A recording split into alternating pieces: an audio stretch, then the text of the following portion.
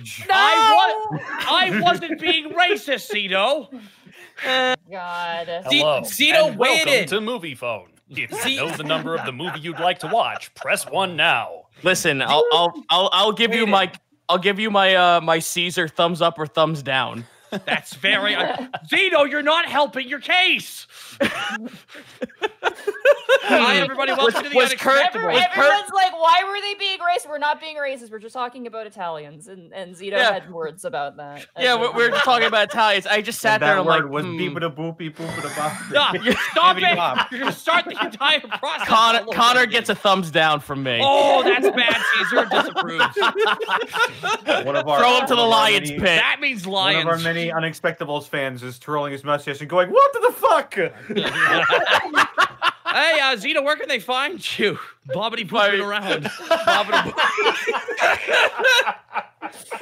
Oh, fuck. Oh, man. You can bobbity over to my boopy over at Twitch.tv/Zito. See, I can get in on this too. I'm just as worried. I'm sorry. I just want to point out, when we were balancing our audio, everyone was just like, yeah, I'm here to play D&D. And then we started recording, and immediately all y'all are just bombastic and screaming like your kids in a toy store. I'm getting my... Don't you want this? Twitch, Monty. Monty, don't you want this? Don't you want the positive energy? It's called turning it up. What are you complaining about? Get hype. He wants the positive energy. You losers. Listen, Zito, where can they find you? All right. Well, hold on. She wants the positive energy so she can siphon it away with the dice rolls. You can find me over at twitch.tv/Zito. CZ Backlash on Twitter, and the Ever-Ringing Almanac on Patreon.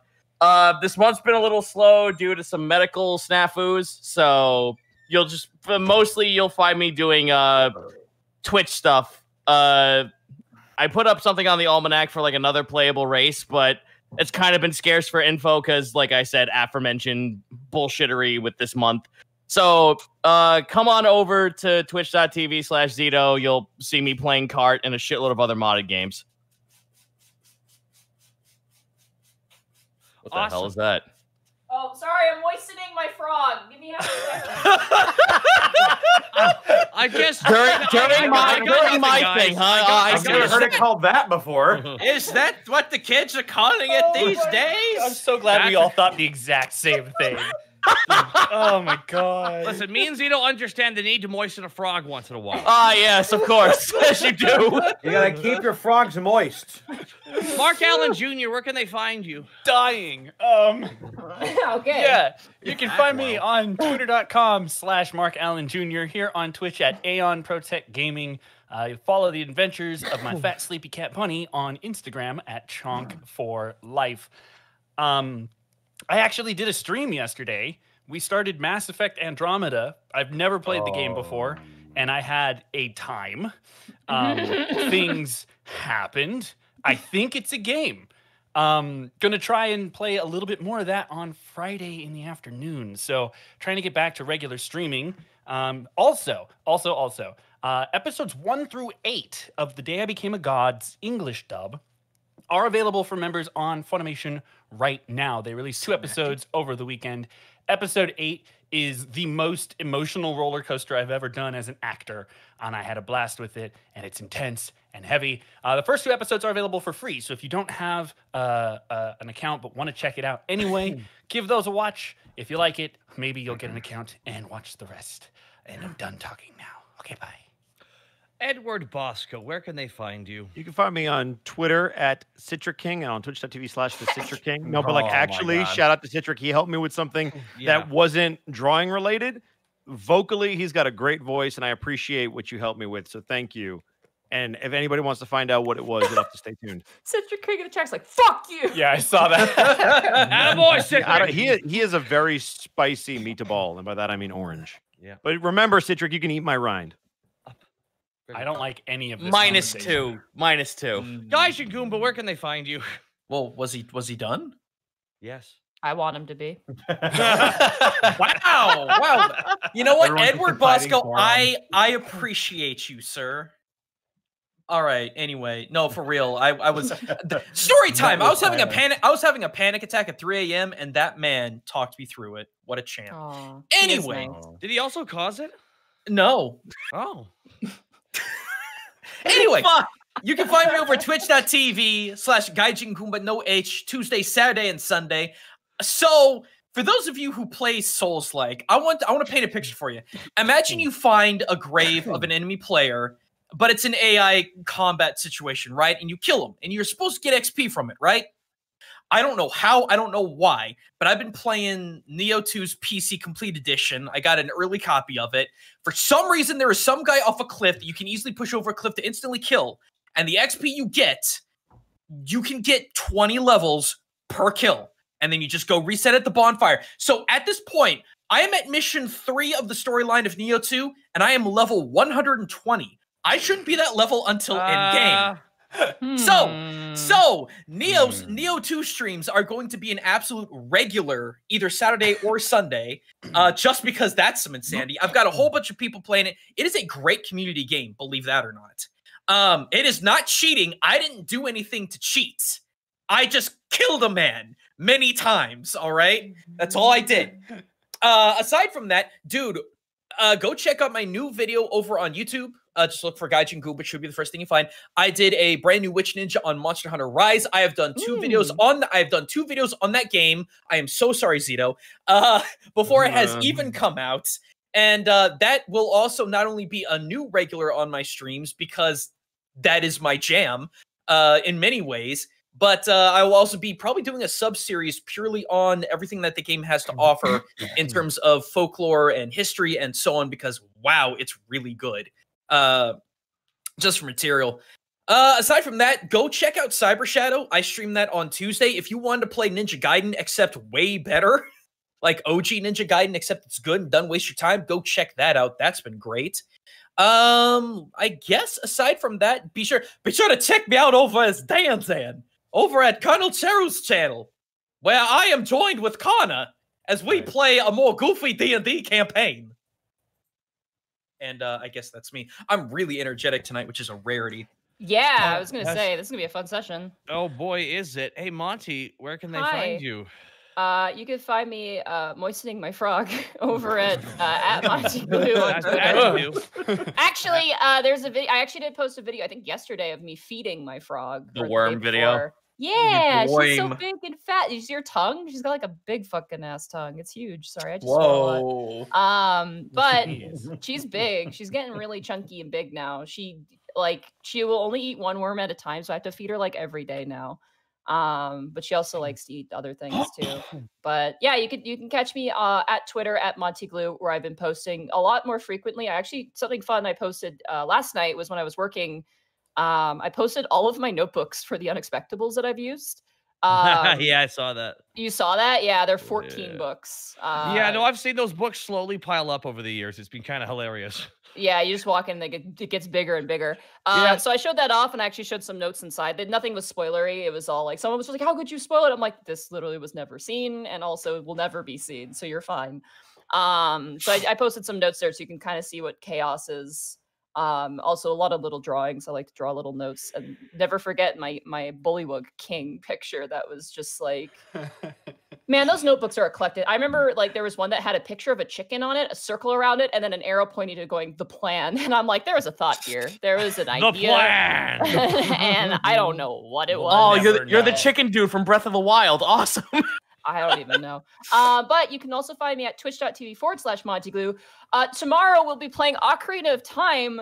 It's getting silly. I started playing Ocarina of Time yesterday. A lot happened. I got eaten by my own father. My father died after eating me. We left the forest. I got attacked by Skelebones. What? You're playing a different game than I remember. Like God of War. My father ate me. He ate me and then died. He ate me and then died to spiders. And then I left. And then I went to beat the prince. I also had a bomb thrown at me because I hit a window with my slingshot. So Ocarina of Time is an experience, and you should come and check it out. I also yelled really loud to the point where my father said he was going to come downstairs and like be very upset with me. So really fun.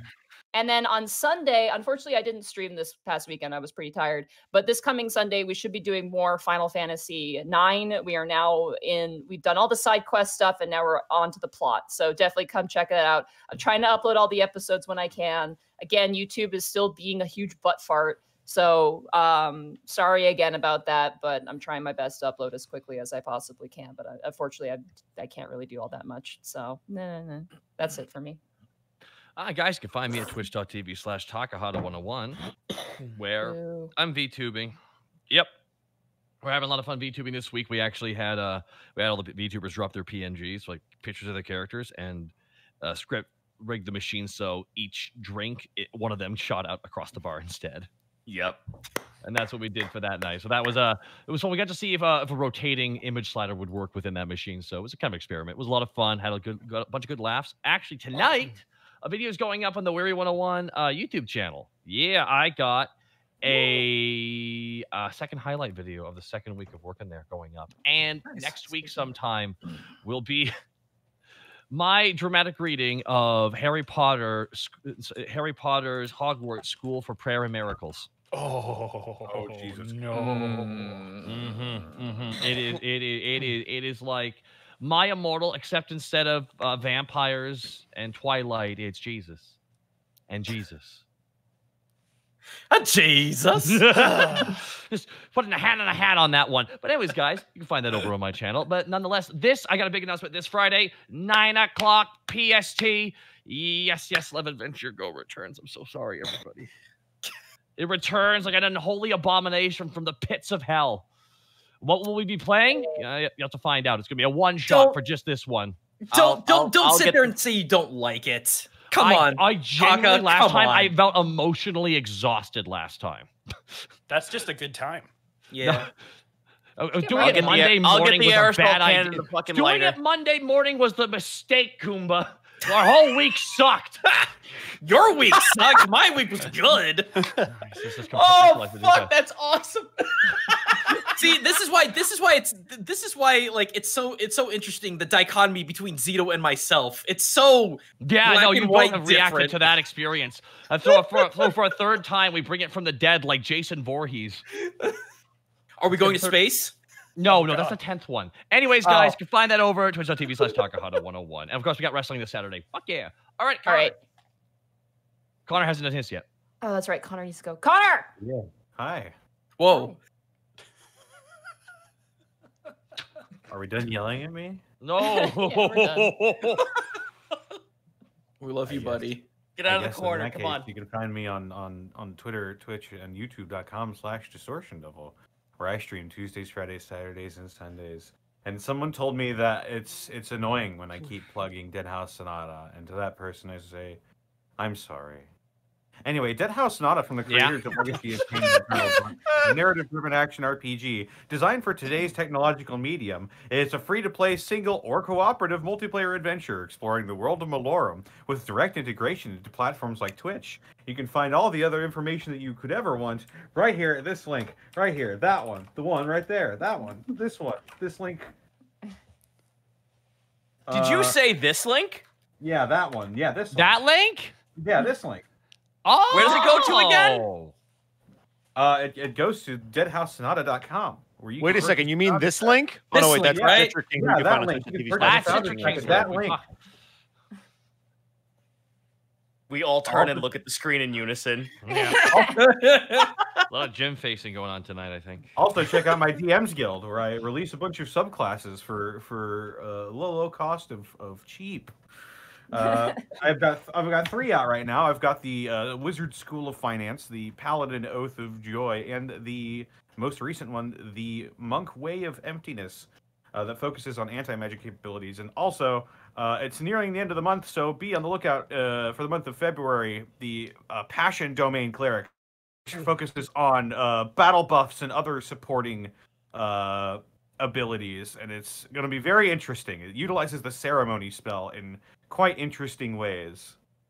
So be on the lookout for that. I have a very important question about that class, Connor. Mm-hmm. Are you more or less horny than the Bard? Okay.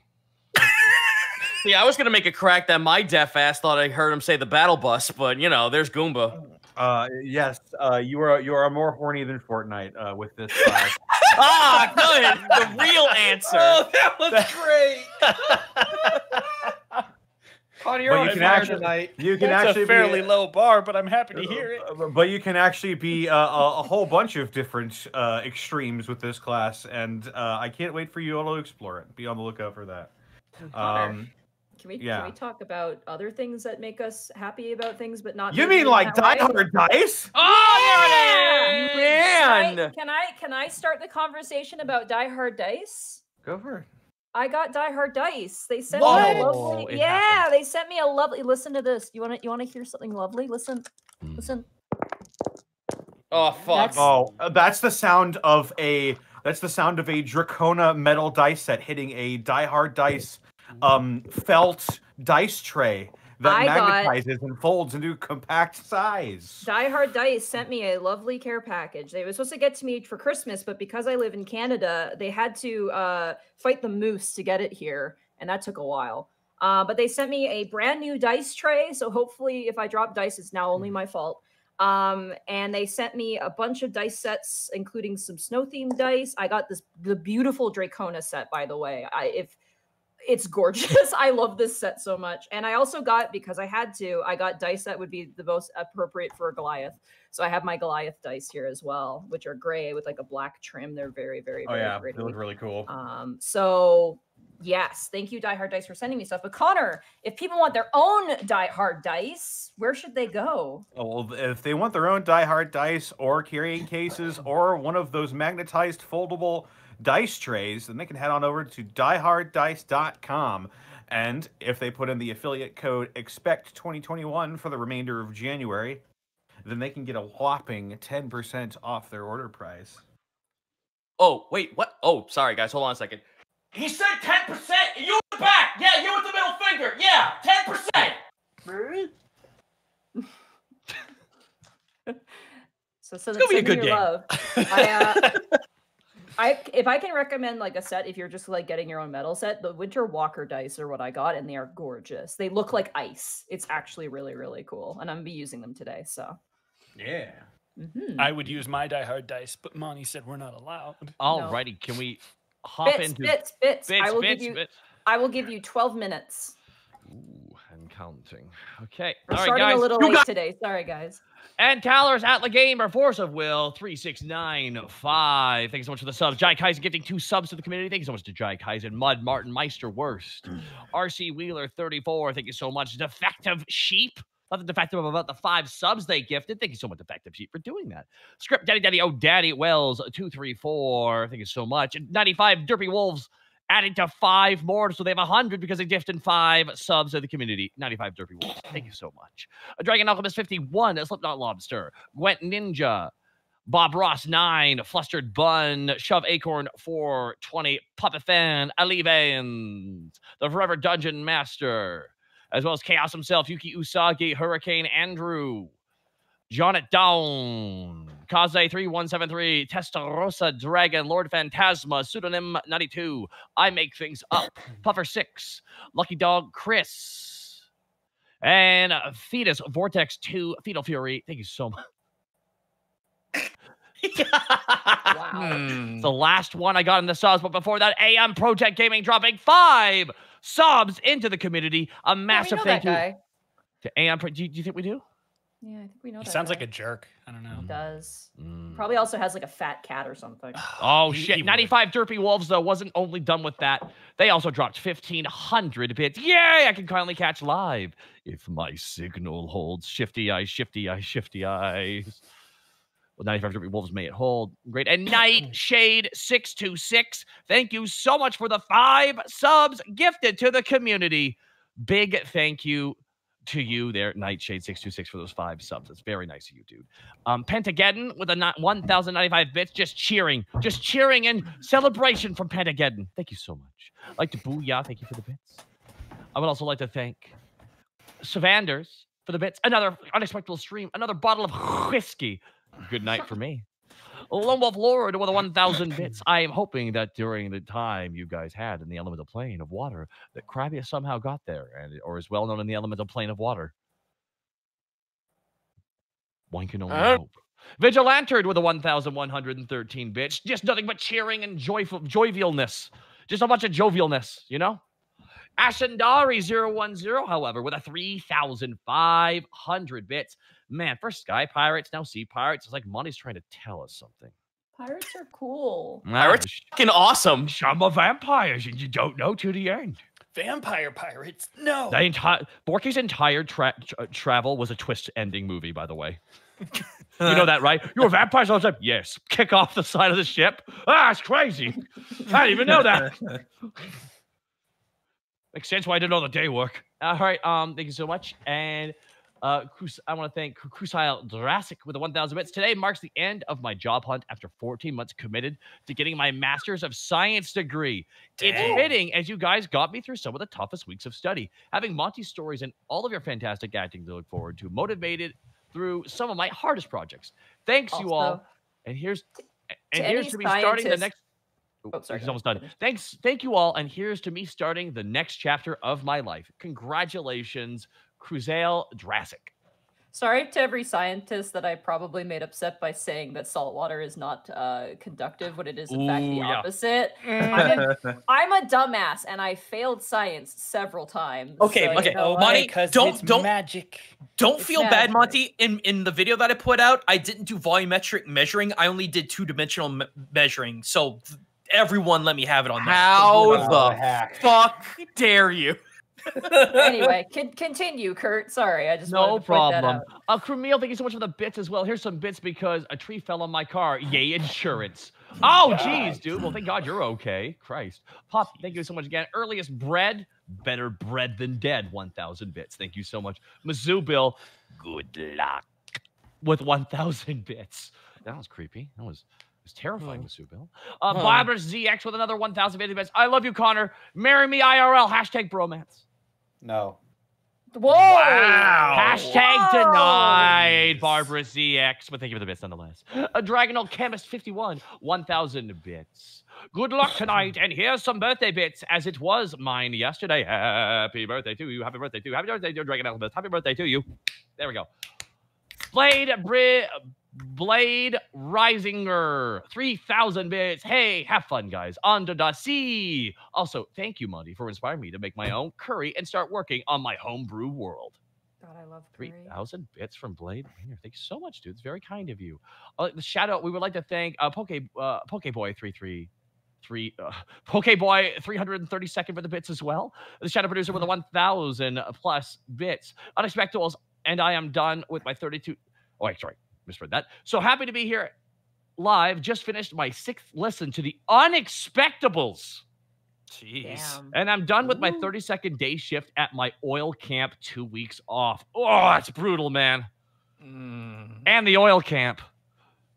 The shadow producer, thank you for the 1,000 video bits. Thank you so much. Gorilla with a Glock and a sword. Shit, 525 bits. Bitch for the thick frog. It must be fun listening to the Unexpectables more than once, because then you can pick up on a lot of my foreshadowing, because there's stuff I hint at very early on that comes into play like a year later. Commander Roy with a 1,000 bits. Now, don't fight over these bits, guys. They're for everyone to share. Fuck you, they're mine! How do we Speed them down? How do you split 1,000 amongst 7 people? That's interesting. You should ask that. We have to first get the numbers even. Bang! You see, all right. 100% goes to me, 0 goes to you. That's how that works. Okay, I agree, but I don't like the you part of that. Okay, so Commander Roy, thank you so much for the bits. We're going to try our best to share them. River Rat, thank you for the bits as well. Hey, you guys have helped me get through some of the dark times of my life. Just want to say thanks. No worries, dude. Beakley the Great with the 500 bits as well. Finally caught up with after a week of binging when I stopped watching the show around October. As I haven't caught up with the series yet, looking forward to the anime bird defeating the great Oni with the power of friendship and this sun sword he found. He found this. Deck 001 with the 10,000 bits. Damn. Not sticking around as I have caught up. But here you all go. Oh, fuck, he already knows the end. Tell us. Wow. Damn. No, Deco 1 with 10,000. He fucking knows the end? Oh, fucking shit. We needed him to stick around. God damn it. Thank you so much for the 10,000 bits. Defective Sheep, thank you so much for the bits as well. You guys, are you guys saying by joining Dead House Sonata Discord server, I too can reject the meat and return to the skelly bones? Yeah. Correct. You can be better. The skeleton can be both inside and outside of you. That's a crustacean. Ransack 16, 1,500 bits. Good. God damn it, you're right. I hate that you're right. Good Dennis, luck are you tonight, hearing everybody. this? This is gold. Good luck tonight, everybody. And The only logical conclusion is that from crab, from skeleton, you can only go to crab. Well, Oh my crab. God. Isn't there a theory that everything is evolving slowly into crabs? Yes. That's what I've heard. Yeah. I'm not gonna lie, guys. Well, aren't they immortal technically? They're the perfect. No, lobsters are. Lobsters are. God Lobsters damn are it! immortal. They know all the secrets. Ransack 16. They know how to make gold. They know alchemy. Good luck tonight, everybody. And Connor, I'm planning on getting Dead House, supporting the cause. Hey. Thank you so much. And follow up with I make things up with the bits. Thank you so much. Okay, so we got a couple. We're gonna run through the last amount of people here. All right. Wells 93, Mini Ender, Brutus Maximu, Ragnaroth. Thank you so much for the subs, guys. I want to thank Nightshade 626 for the 2,000 bits. Started my first campaign in the Retroverse using characters and classes from Zito and Connor. Thanks for the inspiration and the horrors, I mean fun, I shall visit upon my players. Lone Wolf Lord with the 1,000 bits. Monty, do you want to do a pirate one-shot? I already did. I got to be in a pirate one shot, which was really fun. The rare Wyatt with 1,000 bits. No message, just rare Wyatt bits. Well, thank you so much. And Zen Lita with the bits. Zito, don't be greedy. These are for everybody. 700 more for me. Thanks. No, damn it, Zito. You took them again. Racknarod, thank you so much for the sub. Tony B. MD with the 500 bits. I just found out from the DM in the Discord that we will be starting a Power Rangers RP soon here. So, I have no. You will be. Okay, best of luck to you. Tony B. MD, have a wonderful day. I want to be Yellow Ranger. Tyrannosaurus. And Raranora Sage, last one. We're getting out of here. Hey guys, just caught up the stream. Finally able to give my support in bits. Just wanted to say to Mark, your name is exactly the same as mine. When you were first introduced, I choked and inhaled bong water. Lamau, I'm living my dream vicariously through you. Anyways, I wanted to say no fandom is complete without a cringy self-insert fanfics. So with your permission, I'd like to write a short story introducing the Unexpectables to a character from one of my campaigns for a one-off. You go for it, man. We have a Discord. In our Discord, we have a fan writing tab, actually, where people have done stuff like that. So if you want to, make some friends and do that sort of stuff, that does exist within the in the Discord. So definitely check out the Discord. It's where we now I know that's shocking. Don't choke on bong water again, knowing this information. And that's if your name is exactly the same as mine and you have my same middle name, I apologize. No one should be cursed with that.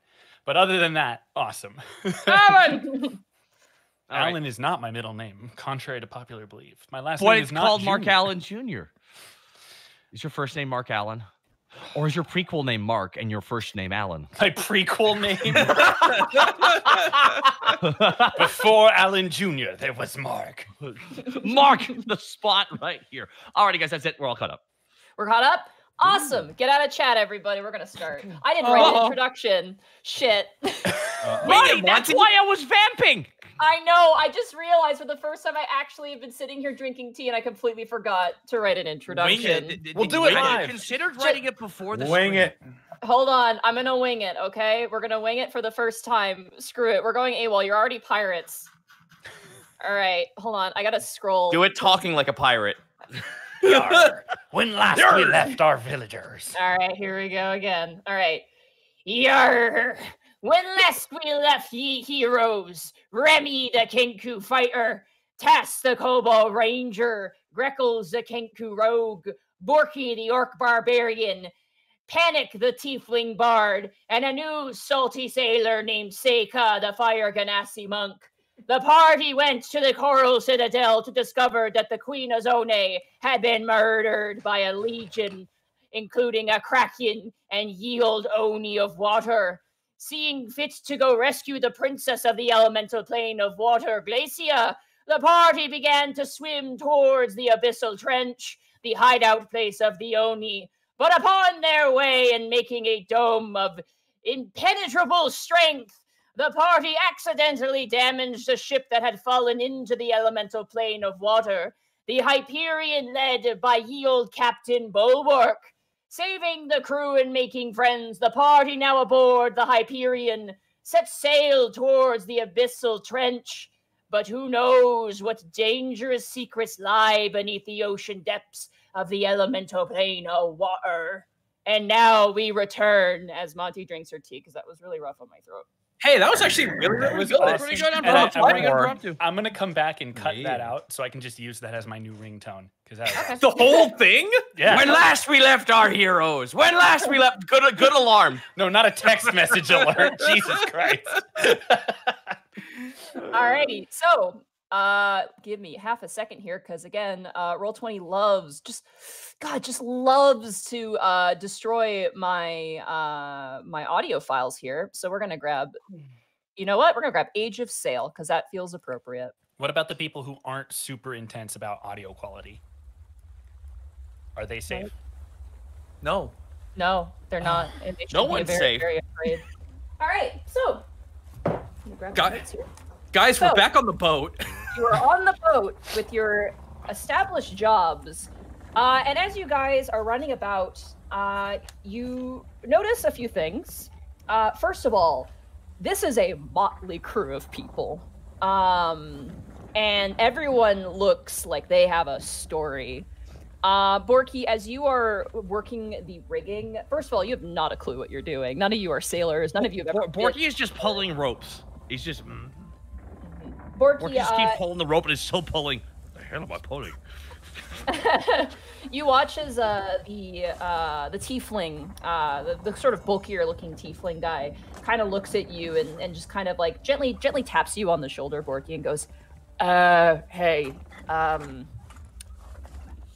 yeah, that's just some rigging we use to tote in cannons." So he just points up, and you see that the rope you've just been pulling is just part of a pulley and is actually not attached to anything else. You're just like pulling it like over and over again. And I thought it was a bit light. yeah. Take it you're not a sailing type. Well, it's the weirdest thing is like they put like a blindfold on me during the day. And they wouldn't let me see. They just put my hands in the blade. The last couple of times I've been on ships, it's usually ended pretty poorly. Okay. Come over with me. You pull this rope with me, okay? And I'll show you. I'll show you the ropes, right? And he kind of gives you a smack on the back. Okay, but that's different from the first ropes I was shown. Yes. Yes. Okay. We got this. As you go over, you notice that goblin who you guys had met for the first time is also running the ropes, but she's a bit different. Her and a tabaxi actually are both kind of running up and down and just checking where they're connected to the mast. Like they're climbing up like 60 feet up into the air with just reckless abandon. They do not seem to care at all. You're also being assisted, Borky, by, let me see here. You're being assisted by just the buffest looking people you could possibly imagine. Everyone's just ripped. They're really ripped. There is a panther tabaxi who looks like he should be in some sort of weird ad. He's just totally ripped. And notably from like the top of his head running all the way down past one of his eyes, like past his chest, like it looks like he should have been cut in half, but there's just this white and pink scar that runs down his body, crosses over the eye, and just makes its way all the way down. And he is just grabbing like fistfuls of rope and just pulling with all of his strength. There is a lot of dwarves you're noticing on this ship as well. Again, it's a huge mixed bag of races. And probably the one that stands out most to you, Borky, is just in terms of someone you've never really seen before. I'm gonna say is, one second, I'm just looking here. Is another Yuan-Ti. You've never seen another Yuan-Ti before. You've only ever really met Hosrod. But you do see a Yuan-Ti currently also working the ropes. What are the markings on this Yuan-Ti? They are a false cobra Yuan-Ti. Man, they are not as beefy, but they are definitely like they have kind of like a Cirque du Soleil body, if there was a way to describe their body type. They are shirtless. They are wearing similar sort of pants that Hosrod usually wears, but like they're shorter. They're kind of like short pants. Humanoid hands and legs, no tail. And just like the cobra head is coming out of their body. Bright emerald eyes, but the colors themselves are quite dulled. They kind of are like a sort of sandy brown and a little bit of an orange. I just looked it up. Oh yeah. Yeah. I see why they got that name too.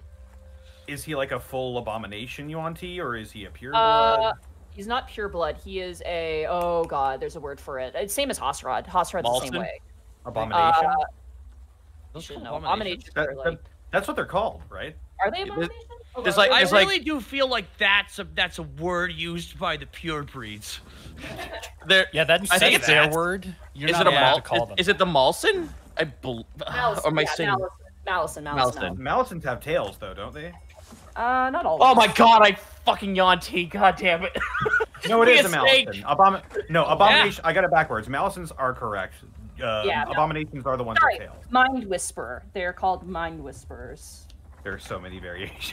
There's Let's so not- many variations. Let's not get too lost in the semantics of one He's team. got a snake head. That's all you need to know. Gosh dang it. Well, is there a particular reason? Like he was the what? He's like the only snake though on the entire ship, huh? That you can see. Okay. Is he? This- Who's you're leading who's leading the rope pulling? Who is leading the rope pulling? Currently, it looks like that Panther Tabaxi is kind of in charge, and also there's a Bugbear as well, who appears to be also kind of in charge. They seem to be the strongest, the two of them. The Goblin and the other Tabaxi, and the other Tabaxi is much smaller than him. Like she's like probably the height of a dwarf, like just on the cusp of medium size. She's an Ocelot Tabaxi, and she's just walking up the ropes like there's no issues. Currently in the crew, there's probably about, I want to say, about 7 people working the rigging. And this is a big ship, so that's a decent amount of people for what you need to do. But they're teaching you stuff, and they're very helpful and they're very friendly. A bit rough around the edges. The Bugbear and the Tabaxi are definitely more kind of quiet. But if you want to converse with them, you may. I see. So how long you guys been serving on this ship? Yeah. As you guys pull, by the way, roll me a athletics check, just a general athletics check for me. 20, soft 20. Top 20, effortless. You're like, oh, this isn't that bad. You're like, oh, yeah, you put it's work, but it's definitely not like you're not being overshined as much as you would think. You watch as the Ocelot Tabaxi is just kind of like running, and she quickly just ties off a rope, kind of turns and goes, "Oh, us? Well, I know for me, I've been here for about I want to say 2 years." Oh, dang, 2 years, yeah. Traveling all over the world? Mostly the archipelagos, but I do love to travel. She kind of smiles at you, this kind of big teethy smile with these brimming white teeth. The dwarf kind of pulls and goes, I've been sailing for about, I want to say about a year myself. I think the one who's been longest on the rigging has been Moss Mop over there. And they point towards the Bugbear, who looks a little aged. Moss Mop? Moss Mop. Yeah, that's their hair. That's Moss Mop. Moss Mop, yeah. Kind of turns over and with this big underbite just kind of goes, been on the ship for about 7 years myself, yeah. And they kind of pull the rigging. That's crazy. So what's that? How long's that tall drink of water been on this ship? Borky points at the giant jacked panther man. You watch as the Ocelot Tabaxi goes, "Oh, Noir, he's been with me, I think, same amount of time, 2 years. We were picked up at the same location." And the Tabaxi goes, "Yes," and just kind of nods slowly and keeps pulling the rope. I'm guessing he's just like flexing, like. Oh yeah, he's buff. Jack. Yeah. Years, huh? All around the archipelago. It's crazy. Last time I was on a ship. Borky's trying to remember what the last time he was on the ship was. When you guys almost drowned and died. I'm trying to no. I'm trying to remember if it was that or it was the beach episode. Oh yeah, that too. That happened. Technically. Still bad pirates, though. That's true. I've had my running with pirates of over 80. One's near the shore, vampirates, you guys. One's in the air. That's really about it. You watch as the dwarf and the Ocelot Tabaxi, they kind of introduce themselves. The dwarf kind of goes, "Snaffleg. Sorry, you mentioned vampire pirates?" Yeah, it was the craziest thing, just how I ended up in Alivast. You see, I was running away from some local guardsmen because I thought that they were kidding when I said I could have a drink at the bar, and I didn't have any money. But, I didn't read the sarcasm. I tried to run away from the town guards, hid in a barrel, and I got loaded on a ship. But it was serendipitous, I guess, in a lot of ways. But I didn't really realize to the end it was the vampirates. Vampirates, the Ocelot Tabaxi kind of turns and goes, "That's incredible. You've really had quite a bit of adventure, haven't you?" Yeah, it was accidental the entire time. It was like a twist ending for me. Oh, It was like, fascinating. Yeah, they made me walk the plank, and I think they were just, I think they were firing me. They didn't want me to die because I felt good because I carried a lot of stuff for them around. You are quite strong. We are noticing that now. Yeah, that is mostly from. Borky just remembers all the people he's been carrying through combat situations. Literally all the murder and like you like suplexing a hag and like punching a dragon and like all this stuff, and it kind of flashes you back into the moment. I'm a really good dietitian at the pub I own. You own a tavern. Yes, we own a tavern. I'm actually opening up my own chasery. Oh, they're just kind of like everyone's just like, ooh. You watch as the Panther tabax. He's just like, everyone, back to work, and everyone's just kind of like, oh, okay. They keep listening to you as you're talking, but they have to keep working the rigging. Panic. I believe you've been sent to go work with the doctors. I sure have. After eventually Morgan, the goldfish Triton, drags you off of the actual rigging to put you to work. You are taken to one of the upper cabins opposite to where the captain's quarters actually is. Again, this ship is sizable, is very, very large. And as you are kind of guided over to this room, you enter inside and there's actually like 3 chambers. There's a door to the left, a door to the right, and a door ahead of you. And notably, it smells really nice in this space. It smells like cooked salted meats and fresh fruit and kind of like Ty Borpington's kitchen, but more, in a weird way, more rustic somehow yet. And as you enter in, Morgan just leaves you and closes the door behind you, leaving you with these 3 doors. The smell reminds me of home. Both of my homes, actually. All right. Door.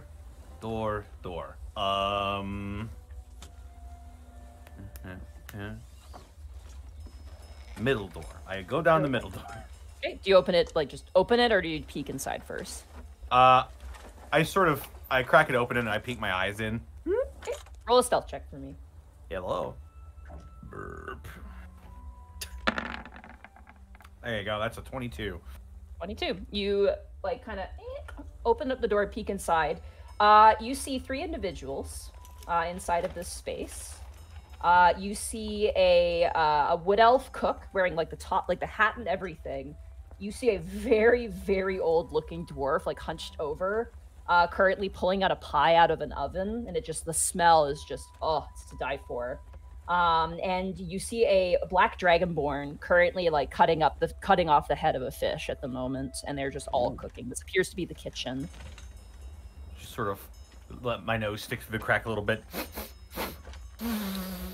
You can smell the fragrance of passion fruit pie. It's very pleasant.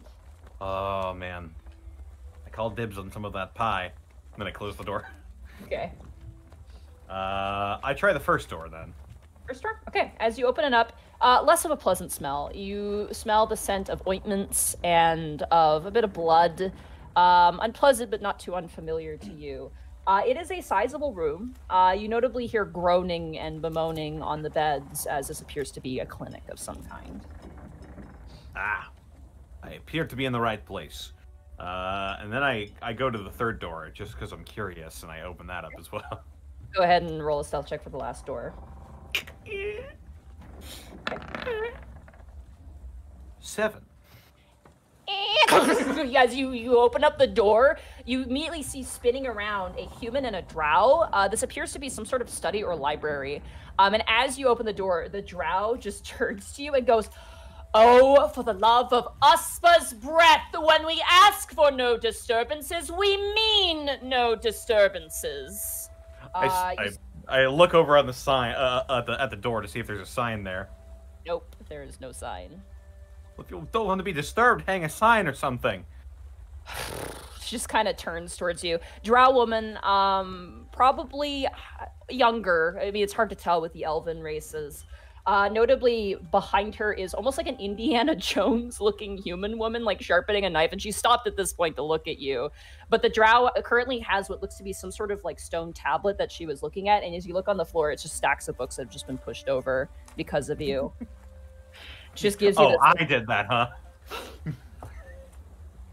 I have told the captain that I do not want any of his little sailors coming into our study. We are working on a project for him. Hey, well, good for you. I'm not a little sailor, lady. I'm panic fucking Grimtongue. Ooh, panic fucking Grimtongue. Let me look in my history tombs to see if I know who you are, but I think I already know you're a nobody. Oh, fuck's sake. Oh, just goes to show how isolated you are. Well, all right. Well, I'll let you get back to your little studies or whatever. Try not to knock things over next time. Okay. You just hear like just like going in the ear, just shuffling in the movement of the books. Bitch. And then I go to fucking heal her comrades. Not that she probably would fucking care. All right. You open up the door to the clinic. As it seems, there is a small desk immediately that you can see, and sitting at it, you see, a dwarf, in priest attire. Currently appears to be doing something with some vials. You're not quite sure, and kind of setting into motion and writing something down in a journal. And you just hear kind of some groaning and some sounds of not distress, but just like, ooh, like stomach aching and probably wounds being tended to as you kind of step in. You're not noticed, so. I sort of just knock lightly on the wall. Hello? You watch as the dwarf turns around. They appear to be a male dwarf, white, almost Santa Claus-esque beard and like white hair coming down. Notably tied within the beard is a symbol. Go ahead and roll a religion check for me. Oh boy. 17. 17. That is a symbol of Uspa, the god of seas, storms, and weather, and wind, essentially. You would know them pretty well. Mm-hmm. Makes sense. He looks older. He's definitely a older-looking dwarf fellow. He kind of just goes, are you feeling well, sir? Actually, I'm supposed to be your little helper for a while. Oh, good. Excellent. Yeah, we could use some extra help. I believe Alona's in some needs of assistance at the moment. He kind of points down the hallway. I'll sling my sling catharsis onto my shoulder, and I'll go over and see what the matter is. As you turn the corner, you see something that at first kind of like gives you pause. You're like, whoa. But then it takes you a while to process it. You see an Aasimar woman. Which sort of narrows his eyes a little bit. Which outside of Alivast is kind of weird, because your only experience with Aasimar have been in Alivast. You see a youngish woman, definitely older than Sully, but younger than Isla probably. Woman, her skin is like almost like kind of an aqua-y green. It kind of throws you off a little bit. And her hair is just white, just like pure white, glowing, kind of shimmering, shining, almost like silver. And her eyes are just like pupilless white eyes. She's wearing robes over her shoulder. She has like 6 earrings almost in each, like in her ears. And notably appears to be checking on this little lovebird Kenku, who's just kind of rolled up in bed. It's like, I'm not gonna make it. It's like, you literally have a broken arm. You're going to make it. She's just like helping him, but she again has not noticed you as you make your way in.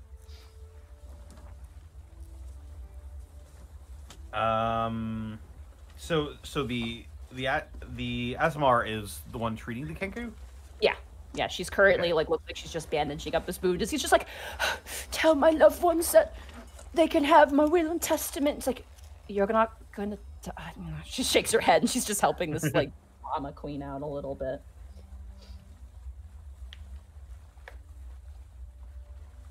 All right, I'll pull up a stool. Is the Kenku the only one that appears to be injured, or is there more? There are 2 other individuals here as well. There appears to be, I just have to move them really fast. There is actually a turtle in here as well. And then there is, where are you?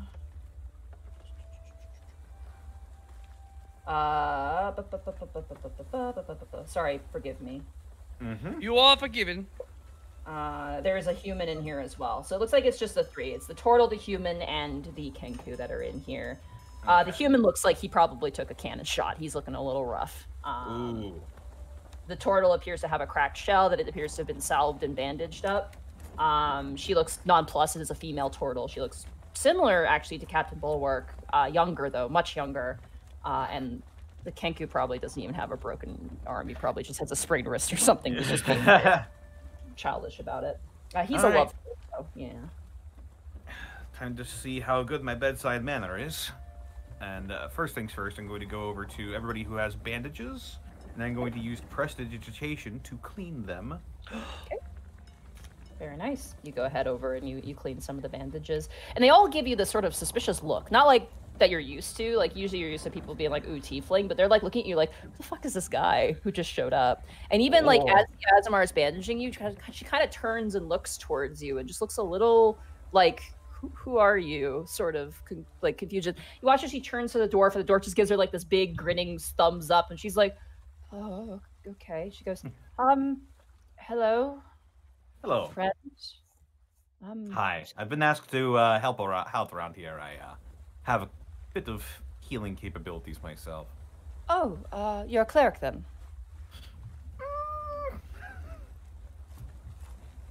Not quite. Paladin?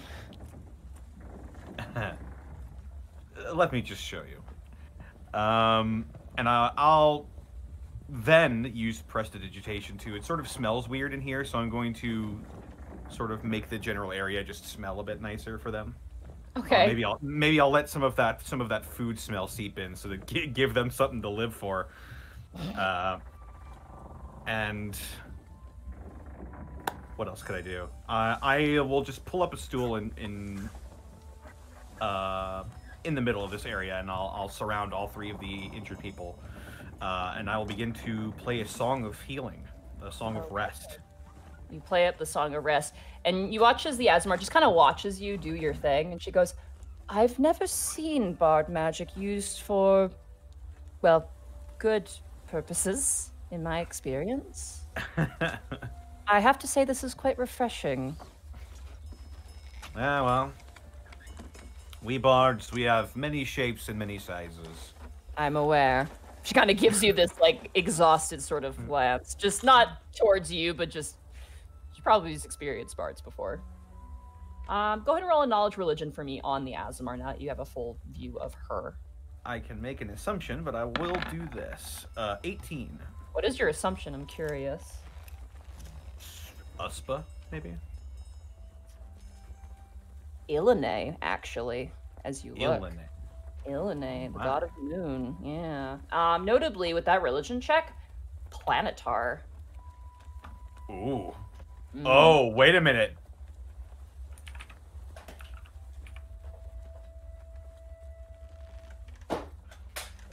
That's wild. You're not like the others I've seen. But she's got the wings too, right? No wings, no. She's just... No wings, she's just blue. The moment you say that, she just goes, here we go. I sort of hold a hand up defensively and then continue playing. It's none of my business. I'm just making an observation. People love to make observations about me. It's really not exhausting at all. She goes and starts writing on a clipboard. And you'll have to forgive me. I've experiencing a lot of new things lately, and not trying to make you feel uncomfortable or anything. Apologies for the prickliness. There's a reason I joined this pirate ship. Trust me, I know exactly what you mean, and I point to my horns. I'm surprised you're not spending time with Hormong. You two would probably get along. Nah, seems a bit quiet. Yeah, he's nice, though.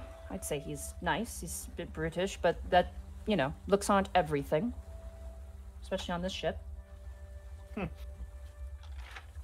So, what accident caused you to join? I assume you're from the Armada originally? Defected away? Well, it's a bit of a story. Do you know who Alivast is? Wow. Okay. She rolled a natural 20. I have heard rumors of the new continent filled with magic and wonder, but it sounds more like a fairy tale than a real place. Well, you'd best start believing in fairy tales. I'm from there. Originally, I came from Tricadia, chased down the fairy tales, and found that they were real. Now I'm something of a hero, and I show my medallion. Is that what your stories are supposed to suggest? Seen and heard a lot of things over the years. So have I. As she turns to the dwarf and goes, "They're good. They just need some bed rest." Meanwhile, Greckles. Oh boy. You are working, basically messenger in a way. You're just meant to convey information to the captain. You're supposed to collect information and provide it to Captain Bulwark, who, by the way, Captain Bulwark is not just in his cabin. He is actually walking around and is assisting. Like when you're doing the rigging, Borky, he'll come by and actually help pull some of the rigging and point out things to even the most seasoned and experienced sailors. He goes over and he listens to his navigators and whatnot. He's very, like, engaged. He's not just like sitting and making everybody else do the work. He seems to be very, very much part of the ship and very present. Proactive. Yeah, he's very proactive, even despite his age. He is older, but you get the sense that he's like, he'd be miserable if he had to just sit down, honestly. But Greckles, you run below deck to assess the cannoneers. And boy, oh boy, when you run down below deck, you are presented with more of a motley crew than above deck. You count about 16 people below deck, currently assessing the cannons and moving around cannonballs and yellings and shoutings and big barrels of gunpowder being moved around, some being chucked because they got wet during the battle apparently that happened. There are clear notes in the wood where the mending spells have come in to fix parts of the entire ship, and you can tell. There are scorch marks on the ground, divots still in the floorboards where cannon fire probably hit. And there are tons of people in this space. Seika is with you as well, because Seika was also sent to go find Pebbles, I believe, who is a cannoneer. So you guys have both basically made your way down below, like the two new kids at a middle school full of bullies. Oh, good. As you guys kind of stand below deck and you're just witnessing all of this chaos. What was our original? We were just sent to assess the situation. Yeah, you're meant to assess the cannons, report back, and I believe Seika, you were meant to go meet with Pebbles, just to discuss what it's like being a Ganassi because you're new. Yeah. Ahoy down here. You watch as who's sitting down, a massive Komodo dragon lizard folk. Wow. Just slowly turns, the tongue just flicks out, just turns towards you and just gives you this look like you've already fucked up, like just like this mean sort of glare. And you watch as a Loxodon, which is the elephant people, actually kind of turns behind a post and goes, "Hey," just kind of goes back to his work, like acknowledging you for a quick second. I'll actually start. How far away is he? He is probably in the middle of the boat right now, and he's just loading like these giant barrels. Like he's, again, ripped. Like these guys are even more ripped than the people above because these guys are the people who are moving the cannonballs, moving the gunpowder.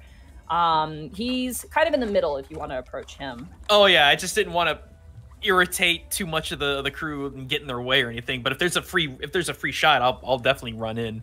All right, you kind of walk past and you see that Komodo dragon lizard folk, which, by the way, as you walk past her, she's like 7 feet tall. She's huge. Woof.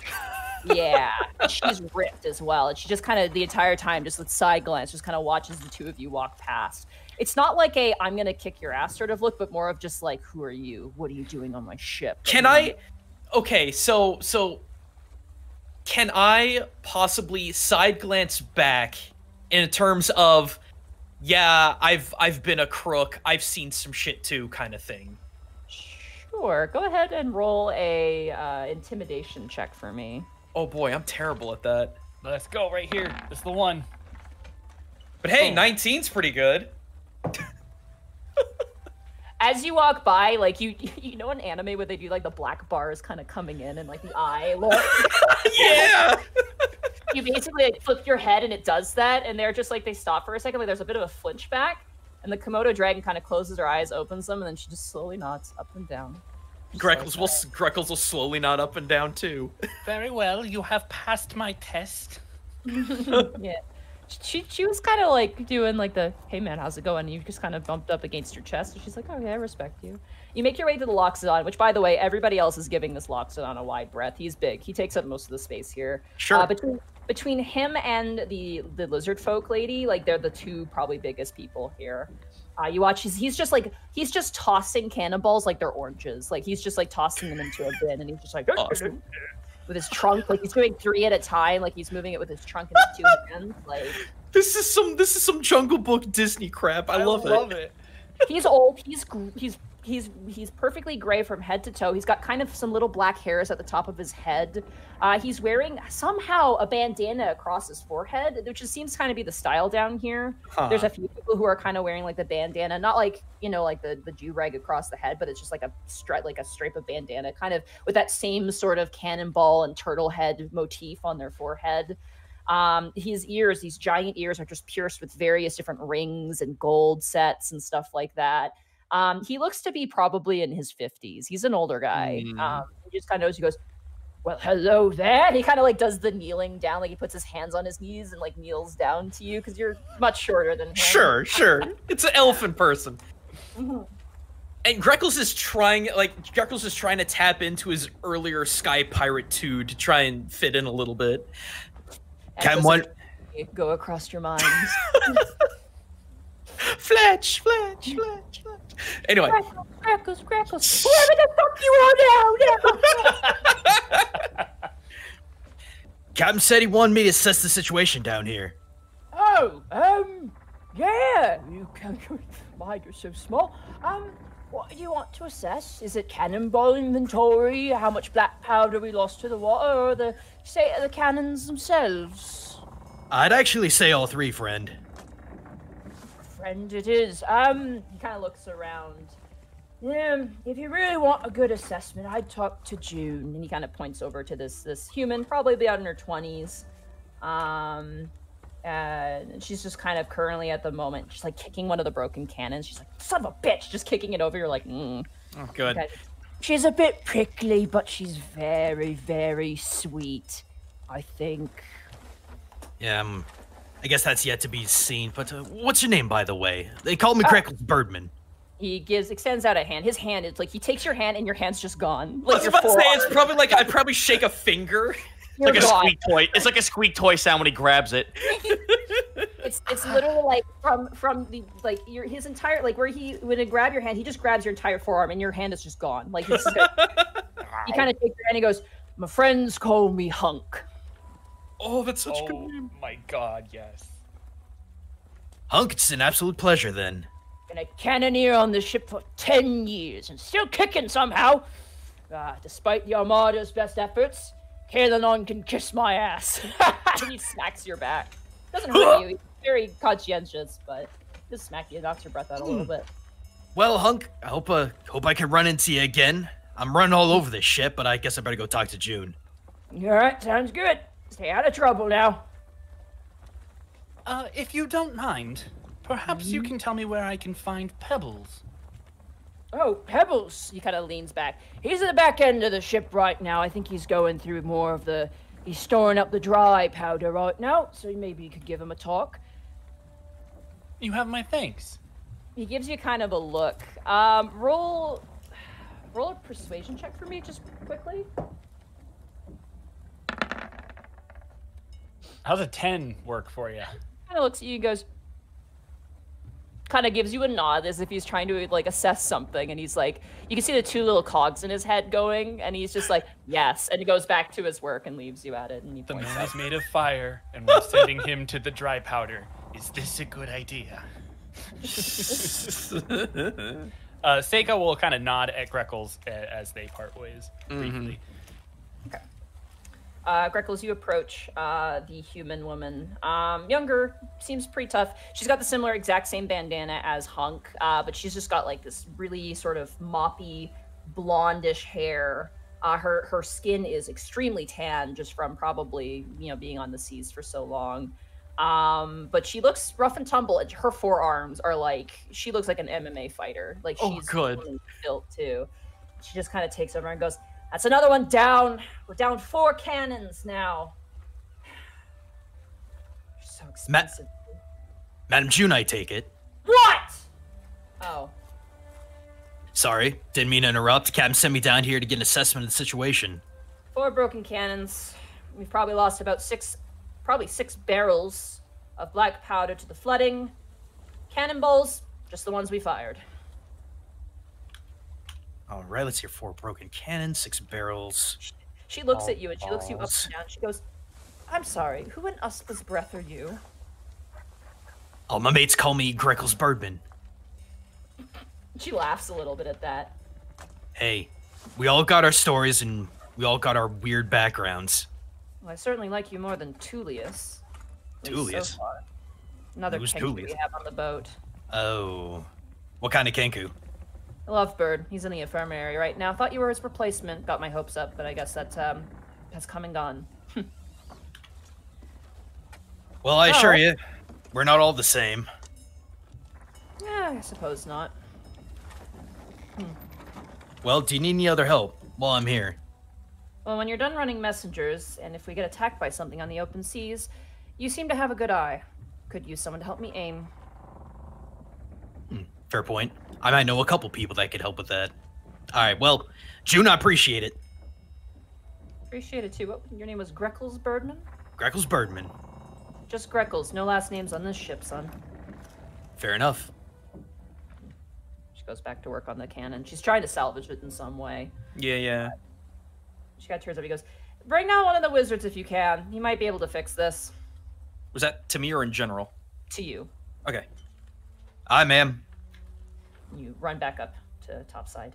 Seika, you head into the back powder room. As you do, inside you see a Earth Ganassi. Not exactly looking like the Thing from the Fantastic Four, but definitely humanoid, and you can see notable cracks of earth in the skin and the hands.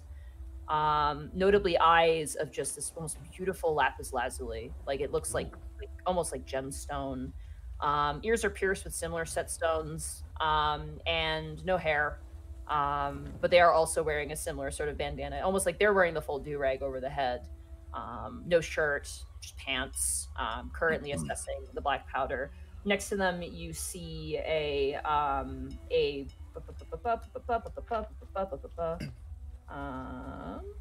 second. You see, I have a whole ship crew list right now. I'm just trying to figure out who would be in there with. You see them with a dragonborn, a bronze dragonborn, very lithe looking dragonborn, wearing similar, no shirt. They're wearing like a vest though, no bandana, and they're currently like crouched on the ground, kind of moving some smaller kegs over, and they're just kind of barking numbers back and forth. As you enter though, immediately the Earth Ganassi turns and does a double take, just seeing a man on fire, and it like panics for a quick second, and is just like, "Wait, no, fire Ganassi, we're good." Oh, gee. Zaratan's mercy. I thought this place was going to explode with me in it. Kind of looks you up and down. "How are you doing, cousin?" He kind of turns his head slightly at being called cousin. "I am well. You are Pebbles, I presume." "Yeah, Pebbles. People call me Pebbles. It works. I didn't think that the Kalen non-military carried fire Ganassis on their ship." Perhaps you have my origin mistaken.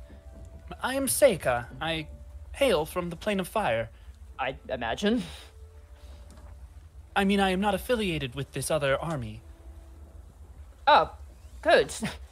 You find yourself in good company then." It seems so. "How on earth did you get on our ship?" That is complicated. But Nope. we discovered you were in trouble and offered aid. From the what? Are you from the water plane? He just looks at you very like, what is wrong with you? Seika, for like one of the first times in a really long time, his guard is actually a little relaxed, and his face will actually contort very obviously at the idea of him being from the plane of water. Certainly not. No. We were here, yes, but I am not from here. That must have been rough for you. Quite. Well, Captain Bulwark has sent me down here. I presume to offer my assistance if it is needed. He must be worried for you then if he sent you to me.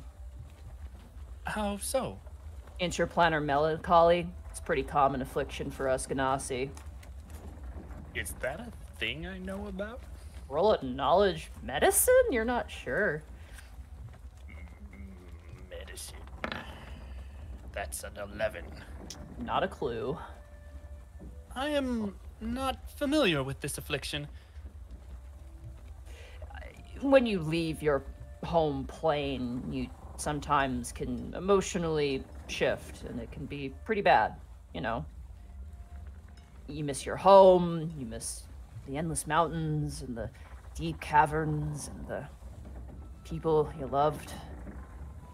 And it can affect you pretty deeply once you go to the material plane. There's kind of a long pause as Seika is perhaps for the first time noting that certain things that have happened recently could potentially be the direct result of something like that, before kind of nodding slightly, and he turns back. He says, well, that may be so, but I have the good fortune of having very good traveling companions. That aside, is there something I can assist you with? He kind of looks down to you, goes, even so, kind of puts a hand on your shoulder. If you just ignore it, you could hurt yourself. Well, I have been doing much more to acknowledge it of late. I appreciate your concern. As much as I'd love for you to count the gunpowder, I want to live. So...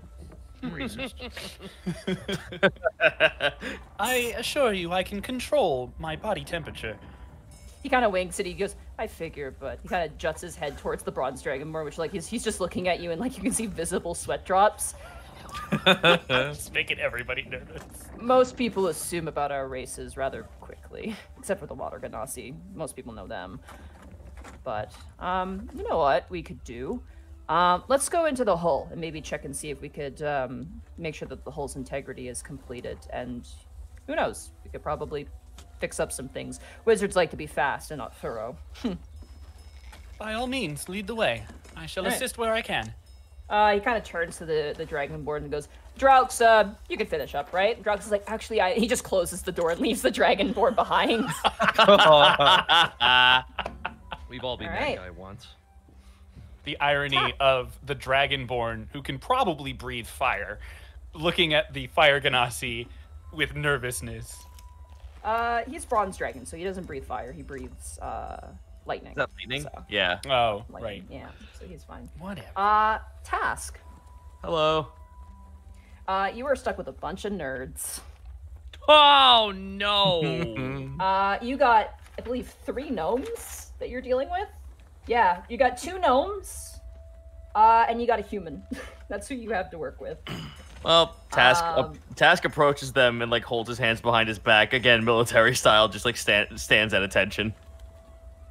You watch as the gnomes are like, and if we go about southeast to 3/4, we should hit the. And they all just turn and look towards you. And one of the gnomes goes, "Why is he looking at us like that? I don't like it." I've been sent here to assist you. Hey, the human looks down. Good, finally help for you eggheads. And all the gnomes kind of look up at the human, kind of like, shut up.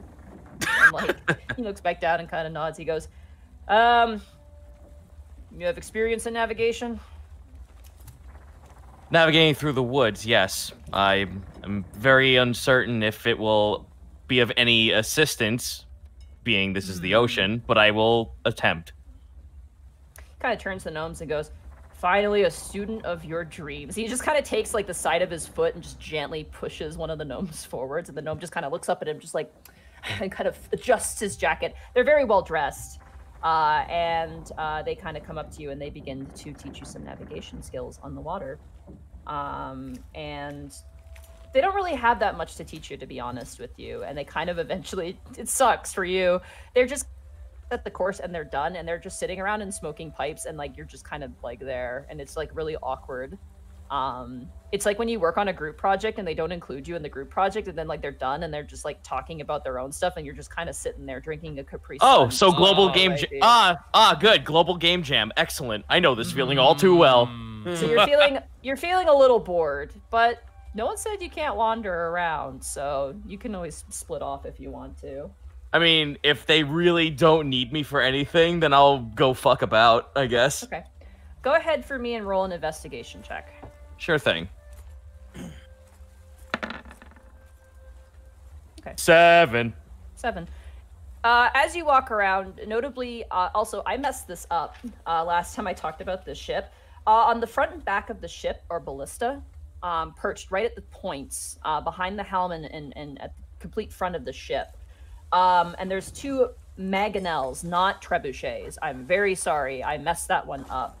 I'm also probably saying that completely incorrectly because I didn't know mangonels were a thing. I didn't know that was even a thing. You didn't play. It's play Age of okay. Empires 2. It's okay. You didn't know. When I told everyone, in the other campaign I was running, hey, you found grape shots, and they're like, what, drinks? No, the cannonballs. Why do they call it that? They look like grapes. Notably, one of the mangonels it's just completely fucked. It just got obliterated. And notably, you see people just kind of assessing the damage. As you're kind of looking at that and walking, you suddenly run into somebody.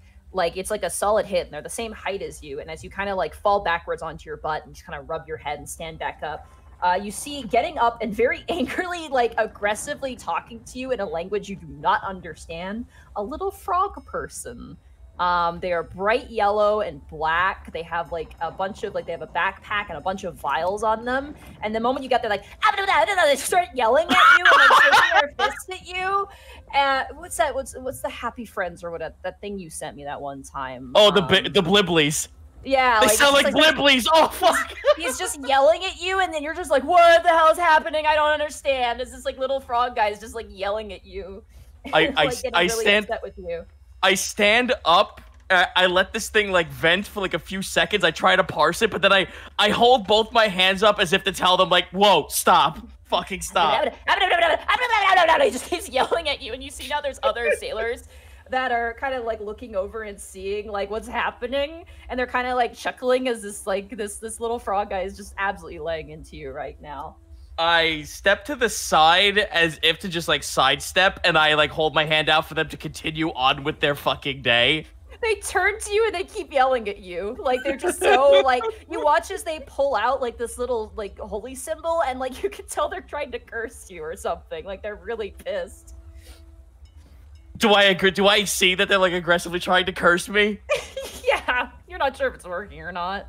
All right, well, I pat the fucking whatever like symbol they're using. I pat it down and I curse at them back in Draconic very deeply. Okay. Borky, as you're like pulling up the rigging, you now see as Task and this little frog are like cursing each other back and forth, and like people are laughing their asses off. Task. Task. Like turn to Borky. Give him one of these. And Borky does the up yours symbol with the hand and arm. Task like shrugs, turns around and does so, not knowing what that means. You watch as the frog's mouth just like opens up all the way, and there's like other gasps around. Oh, Task, why did you do that? You watch as you told me to. You watch as the ocelot Tabaxi just kind of goes and goes, "Oh yeah, you give that to Ulp," just kind of like goading you on a bit, and like Ulp, that's their name. You watch as the little frog immediately. You watch as the little frog immediately turns their attention to the Tabaxi, and it just starts like starts like cursing them, and she just starts laughing. Do you know what?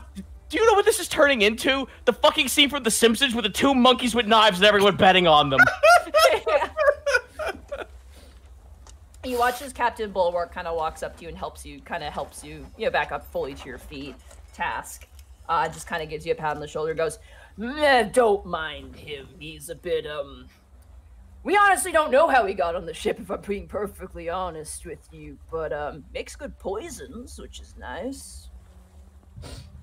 Well, at least he serves his purpose, albeit a little difficult to understand. My intimidation only came from trying to parse whatever the fuck he was saying. Guess what? Now you're really part of the crew. He kind of gives you a pat on the back. Excellent. Do forgive me. My post was... I have been at my post like you requested, but they don't seem to need me. So I'm a little bit more available. Stay with me. I could probably find you another job to do. Fair enough. Seems like your friends are doing pretty good work. And at this point, Greckles, you make your way up to the captain with the information that you have. Oh, Captain Bulwark. The blue one kind of nods towards you. Just got done talking with June. 4 broken cannons, 6 lost barrels, and the only cannonballs lost were the ones that were shot. Okay, good on the cannonballs. That's real shit on the powder. Cannons are a bit of a sad, but we made enough money that we could probably buy some new ones if we get out of here. Good work. He kind of gives you a nod, Greckles. Thank you, Cap. Okay, well, see if you two, he kind of turns down to you to Task and Greckles. See if you can't help fix that mangonel. I'd like to have that one back up and running if we can. He has to go see Magnet. What? The mangonel, which is a weapon. It's like I'm sorry. Yeah. You can see there's already a few people working on it, and they're having some difficulties. All right. Well, let's go check it out then. Okay. Meanwhile, Remy. What up, fam? What are you doing? You said there were harpoon guns on the ship, right? There are javelins, ballista. Yes. So very similar. Remy is actually gonna, after everybody kind of scatters, he's going to go to one of them, which I assume they're loaded, and he's gonna kind of look over the port bow of the ship, the left front side, and he's just gonna look at the ballista, kind of rub his chest a little bit, and then do a perception check out into the ocean to see if there's anything out in this vast emptiness. Okay, roll with advantage, because you are now above water. Which, by the way, Seika, you're so happy right now to be out of the fucking water. For real, like inside and dry and it's glorious. 20. As you guys are forging forward with the force of wind coming from the sorcerers, Remy, you see whales, you see sea turtles and fish. You can still see the sand below you, as this is a very shallow part of the ocean. But beyond that, you don't see anything else. He's going to take a look up towards the crow's nest. He's then going to look back towards the backside of the ship to kind of glance at Borky, and then he is just going to stare off into space while keeping his hand on that harpoon. Just kind of lost in his own thoughts while everybody else is milling about the deck. Okay. As you do that, you kind of put your hand on your looking out. You immediately feel something really hard hit your shin out of nowhere. What the hell hit me? You turn around, you see 3 children. You see a... One second. You see a little turtle kid who's very small. You see a human boy who's kind of got like a similar sort of do-rag, stripy shirt, pants. He's got like a little wooden sword, which he just totally decked you with. And you see kind of behind him like a 5-year-old girl. And like they just kind of like swat at you and then like run away and like kind of hide like behind the harpoon, kind of laughing to each other. Remy is gonna smirk a little bit. Do they look like they have wooden swords? Are they playing like pirates? Is that The essentially two boys do. Notably, as the turtle boy runs away, you notice that there's like chalk drawings on his back, like little smiley faces and suns kind of drawn on his back. Oh. And they both kind of run behind and look like they're giggling and they're hiding. The youngest looks 12, which is the turtle boy. He looks very young. Remy is going to just start idly walking towards where he can clearly see them hiding, but he's going to be looking around the deck like he doesn't see them. Okay. You know, I could have sworn I saw or felt something, but it must be the wind. And he's going to cast Prestidigitation to kind of just throw up some flashes in front of the kids to kind of show them that he saw them. Are you Not to blind them, but just to kind of startle them. Okay, roll an intimidation check for me. All right. Let's see. This will be great. 11. Okay, 11. They kind of like shriek, you know, like kids when they're playing and they get found out. They kind of shriek, and like the little 5-year-old girl like runs away and is chased after by the turtle boy. The little human boy, he's gonna attempt to fire a slingshot at you. Okay. It hits you, but it doesn't hurt you. It's like a little foam. Like Where does it hit Remy? It hits you like in the chest and the armor. It just kind of hits your armor. Remy is gonna fall. He's gonna throw himself backwards like he got hit. Okay, roll a performance. So it doesn't hurt him, but he's gonna fall back and grab his. Oh, I've been hit, medic! Medic, there's pirates on board. Oh no, Remy! Borky drops the rope. As you drop the rope, you watch as Moss Mop just gets like thrown up into the air. Oh and you no! watch the rest of the riggers just look up and they're like, "Wow, shame." They just like get swooped up into the air. Who's done this to Remy? Remy, no! Who shot you, Remy? I'm shot. Again, Remy! Stop getting shot on ships, Remy! Borky, listen to me very carefully. What is it, Remy? I want you to tell my mother that I'm sorry. Oh my God, this is so much. Oh. And he's gonna pretend to pass out. Remy's just gonna pass out. Roll a deception check for me. Shit, I forgot what he just said. Oh fuck. Oh God, I forgot his last will and testament. Performance? Okay. Yeah, performance. Task and Greckles just staring off at the distance. It's like, Jesus Christ. Oh, it's terrible. Oh God. Is your eye still open and is it blinking? You watch as like the kids kind of like 2 of the kids run over and they're like, "Oh my God, what have we done?" Do I realize that he's alive and I've been fooled? Yes. Hold on a minute. Hold on a minute.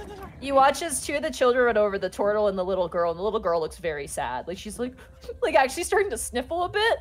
And the kid who shot you kind of walks over and kicks you in the side. Remy, not hard, but just like do something. Like just kind of kicks you in the side. Hey! At this point, Borky, you notice that Remy is still totally alive. You must be respectful of the dead. And Borky just closes the eyes of Remy. As Borky closes his eyes, Remy's gonna sit up like the Undertaker and just go, "Oh, now you've done it. I am back from beyond. I will send you to the bottom of the 7 seas, children." You watch as the little 5-year-old girl lets out this shriek and runs and is just crying, like sobbing. Like actually scared of you. And you watch as she runs over to Captain Bulwark, and Captain Bulwark's like, "Hi, there," and kind of picks her up and puts her on one of the cannons. Borky's just sitting there smiling on and goes, "Oh shit, the rope!" And Borky runs back. You watch as the rest of the riggers now have like a cloth out, like a trampoline. They're like, "Just let go, Moss Mop. It's just like the past times." You see the bugbear looking down like, "No, I can't do it. I can't do I'll it." catch you. It's my fault anyways. You watch as the little human boy goes, "That was very convincing." You don't have to lie to me. Can I have my ammunition back? He kind of swoops around your feet and grabs it and recocks it to the It's slingshot. very rude to kill someone and take the bullet back. That's the pirate way. I know. Say, you're not too bad with a sword. He kind of swings. He goes, "Yeah." He kind of swings it around. You want to learn how to be even better? I think I'm already the best. Oh, are you now? Mm-hmm. What say you to a duel then, child? He watches. He gets a little nervous. He goes, "Yeah, I could do it." Excellent. Is there like a plank of wood somewhere? So that I don't use actual swords on a wooden stick? No, Yeah, there stab the are. child. Okay, I'm just Stab gonna the Teach him a child, lesson. Remy. Destroy the child. Remy is going- Remy is going to grab a plank of wood, and he will wield it like a sword, and he will attempt to pretend duel this kid. All right, go ahead and just roll a strength check. You're trying to maintain your strength. I'm trying to not actually hurt this poor kid. Yeah, so let's see how well you manage. Stabbing your him in the strength. eye. You need to learn him. 13. Okay. Yeah, you kind of just hold the sword and the kid just starts kind of hitting it.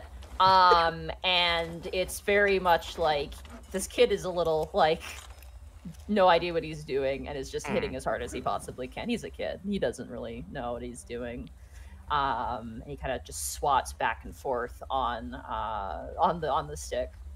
So you all kind of do your respective jobs. And make some friends at the same time as the night continues and as the sailing continues. The sorcerers have to take a break at times because they get pretty tired. And you guys continue on forward.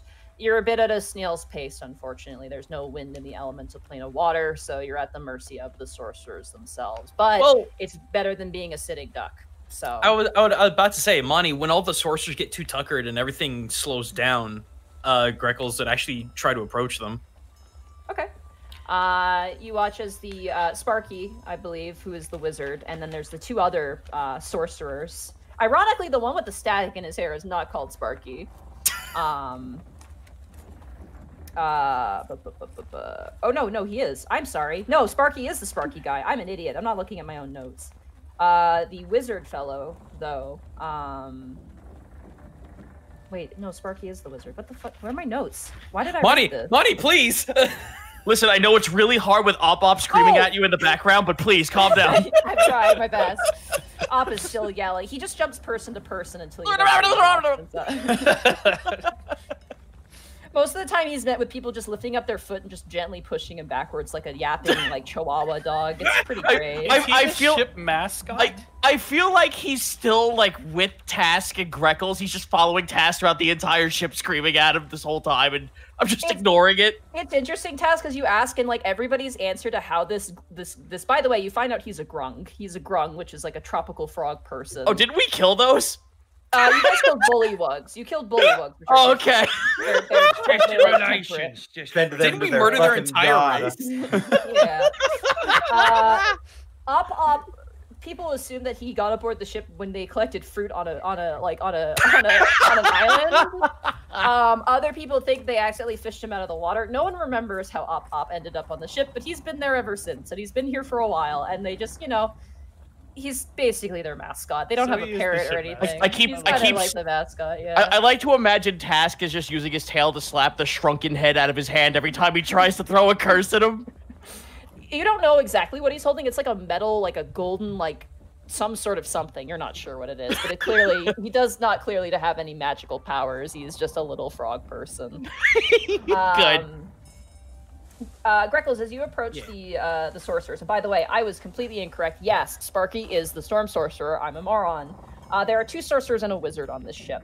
The two sorcerers are the ones I described previously, and then the wizard is, again, he looks like a simple wizard. He is a human man, probably in his mid-30s, kind of like brown auburny hair with like a white streak going through, a darker tanner skin, really nice kind of beard mustache combo, similar to Haminar, but a little bit, almost somehow better groomed in a way.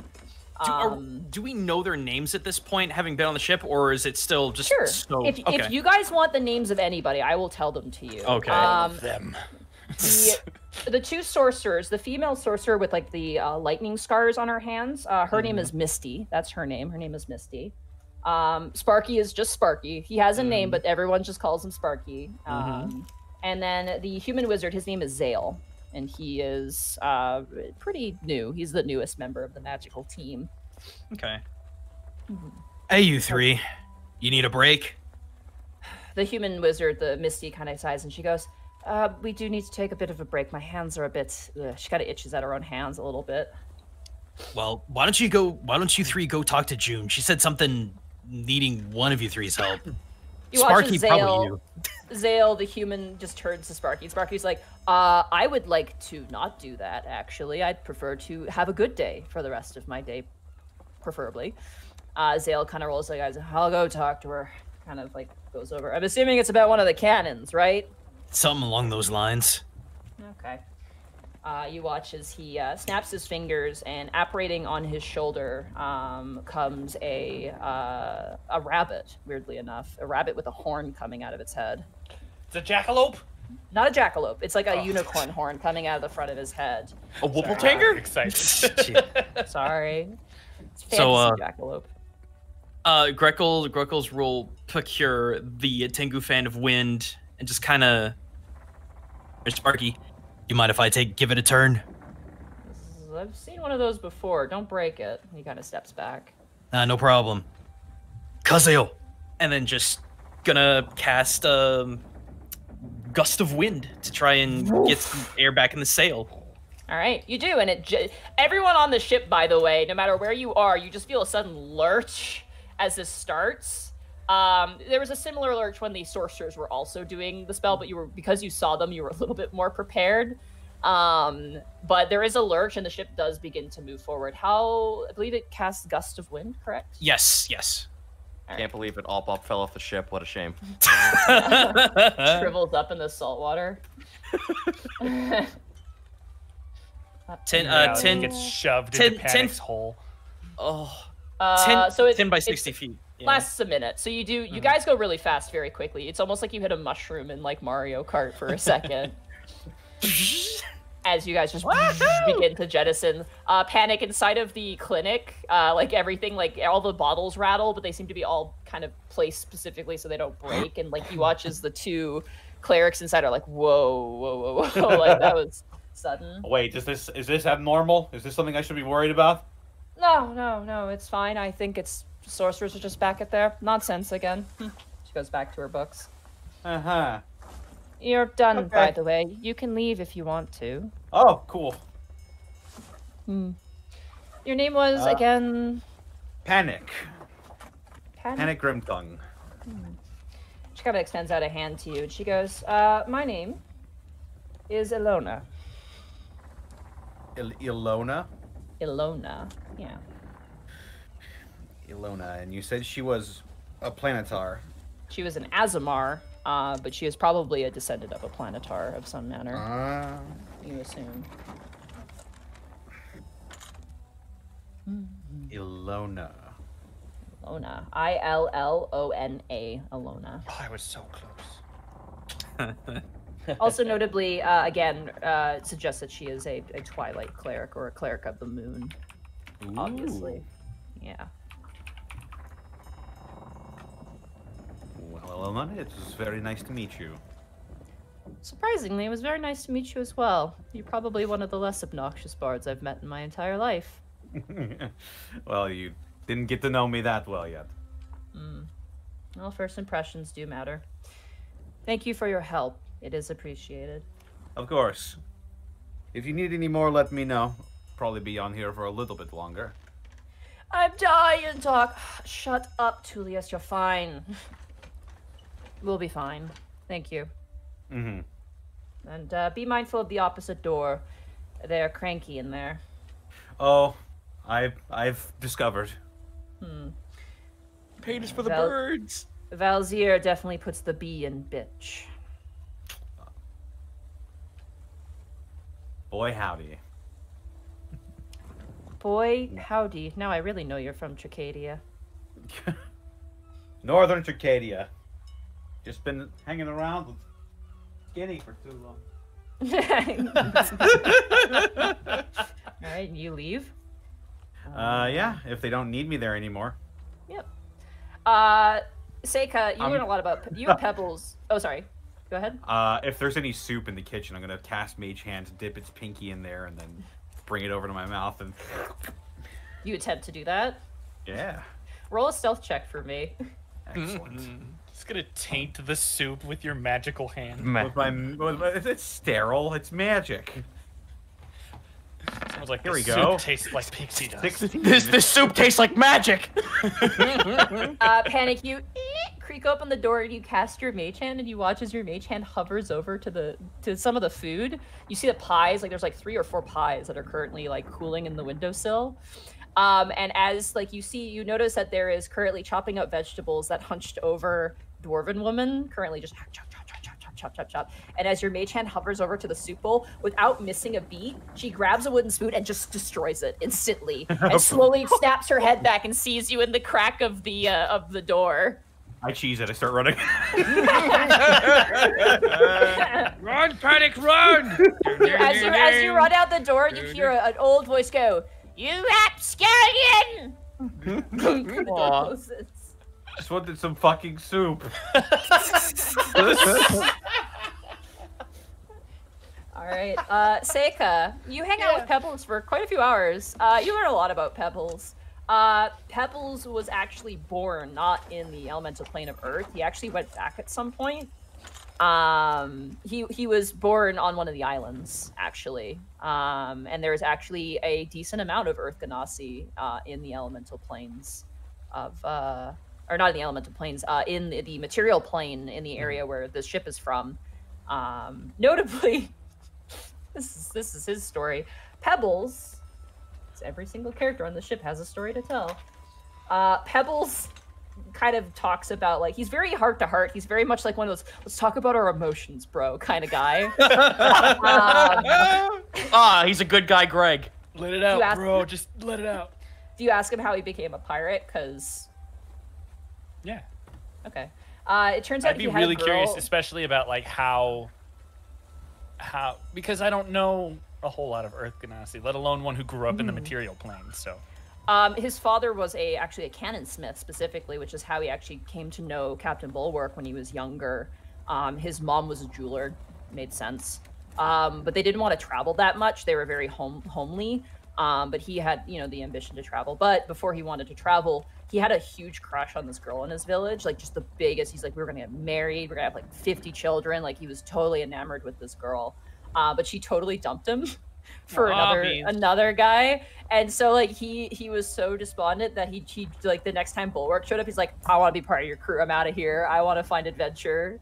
So that was his story. Is he left because he wanted to get away from his girlfriend that he wanted to have. Wow. You get the sense that it was very one-sided, though, based on how much he's, like, chopping up this girl and stuff, and you're just like, did she even like you? Like, you're just like, weird. He kind of turns to you and goes, what about you? Do you have anyone you wanted to spend the world with? I'm not certain I do. I have been spending my life doing my duties. Wow, that's really sad. Oof. I believe perhaps our lifestyles are just too different for you to understand. I find doing my duty is perhaps the most enjoyable thing I can do. It fills me with a sense of fulfillment. Very little other activities do that. Have you tried other activities? What do you mean? Well, have you ever dated anybody? Have you ever adventured, explored, made something? Adventuring, yes. I've been doing quite a bit of that recently. 5,000 flashbacks to, like, giant frogs eating other frogs. The frog being in a tavern with, like, 70 dwarves, and you're like... Meeting a dragon. Meeting a dragon, yeah. Being inside this is my son. a whole lot of bad times, really. As far as romance, I cannot say the thought has ever come to mind. He just gasped. He goes, okay, hear me out. Okay. Congrats, now you're the pet project. What? Hold on. He gotta like turns your face to face him. What would you consider your type? I'm not certain I understand. What do you like in a person? Fire type? Charizard.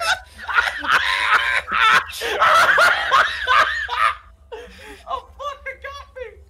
Well, traits I find admirable are loyalty, honesty and a sense of respect for oneself and those around them. He kind of like ponders that. He goes, okay. It's very mature, which is good. Just, you know. He kind of looks around at all of the potential bachelorettes, and he's just like, like it's like, ooh, honesty, and he just sees someone like pickpocketing someone else. He kind of pats you on the shoulder. He goes, well, at least you're thinking about it now. Keep at it, sport. Just typical Seika smile of confusion. You all begin to hear a low bell, kind of gung, gung, gung, and you watch as everybody drops what they're doing and rushes to the main deck immediately. Oh, Following suit. yeah, I guess so.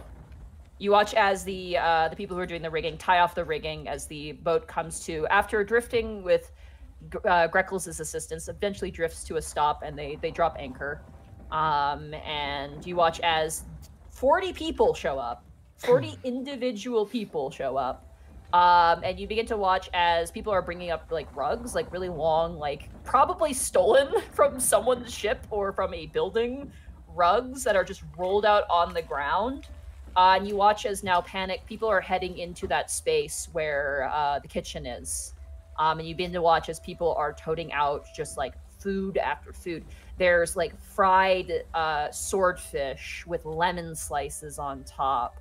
There are pies, there's mashed potatoes and sliced scallop potatoes with cheese on top with chives.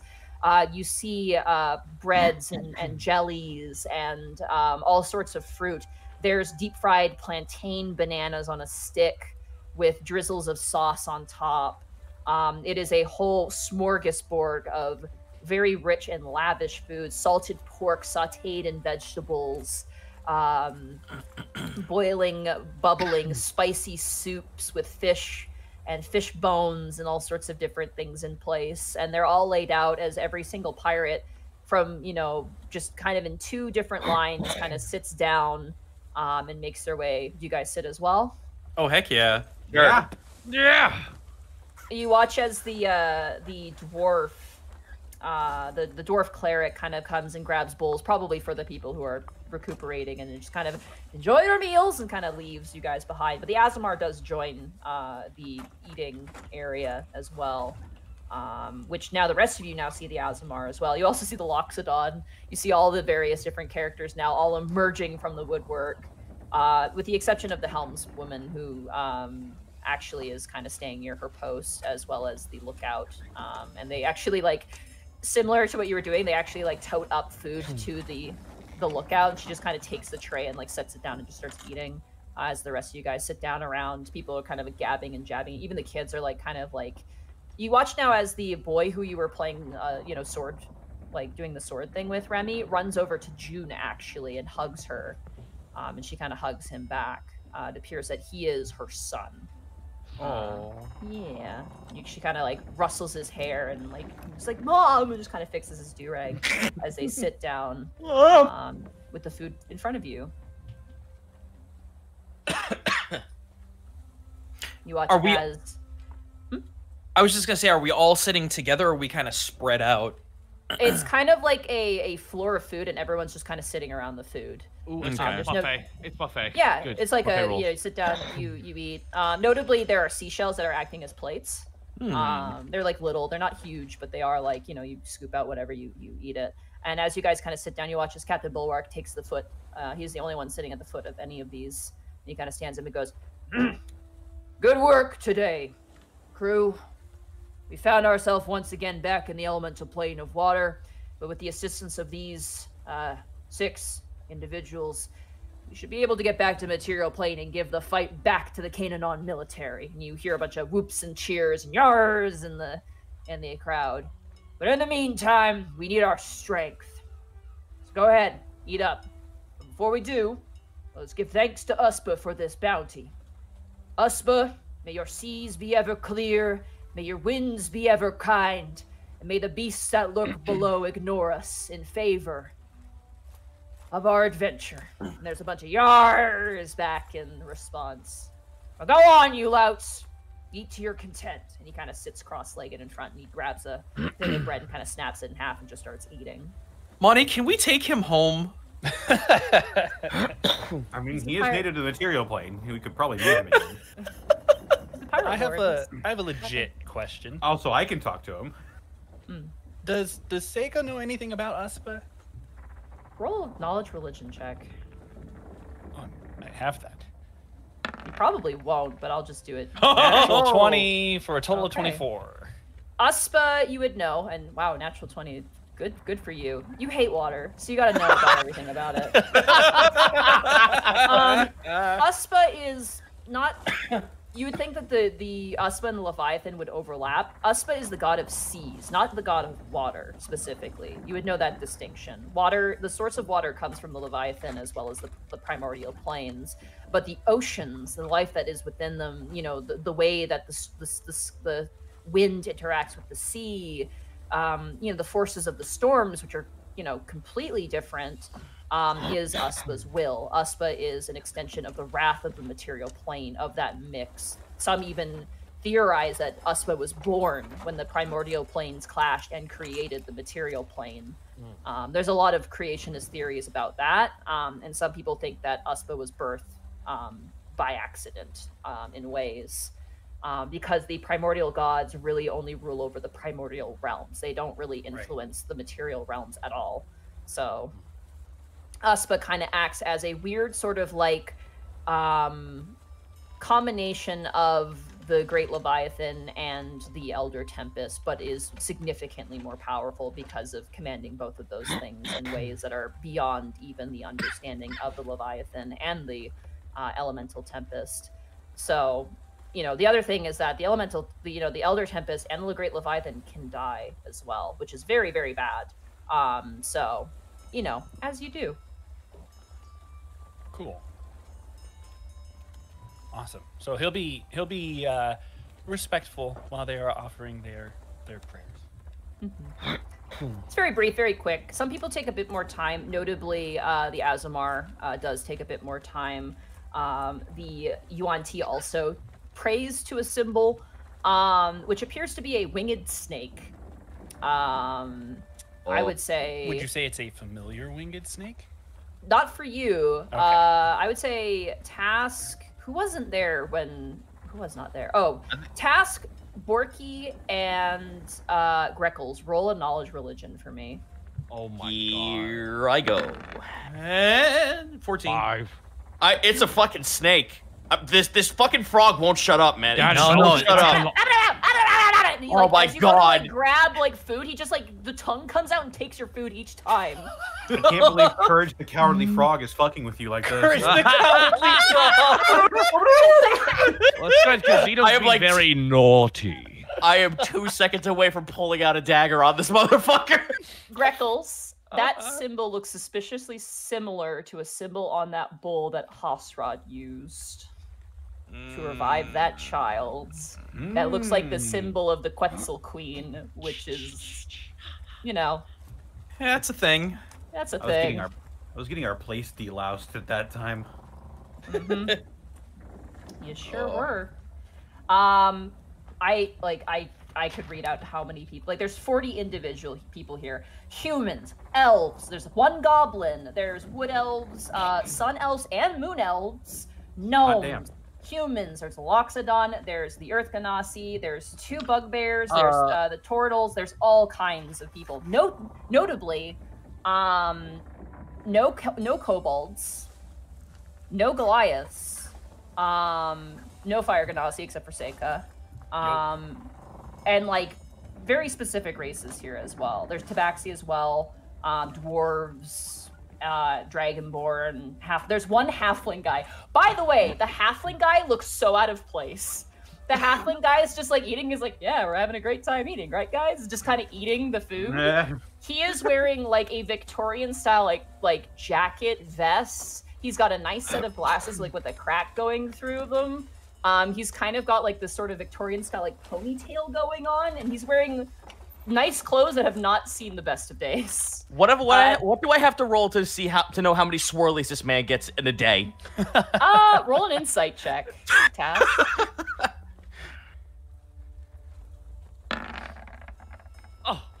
This fucking frog just won't shut up! No. It's just like yelling at you the entire time. God! He's like, "Go for love." Anybody else can make a check if they wish to. Sure. An insight No. on this guy. I just want it to be as is. 23. 18. Okay. Greckles, this guy is clearly an anthropologist who's in way over his head. Oh boy. You can tell. Just like ours. Yep. That's how you know. You're like, wow, he's like a mini Enceladus. Wait. Wait a minute. Wait a minute.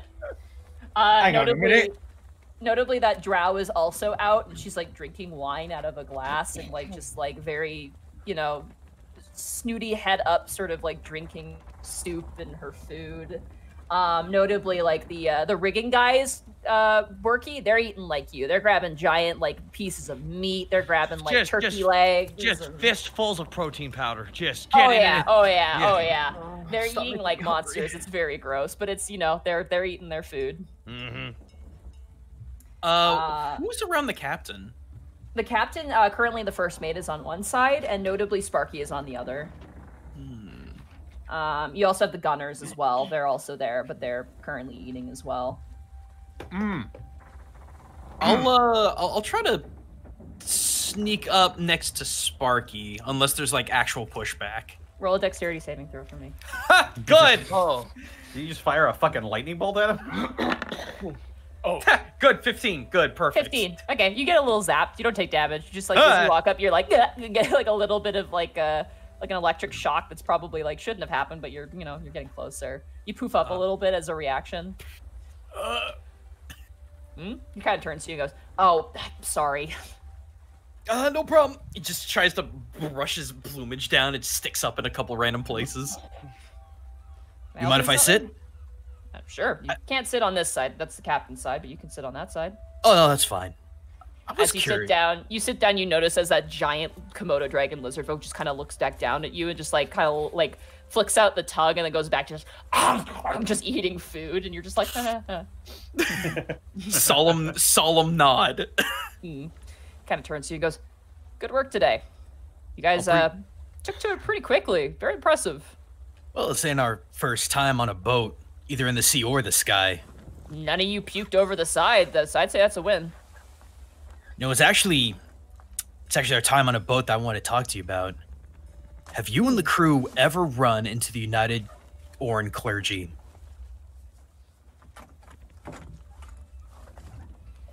Those are the kind of looks over, and you see now people are kind of looking at the conversation. He kind of goes, "Those are the Periton worshippers, right?"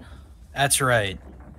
See, one of our first times at sea, we were actually run through by a ship kind of similar to this, but maybe a bit smaller. So you definitely got a leg up on them on that. I'd hope so. Captain Bulwark kind of smiles. They were doing some kind of weird dealings with what was it, boys? It was a giant. What was it? A storm giant? No. It was a storm giant, and you asked if we'd ever see him again, and he said why. No, not that no. storm giant. It was a lady storm giant. Right, sorry, that was the pretty lady. Her name was there was Sinlas Cascadia, leader of the Storm's Convergence. You watch as he kind of leans back. Afraid I don't know that. Considering the fact that we mostly hang around the archipelagos, I believe there are some storm giants in the area. That was but Kulith Cascadia, actually. Was the evil one? Yeah, he still is confused. Sinless is the pregnant one. Well, she was the one who had a baby. She's probably not pregnant anymore. Yeah. Well, anyway, Kulith was making some kind of weird deal with the Oran clergy, and seemed like they were just trying to take over the sea. Now, I know you probably haven't seen them very much where you're at and where you station in, but they may be trying to take over the world. I hate to sound cliche, but you might run into them sooner rather than later. Well, it'll be fun. We'll have to mix that in amongst the aboliths and the krakens and the various other sea beasts that seem to want to dominate the archipelagos. We have a rune caller in our area, but she's not that personable. Well, either way. Sounds about right. Either way, we just wanted to warn you that you may run into him on the high seas at some point. We'll keep that in mind, son. Oh. You'd be surprised with how many threats we have. And yet here we are. And you see people kind of lift up a glass. That being said, being too prideful and too rash can get us killed. So the warning is appreciated. They have some kind of odd ability to manipulate water, similar to how some of your spellcasters can, but they can walk on it. They can diminish fog. It was crazy. What else? What else they do, boys? They what was that? brought people back from the brink of death. They harpooned Remy. Yeah. He watches everyone turns towards Remy and winces like, ooh, like they've all kind of experienced like. I was pretty good spearing too. It was like from a cannon hook. Yeah. Oh, like Oz. You watch as one of the cannoneers kind of points to the big ballista on the front and back. It's crazy. Surprised he lived through that. He's a very tough bird.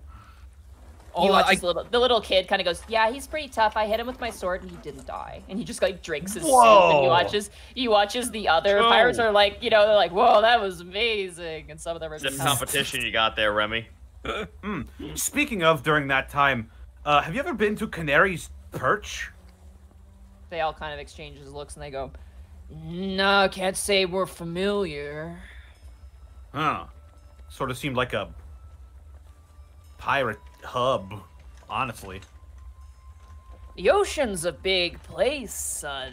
Well, yeah, but floating town, sort of eye-catching. Figured if you're sailing the seas long enough, you might come across it. Nice place, I guess. Your crowd would fit in. Oh, speaking of, you mentioned that you are a pirate lord? That is right, yep. I don't think I've ever heard that phrase before. Really? The pirate lord of the Alton Archipelagos, never heard of that? Doesn't ring a bell, unfortunately. Nope. Well, isn't that something? And you watch as at first, like, the crew look offended for their captain. They seem to like the guy. Yeah. But he kind of gives them a smile like, I didn't know their place. And of course, they don't know ours. And so everyone kind of, like, levels up. You watch as, like, one of them just pulls out a knife and just slowly puts it away. He's like, you watch as just goes, that's enough. Like, kind of calms him down. You watch now even as... Hey, I haven't heard of any of you, okay? You watch as, turning towards you as the conversation continues, Greckles, the Azamar kind of leans forward to you and goes, I can actually do all the things that you listed with great ease. Well, that's good to know. Then you may understand their battle prowess then, if you ever come across them. It's more about survival. Sometimes to win a battle, you just simply must survive. So their strategy was probably quite clever in that regard. They just came out of nowhere, hit hard, and I mean hard. That's what you do. You watch as as Bulwark kind of turns to you, Panic, and the rest of you, and goes, so you don't know about any of the pirate lords? Not a single one? Afraid we not. Don't get out on the sea all that much. Yeah, well, probably for the best. Captain Acula might be one, Borky thinks to himself. You watch as he slowly turns towards you, Borky, and goes, did you just say Captain Acula? Oh my god, yeah, is he real? It turns out I was on his ship the whole time. To the last second, I didn't know he was a vampire. It kicked me off. Now, you want a pirate who travels all the seas. Captain Acula's one of them pirates. They call him the Pirate of the Night Sea or the Pirate of the Moon. You watch as the Azamar just kind of scoffs at that. He only travels at night, and during the day, the ship looks like a husk. Like there's no one aboard. Except like a ghost ship in the dawn. Except for an orc, they may do things. Made sense why I was doing it, though. And he's one of these pirate lords? What? No, son, he's not a pirate lord. He's just a pirate. To be a pirate lord, you really have to be a strong contender in the archipelagos. You also have to have a seating on the island, the pirate island. There's 6 of us, folk. And who would they be? I have a parchment and a piece of... For real. Yo, in character, Task doesn't give a shit. Chris, the player, Oh, give this to me. I've also Well- got do we have a map of like the world or Nope. damn it? The Alton region's pretty far from Alivast. The closest country to Alivast is Tricadia. To the east of that would be the Alton region and the archipelagos. I'm gonna have to go back home and pick up a map. Mm-hmm. You watch as Mom, Bulwark- can you give me a map? Shut up! I'm beating up your father. Okay. You watch as Bulwark kind of leans forward and goes, "Well, you got a fair share of winners and losers when it comes to the pirate lords. Oh boy. I mean, you got us.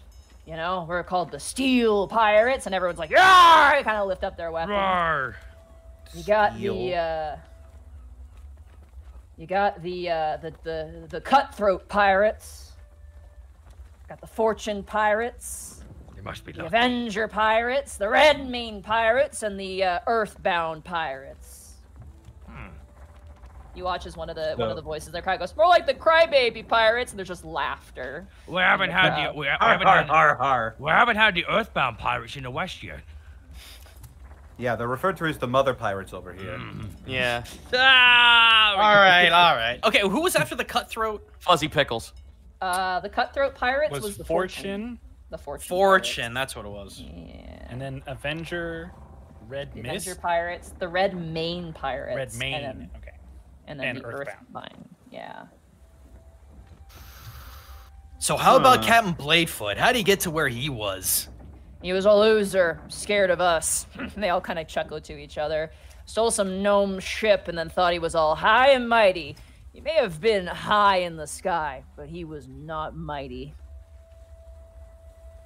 As we found out. as we did. The Oh, sky's man. got Wild. nothing but clouds. The islands are where the true adventure are. Still, the sky whales were kind of cool to look at. That was kind of fun. Yeah. Oh, have you heard of a man named Jarfak Tidebeard? No. Sorry, Ah. son. Ah, no worries. It was a long he- shot anyway, since you haven't heard of Canary's Perch. He kind of gives you this nod of like, sorry, I wish I knew. Like, he feels kind of bad that he doesn't know. Well, on the Ah. upside, that just feels more opportunistic for you to travel. I like the archipelagos, and I hate Kalanon. And he watches a bunch of the pirates kind of nod in agreement. He watches someone just stabs the ground. He goes, "Hey!" He kind of points towards them, and they like shrink a little bit. And he's just like, "Don't stab the good deck." He watches one of the elves just kind of is like, "Sorry, Captain," and just kind of pulls the knife out. He watches the wizard rolls his eyes and casts mending and fixes the hole. So what do you want to know about the pirate lords? You look all very curious. They each got a good story to tell. Well, we've had our fair share of troubles on the sea, and we want to know what to look out for. Obviously, you're not so bad, but clearly, with a name like Pirate Lords, there could be some rough customers. Well, you got, probably the scariest would be the Redmane Pirates aboard the Red Fang. Led by Redmane Ragnarok. You see in the trend, son? A lot of red. They're Knoll Pirates. Not much Oh, for shit. taking prisoners. Not much for taking loot. They like the thrill of the kill. How do they, if they're all about killing, how do they make themselves cooperative with pirate lords? You wonder that, but the leader's trying to civilize himself, I guess, a little bit. Knowing where to go to kill is a handy thing. Having you're a mercs. reputation probably helps as well. Besides, if you know people who ain't got no loot, but you don't really like, it's nice to hand over that information. Thinks very, very hard about the Ord clergy. And what about the ones that actually do want the fortune? Oh, that would be Varlin. He's, to be honest with you, a little bit of one of those young ducks, really losing the old tradition of the pirate way.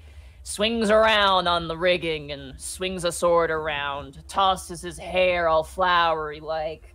His ship is called the Good Fortune. He's one of them half-blooded elf fellows. Always about the treasure, always about hiding it. Real pisses him off when we find it under his nose. I bet he likes heists. Oh, he's robbed some of the richest nobles on the water.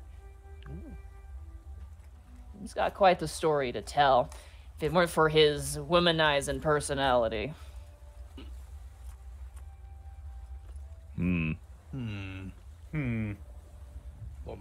Well, the Avengers kind of sounds a little bit, I hate to be crass when I say this, noble for pirates. Katja's the captain of those pirates, and she's, Avenger is definitely the phrase to put them down. Her husband was the pirate lord originally. They had a bit of a disagreement in a homicidal sort of outcome. Fucking hell. Wait, the pirate lord? Yep, she killed him. And now she is the pirate lord, as opposed Yep. to the 6 pirate lords. Yep, she's one of the 6. Oh, I thought there was like a big one. No, we're all pirate lords. There's no one really in charge. We counsel. Makes it work. Yeah. I would be absolutely curious about the Earthbounds, but it seems you have nothing but low regards for them. Oh, Gathir. He just kind of laughs. He shares in some personality with good old Pebbles over there. And you watch his Pebble goes, hey. It's just like, and people kind of laugh at him. Aw.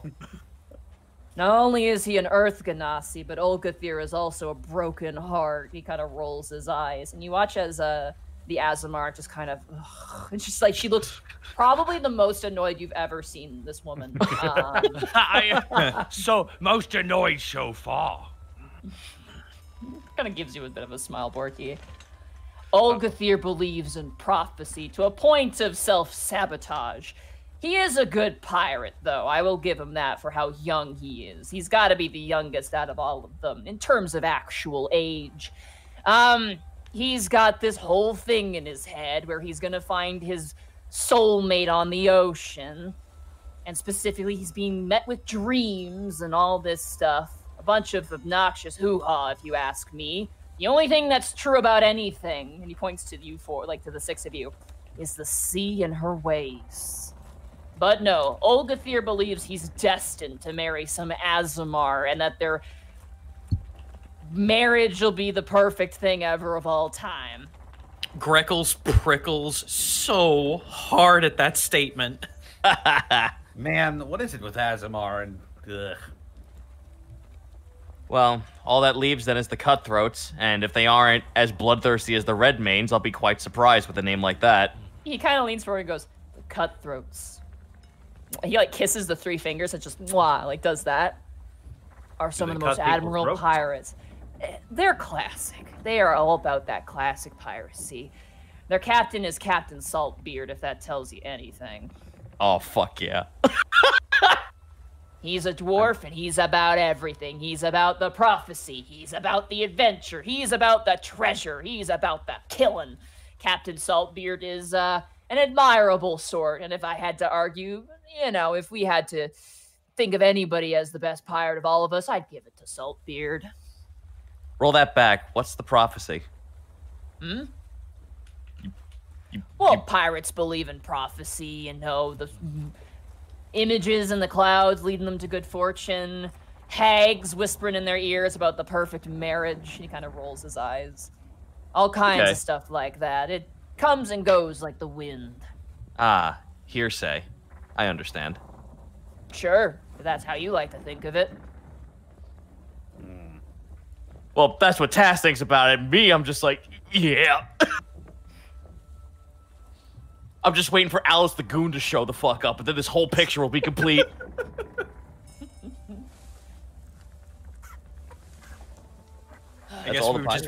I guess we'd just be making small talk until small talk. You learn a lot about all these different pirates and their stories, and I want to sit as dangerous as this sounds, I want Task to sit next to the Komodo, in between the Komodo dragons, just to get the fuck away from the frog. I'm gonna say if you guys want to, you can pick someone on the ship to learn about, or you could randomly roll a random number generator to find out about one of the crew members. You tempt me, Monty.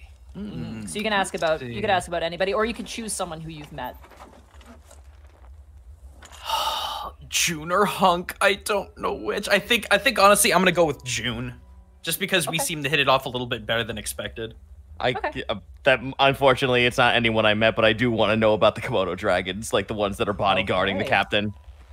Oh, the two lizard folk you want to, or you want to know about the Komodo? I would pick the Komodo dragon because I don't have information on the 2 lizard folk owners. Okay, fair enough. Being perfectly honest. They're also not very chatty as well. They're probably not going to talk to you because where their position is, they're next to the captain, and you can't. Well, sit next to him. okay, then I'll have it be like this. Tass needs familiarity with his fucking like bloodline, so he's just like, all right, there's a lizard folk. I gotta talk to you.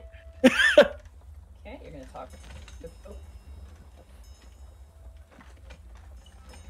This is just fun, and I put a lot of work into this, so I hope you guys like it. Borky, absolutely. Love this. Borky, did you want to learn about anybody specifically on the ship? Borky wants to go up to Moss Mop, his name was. Moss Mop, okay. Yeah. Borky wants to go up to Moss Mop and apologize. Hey, Moss Mop, I'm sorry about that earlier. I was supposed to hold on to the rigging, but then I saw my friend dying. So that didn't seem positive in that moment to me. But all the same... Unfortunately, this isn't a role-playing moment. I just need you to pick a character. I'm sorry, Kurt. I'll tell you what. Borky's going to go hang out with all the riggers again, because he really liked them. Okay. Well, you have to pick one, because you're going to learn about one of them. Okay, well, Borky wants to go talk to the buffest one, the Panther, because the Borky Panther wants to guy? know, Okay. Borky wants to know how to be buff like that Panther. Okay. You must be born a cat. Ah, shit. You need to have this game on the Action 52 called Cheetah Men. Panic. Who do you want to talk to? I want to learn about that bitch with the stone tablet. One Valzir. And then Bosco or Remy, who do you want to talk to? I mean, I have to do this because the chat will yell at me, and I don't want to hear it from YouTube. The Kenku lady. No, you can't talk to her. She's up in the thing. This is during dinner, so you She's can't. not allowed. Oh, thank goodness. See, I'm off the hook. All right, I'll just roll. You could roll a d20 or a d40. Roll a 1 and 4 for me. Sorry, 1 and 40. So you just find a random number generator and just do 1 and 40. Can't you just roll it in d20? Roll a 1d40. Give that a shot. 20. Wow, and halfway, huh? Exactly average. Okay. You're gonna get twins. You're gonna have to talk to the elf twins. That's gonna be fun. I throw them overboard. You haven't even talked to them yet. They're elves. You ass. Knife-eared asshole. And then Seika, who would you like to talk to? I'm also gonna roll. Okay. Maybe. Just thinking about it. 25. Roll again for me, because that actually hits something that I don't think is gonna work for you. It's one of the kids, and they don't really have much to say, honestly, besides being kids. You're on fire. Kill ya. 38. Do you like Fortnite? Oh my god. Okay, this is perfect. So, this is what you learn. We'll go in order here. Greckles. June, you learn. June was pregnant with her son. Her son's name is Walby. That's her son. Walby? Yeah, her son's name is Walby. And she was pregnant with him, but the father left the picture because he was a sailor and just left them behind. And after having her son, she wanted to find him to fucking kill him. But eventually she kind of found a new family and she gave up on that because, you know, you even notice the pirates are all kind of helping raise the kids here. And they're kind of like what Remy was doing, like, you know, being really supportive and that sort of thing. And she's clearly somewhat intoxicated at this point. Like, they drink a lot. These pirates are drinking. Yeah. And she kind of just like, is like, that fucking bastard left me. Fuck. But she kind of looks over. I lost one husband, but I gained like, she kind of points over like 40 more. It's a win, I'd say. Can I insight that? See if that's any, like... You know what? Never mind. I don't want to know. You don't get the sense that she's romantically involved with anybody here. No, she seems to like the ocean. A lot of people here seem to be more in love with the ocean than with each other. Is the general vibe you get, except for Pebbles. He's a bit of a romantic. So. Oh, is he? Poor bastard. Yeah, he's pretty romantic. But that's what you learn about June. And she's, pretty nice though. Like, I mean, she's a bit rough around the edges, but it seems like her, the sea life has formed her into someone else different nowadays. And she even like it's just like, I'm gonna be the toughest pirate. I want to be a pirate lord one day. She even says. Big aspirations. Task. This is very interesting for you. The lizard folk actually does enjoy your company quite a decent amount. Her name is, where are you? She is a cannoneer. Her name is Beaterquist. That's her name. But most people just call her Quist. And she's known as a Grawl, which is not a lizard folk. It's a specific subset of lizard folk from called Grawl in Elton region. It's a swamp region. And you learn that she was once a slaver. She actually would capture slaves. And it's a very competitive industry in the Grawl. It's kind of the only industry in the Grawl. And she wasn't making money off of it or any success off of it, so she left the Grawl to go become a merchant.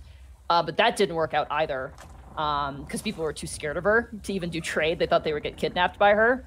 That she eventually, just over time, ended up on a pirate ship where she could work. And she definitely likes it more than her hometown and whatnot. Just checking to see if there's any additional information. Yeah, so it didn't pan out. She was a trader, but it didn't pan out. Very rough and tumble, though. She speaks with a lot of authority, despite not being in an authoritative position. And she, is totally built. She tells you about the gladiator arenas, because, like, fighting is a huge thing in the Grawl. Like, there's no kings or queens. It's only the strongest in each unique community, and that's how they run the ship. Like, that's how everything's run there.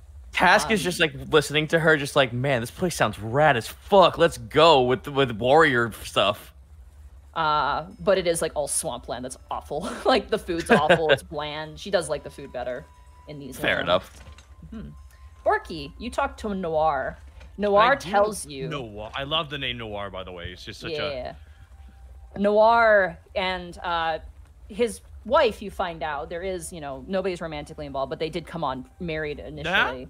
Yeah. His wife is the Ocelot Tabaxi. Her name is Peanuts. That's her name. Peanuts. Peanuts and Noir. I'm allergic. Peanuts and Noir. Noir was, let me find Noir's page here. Is that a play on Pinot Noir? I don't know what that is. It is now. Yeah, it sure is now. Just nod your head, Monty. Okay, I'm nodding my head. 1 second, I gotta grab Noir's information. Noir, actually, along with his wife, they actually joined the pirate ship to chase down a sea serpent that gave him his scar. And he's been searching for the serpent to kill with his bare hands. And that's his goal. He gives you grim details of the scales of this evil serpent and how he's going to choke it out with his own hands and claw out its eyes. It's very gory and descriptive, and you can feel the passion behind the words. Cool. Yeah. Borky's really into it. Yeah, it's like this whole story. And you watch as Peanuts is like, every time he's just like, and I'll find the serpent. And Peanuts like, the serpent. It's like just echoing like certain elements of the story to you. Stars can't do it. And you watch as like as you're hearing like him talk, you notice that some of the riggers like sitting behind him are like wording out as he's talking, like they're doing the exact same like story because it's clear that he's told it many times. Panic. Yeah. You approach Valzier, who doesn't even look at you at first and just kind of sips her wine and goes, "Oh, if it isn't the ruffian." You find out that she was an ancient history professor at a school who was trying to prove a thesis, and nobody believed her because she was a drow. So she set out on the seas to prove her thesis in a way that they could not ignore.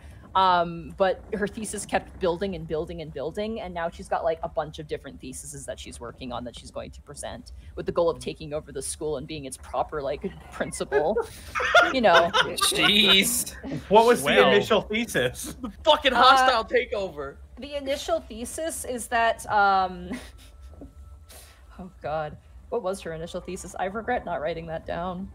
I believe her initial thesis was that specific navigational tools were invented by the lizard folk in the nearby area, and that they have signs of like early implementation and tools of like the sextant and stuff came from the lizard folk. But most people believe it came from the elves because the elves are more connected to the stars and blah blah blah. And she's very like mocking about the explanation and whatnot. And she's just like, idiots, fools, elves think they know everything, and they simply don't. Are tools like sextants and compasses like commonplace? Yeah, they're pretty commonplace. Okay. But no one really knows where their origin comes from. People argue gnomes made them. People argue the elves make them. This woman believes that the lizard folk made them, and she's ready to fucking prove it. Like she's so ready. She's collected the evidence. She's writing up the reports. But then she also found another evidence that suggests that the sun cycle could have been first timed by Yuan-Ti worshippers, and then also, you know, the Kalanon elves may have, you know, first invented early cannons using Duragar technology. Like, she's got all these theories. And by the time you're listening, like, you're ready to sleep. You're getting, like, basically a university lecture you did not ask or pay for, and you kind of regret it. Yeah. This woman is, like, definitely not a pirate. She is definitely a scholar, and she's here just to reap the benefits. Remy, you talk to these twins. Interestingly enough, and you take this as you will, you find two elf twins who are actually wearing Kalanon regality, like admiralship like uniforms that have had the symbols crossed up and have been replaced by this sort of, you know, skull and crossbones pirate sort of motif. They are two fraternal sun elves. Can't really tell male or female, maybe neither. Elves tend to be that way sometimes. And they find your regalia interesting. And they definitely are kind of like poking you. And they're like, you really are quite faithful to a flag. That's impressive. Ever think about the depth of the political spectrum of your lands and perhaps issues? I was heavily involved in it. So no nepotism then? No. Interesting. Pride, nobility, and nepotism tend to all swim in the same ocean. Well, I'd rather die with my pride than casting it aside, mate. And yet, I'd rather die for people who have a modicum of honor and humanity than a bunch of idiots in fancy hats. Then we will agree to disagree, elf. You guys sip your wine and enjoy the awkward conversation. These two were once officers of the Armada that defected after they basically weren't getting promoted, and the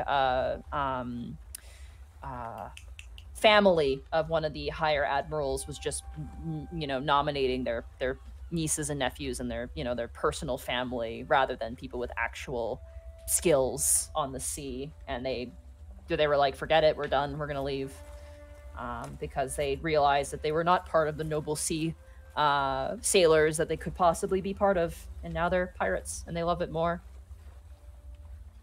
Seika. So again, so you're saying I can't throw them overboard? No, you can't throw them overboard. Seika, you know that halfling who's way over his head? Yeah. He sheepishly approaches you and he goes, I'm so sorry. You're a fire ganassi, correct? That kind is of correct. adjusts his glasses. Can I ask you some questions? Certainly. How has becoming a pirate affected your mental state? I am not certain that I have fully become a pirate just yet, so I'm afraid I cannot answer that question. What about being a pirate surprises you the most? I would have to defer to my previous answer. Okay, you see a visible sweat drop running down his face. How has your social positioning as becoming a pirate changed you? Would you perhaps mind granting me your name? Oh, my name is Corbin. It is a pleasure to meet you, Corbin. My name is Seika. Seika? You watch as he juts that down really quickly. You notice he's writing in halfling. He's not writing in common. I don't speak that. Yeah. You don't know what he's writing. Does. He's just scribbling.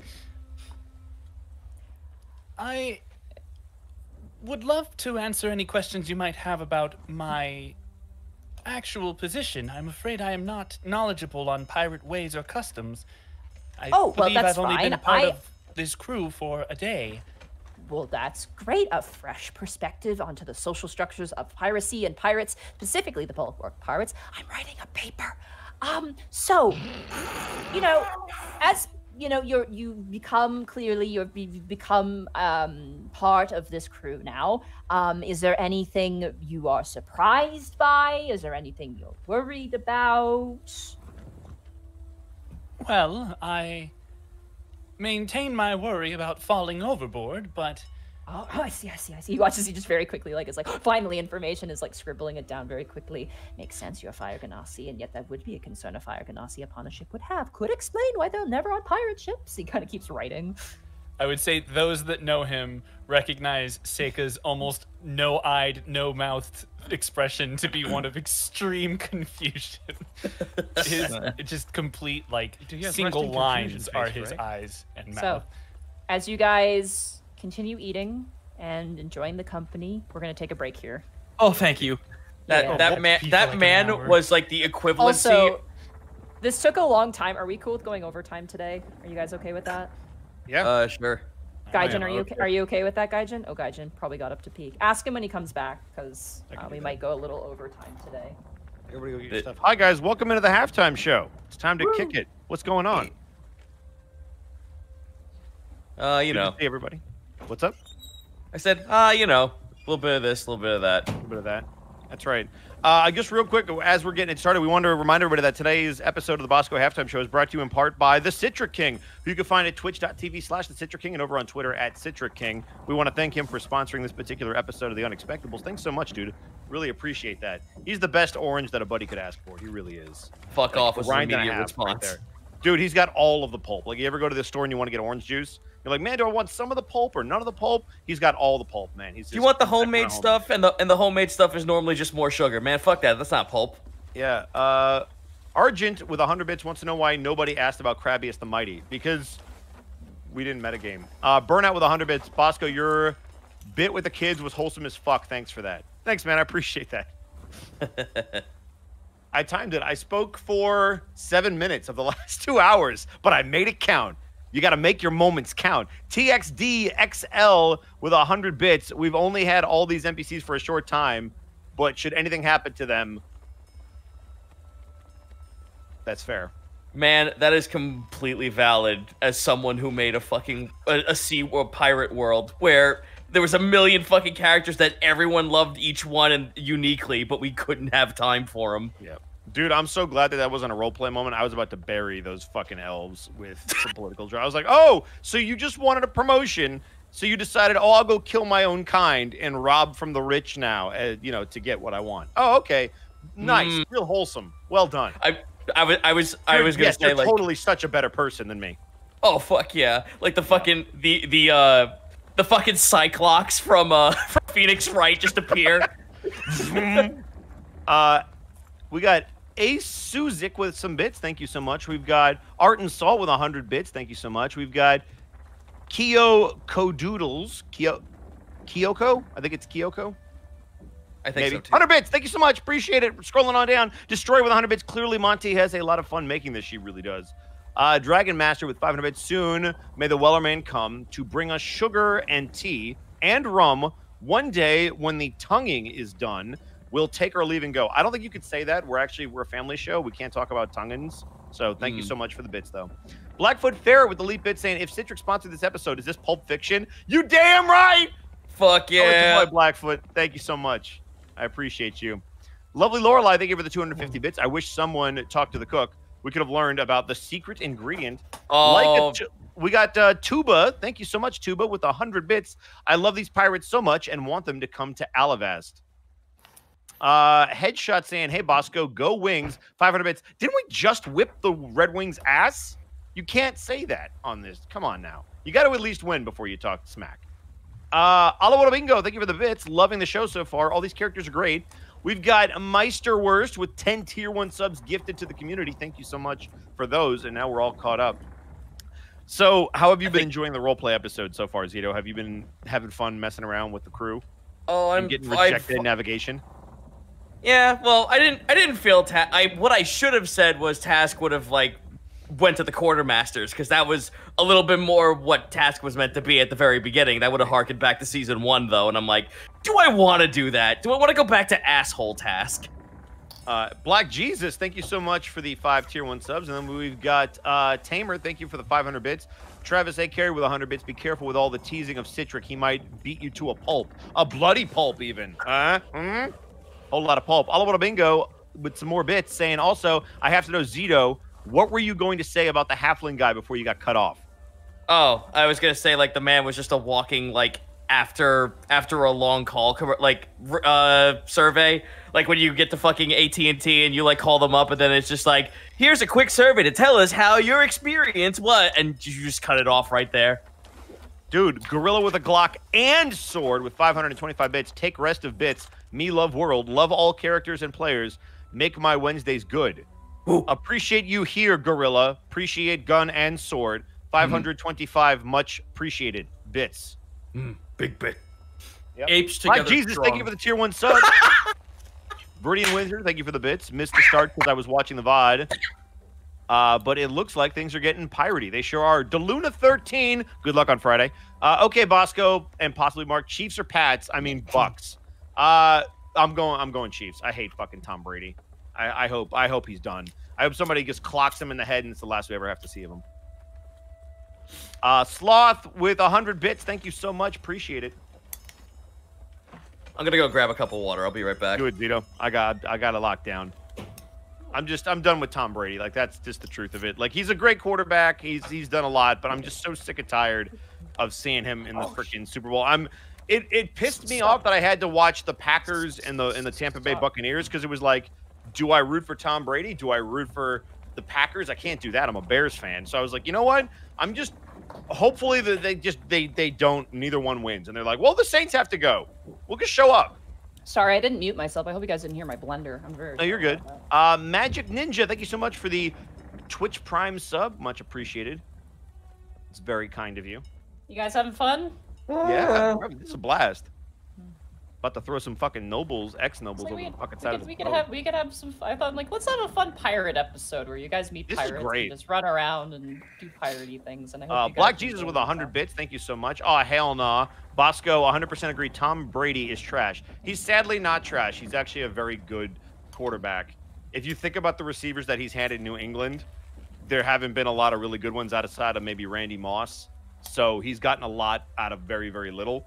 Wes Welker, also really good, but those are really the two that come to mind. He's never really had a great running back outside of maybe Corey Dillon, who's not exactly a Hall of Famer. So he's done a lot with not a lot, so I have to give him credit. As much as I hate him in the Patriots, he's a very good quarterback. I don't think he's the best ever, but he has certainly done the most with what he has. Holy cow, we've also got Hass82 with 10,000 bits. Last time I did this, I dropped my first bit drop, and now I give my first gift subs. Long story short, school semester ended, binge to catch up, made it to the Dean's List.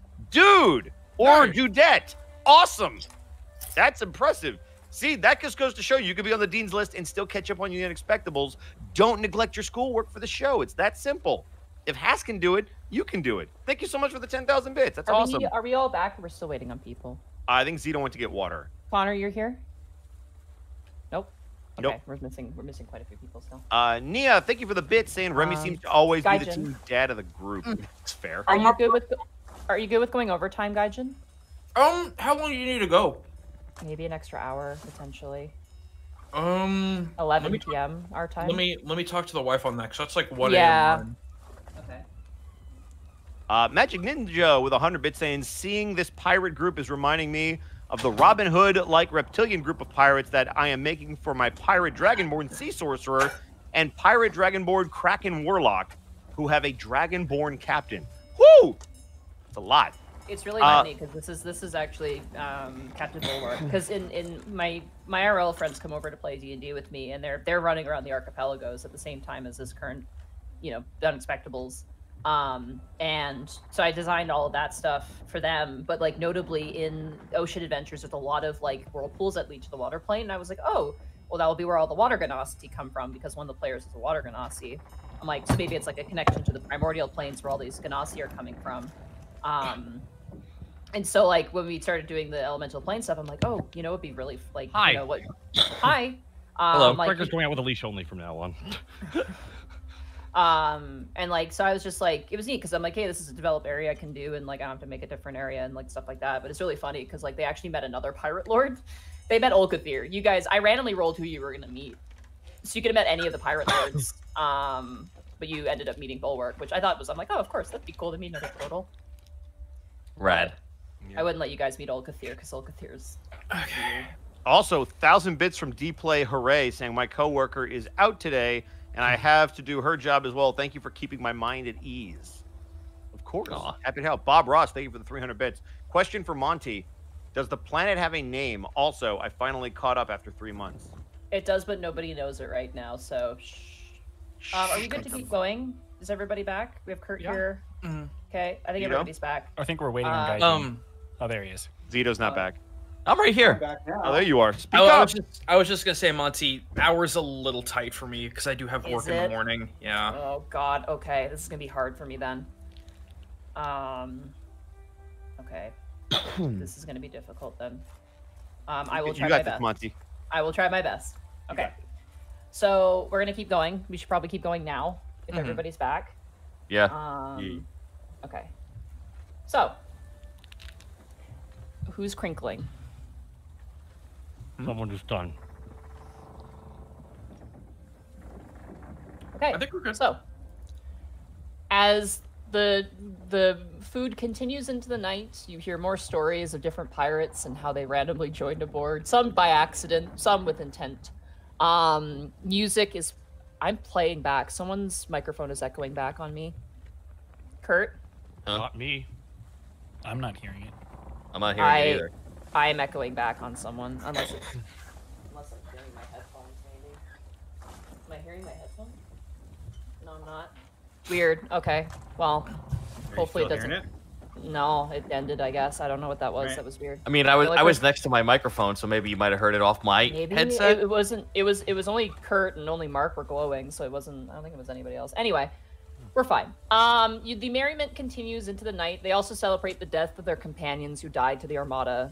They celebrate their life. They don't really lament or cry or anything. It's more like, they tell stories of those pirates and how, they did this, that, and this other thing. Celebration of life. More of a celebration of life, yeah. You get the sense of these pirates, death is probably a common occurrence among pirates. So they don't really lament too much because that'd be too heavy. But points of interest, I suppose, is that sorry, my brain just stopped working. The little girl, the 5-year-old girl, they tell you how she was supposed to be sacrificed to a kraken at one point. And they rescued her from that. Moss Mop accidentally joined the pirate crew when he when they were attacking another ship. He got on the wrong ship after the fight, and so they just kept him around. And he was like, okay. So he's the bonnet of the ship. He is, yeah. He's just kind of like, let me stay. It's great. I get dental and everything. Dental. Yeah, he was part of some other small pirate, like not even another pirate lord. He was just part of another small vessel, and they kept him around. And the Azamar, you learn also, like, she left because she was getting way too much pressure from like her peers and whatnot for what she was, and she was just kind of tired of it all and just decided to join a pirate vessel kind of spontaneously, like kind of a rebellious child, and she loves it. And various other tales here or there, people who, my wife left me, I wanted a new set of, I wanted a new life, or I was part of this ship and they didn't treat me right, so I joined these guys and it's been great, and all that stuff. And some people were like, we were just kidnapped, but we're cool with it. Like, they were just like, pressed into service, but it could be worse. The only one who has no story is that Grunk. No one knows where Op came from, and no one wants to know. I feel like our imagination's better than what it could be. Eventually, night takes you, and you guys are taken down below deck to where the swinging hammock beds are laid out for you. Except for Remy. Remy, you are sent up to the crow's nest to assist with the night watch. As the rest of you guys get a full night's rest, so you can go ahead and mark off if you use any spells or anything like that. Rad. Remy, you head up to the crow's nest and you meet with... Oh, good. What's her name? Where is she? Too many notes. I don't get a full rest. Whatever will I do? Man, and after being stabbed by that child's sword, you're pretty much Yeah, dead. I was I'm gonna say sorry, I'm not dude. gonna get any of that health back. You got Man, 2 how- HP left, man, from child stabbing. How will he ever get his action surge now? It's true. You meet Gariel. She's about the same height as you as well. She's also a big bird, Kenku. She kind of is resting up against the mass. How do you that does spell her come name, by the way? past So I can. make sure- Gariel. Gariel. You want to put that in the chat for me? Bless you. Oh, you did. Okay, that's straight. You go up and you meet her, and she. By the way, I'm gonna assume that Task lent you the spyglass, maybe, just to assist with. Sure. If you want to get it, go for it. I mean, I'll take it narratively, but it gives me the same bonuses that I already have. But yeah. You go up and you meet her. She helps you up, and she goes, "Welcome aboard the ship." Thank you. I assume I'm relieving you for the evening. No, I'm still up here. I sleep up here. They don't have someone to come relieve you. No, So how do you interact with the rest of the crew? I don't. All right. Had I known that, I would have spent my dinner up here so you could speak to people. They're nice people, but I'm not the speaking type. My apologies. I can remain silent if you wish. No, go on and keep talking. You seem to love it so much. Right. I'm just gonna roll a perception check. Okay. Fucking Jesus. It just got really Hurts cold the up crowd here. here. Damn. Boy, even when I can't be nice, I can't be mean. It doesn't matter. Perception. Here we go. Let's do my job. You're blind. 9. 9. You're just like, okay, you kind of look out. You're just like looking to this. You're not really fully paying attention. You notice that she's actually looking at you now a little closer, and the eyes are kind of narrowing. She goes, "House Kobo." Aye. House Talion. She looks towards you. Noble family. History check. History check with advantage. Okay. Come on, Rems. 13. That not only is a 7. 13. Oh, 13. You got You 13. said Not only is advantage. that- Hold on. Wait a second. Yeah. Sorry, I my need every eye- point I can get with history. Come on now. I'm sorry. Not only is that a family you recognize, that is a family you are related to. Oh, Oh shit. Hang on. And you're like, whoa, Talion. Okay, Italian. Cousins, I'm assuming? That would be your father's brother. His family. Got line. it. So got it. Yeah. Okay, makes sense. Italian. What are you doing all the way out here? I'm sure, as you recall, the war didn't exactly go that well for us. Yes, I'm very well aware. Most of my family's too old to fight, and my brother's both slain. I don't suppose you were in the party that I escorted out of Alton, out of Lithia. No, I stayed behind. Hid, mostly. Well, at least you got to stay behind. Wasn't that great after the war ended? If you have any sort of embellished, beautiful images in your head. You misunderstand. I wouldn't have survived if I stayed behind.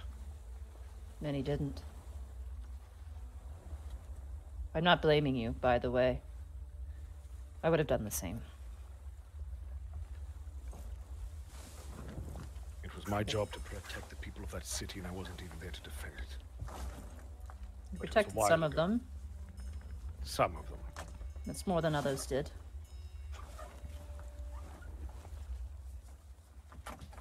Well, it's good to see a friendly face. I don't see many people from Valithia outside of that group.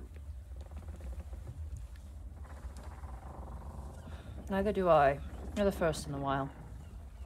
Not the first, but the first in a while.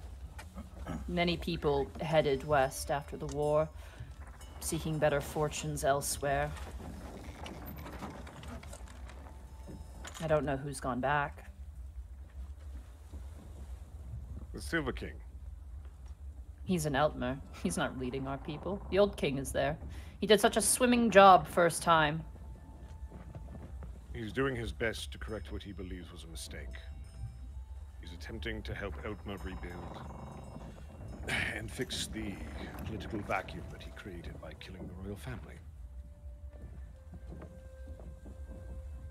If things are so good now, as you say, why haven't you gone back? Because I have other duties where I am. Fair enough. Same here. She kind of looks down towards the boat. I don't like talking, but I do like them. Quite a bit. Your parents, are they alive?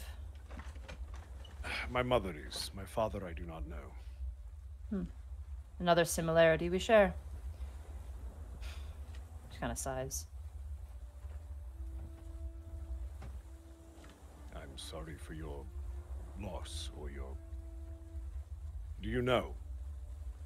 No.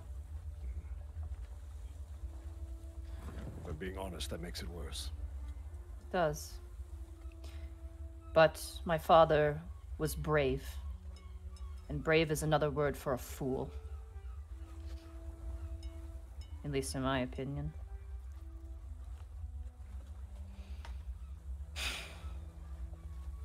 Still, I'm sorry for your loss. I'm sorry for yours as well.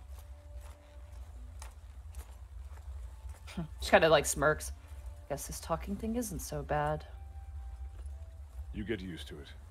Never mind, I take it back.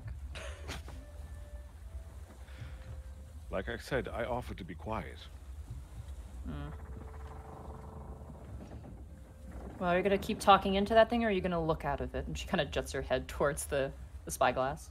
I don't know, the last time I did, I got an insult and couldn't see anything. Maybe if I focus this time, I will. I'm gonna roll perception check and hope that the roll helps the roleplay. That'd be great. 10.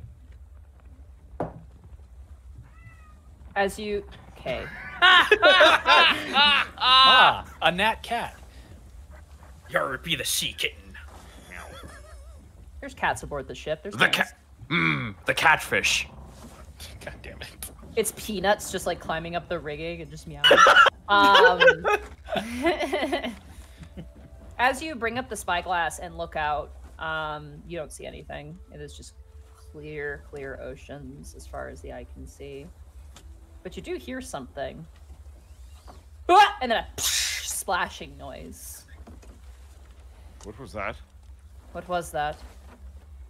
Don't know. And immediately you feel the entire ship like almost twist upwards on its side. Everyone wakes up instantly, by the way, as this happens. No, I get hit hard enough the Borky keeps flipping around. It is like the entire... Imagine if like the entire ship just went on its side for half a second and slid back into the ocean. What was This this? feeling. I felt it before. No, not that. No,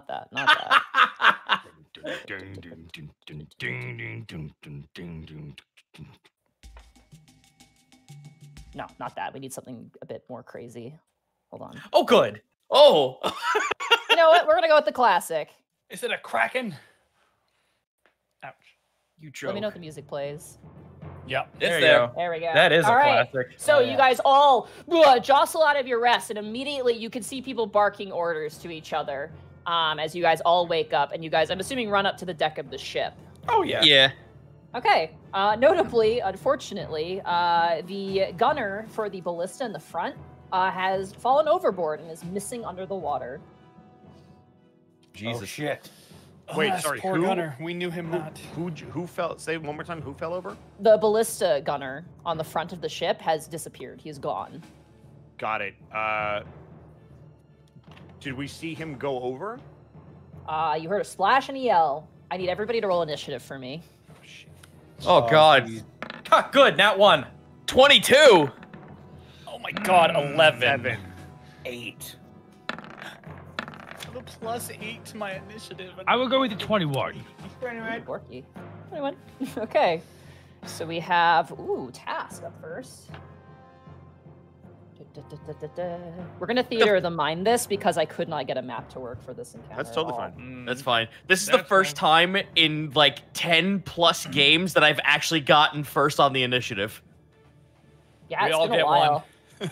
Take, We all get one. And then we have Panic. And then we have Remy.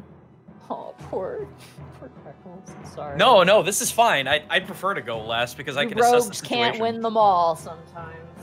Oh, pish. Like we win any. But Gaijin, is the beholder technically prone because he's floating? Oh my god, shut up. Shut the hell up, Zito. Don't make me climb on the wall and try to hit it from above and try to get my sneak attack. Alright. Interesting. Wait, Seika, what's your oh wait, no, these guys actually go before you. Okay, cool. Why? That's not cool. Relax, it's the crew. Chill out. Okay, fine, that's fine. Just I'm okay with calm down. Dude, you didn't roll an at one. I don't want to I'm hear really it. defensive about initiative. It's my highest stat. All right, so as you guys rush up to the deck of the ship, you immediately see people running out and people running below deck, and you watch as just bursting out in his full captain's attire, but he has a little sleeping cap, comes out Captain Bulwark, who takes off the sleeping cap and throws it to the side and puts on his captain's hat, flanked by his 2 gunners. He kind of goes, "What's going on?" Task, it is now your turn as the ship is rocking back and forth. I'm moving over to the side of the ship and looking around to see what's going on. Okay, do you want to use your action to make a perception check, or do you want to like prepare yourself? I guess since I'm first, I'm gonna perception it up. Okay, go ahead and roll a perception check for me. Yahoo! And a. You look over the side, like you're short, unfortunately, so you have to like climb up the side of the railing and kind of leer your head down. You don't see anything but dark water. Even with your dark vision, you don't seem to see anything. Fuck. Do I have anything else that I could possibly do at this point? Oh, God. No, I have nothing. Unless I can see my target, I'm fucking virtually useless. Okay. Borky, it is now your turn. Okay, so Borky in this scenario is just going to whip out Ron Fault and just run right at one of the tentacles. There's no tentacles. Oh, There's shit. nothing. We don't know what nothing. we don't know what's I in that misheard yet. there were tentacles. Jump, I jump misheard the there gun were there, buddy. tentacles. Yeah, no tentacles. The ship just like got hit by something or it ran into something, and it got everybody riled up right now. Okay, Borky's going to run up to the top deck then. Okay, you're already there. We started combat there. Is there anything to attack? You don't see anything, no. Then You the see Borky's Task gonna, looking over the side to look over to see if he can see anything, but he can't see Borky's anything. going to join him, but also take a defensive action. Okay, which you're is- gonna take the defense. You're gonna take the dodge action. Okay. Dodge action. Yes. All right. Now the tentacles arrive. It is a kraken. God damn it. You watch as slowly climbing up around the ship, these large kind of tan and yellow-orange tentacles rising up around and gripping onto the mast of the ship. Pandemonium reigns out as you hear Morgan, the first mate, yell, "Captain! Kraken!" And immediately the Kraken is going to attack. Monty, this is why we don't get on the boat ever. I know. Listen, we were just in standing water before this. All right, everyone who's in chat and everyone who's listening on YouTube, if you play D&D, don't get on the boat. It's always a kraken. It's always the Kraken. Or lizard folk who are hacking up, putting holes in your ship. God, stupid. That's a Kraken. So, Merfolk stabbing everyone with tritons. That's a Kraken. the Kraken is going to attack the ship. This No, is gonna shit, be that's what we're on. Very, very, very fun. The Kraken does double damage Fun, huh? to, I believe it does double damage. Really had to be there for it, I think, dude. Oh wow, yeah, that sounds pretty fun, Monty. Yeah, it's pretty fun. Hey man, how's it going? Hey, it's not our ship. I love that we've gotten to know all of these wonderful people, and now they're all going to die. Yep, it's almost like, you know. Wait a minute, she planned this. Wait a minute. Guys, we have to you're work extra hard to protect everyone whose names we learned. Anyone Because we it- didn't meet, they're on their own. But if we learn their name, we have to protect them. Because if we don't protect them, the people in her real life campaign will be pissed at us, and we don't want that to happen now, do I we? don't know, man. If that elf lady that's doing the research dies, I might just, So- Can we just feed the op to the? Can we feed op to the Kraken? To the Kraken. Yeah. All right. So the Kraken is going to attack first the main mast of the ship, which is going to be the sails. So, Remy, as you are on the sails of the ship, what's the AC of the sails? That is sad. Oh, that is even sadder. I rolled terribly. Oh, it doesn't matter. It still hits. Good. Oh, actually, it can't even miss, even if I rolled a 1. Excellent. You watch as one of the tentacles wraps around the main mast, and you can hear a crunch and a groan as it is going to deal 1 more d6. I need more die-hard dice is what I need. Oh boy. Did you say die hard dice? Oh god! I did say die-hard dice, but now Did I you just regret because drop them all over. Now the only one who is dying hard is you. Hold on. Let me get my... Alright. Dice, baby. Ding, ding, ding, ding, ding. The mast takes 17 points of damage. Ouch. As you hear and see the splintering wood crack. It's going to attack the front ballista as well Oh shit. with its second tentacle. So it's going to attack the front ballista with its tentacle. Wow, actually misses. It rolled a 2. It's rolling like garbage right now. This Dracona dice is very pretty, but it's not giving me very good luck right now. How do you miss a stationary item? Because you it watch can't as, see. You watch as the tentacle is kind of slapping around like a kid looking for something under the bed. It is just like slapping around and can't. Where is it? I know it's here. These wet slapping noodle noises. That ends the Kraken's turn. It is now the crew's turn, and how the crew is going to work is that they are going to load cannons. Okay. Fuck yeah, I love them. Yeah, they're going to all begin to make their way up. The 2 mangonels are loaded, and the ballista that has a gunner on it loads the ballista. As far as you're concerned, the cannons down below, you're not sure what's going on. But if you guys want to, you can man these things and attempt to use them as your weapons. Yes. Pretty. I load task in one. No, I don't do that. So I'm gonna grab. I'll Greckles. just joke's on you. I'll just come back like a pet and see you thieves. I was about to say, we're hitting that level pretty hard. All right, so that is an option for you on the front first deck of the ship. Are the 2 mangonels and 1 ballista that's loaded. The other ballista, unfortunately the gunner got thrown overboard and maybe might be eaten. You're not sure. And there's also cannons below as well. And you would know, Greckles, that they are missing some cannoneers because of the previous battle. So. Yep. Okay. That ends the crew's turn. The Kraken is going to take a legendary action. Good. Okay. No, that's All right. It is going to attempt to attack you, Task, because you're on the edge of the ship. Fascinating. Yep. Oh no, I'm in danger. Okay, I'm not using this dice anymore.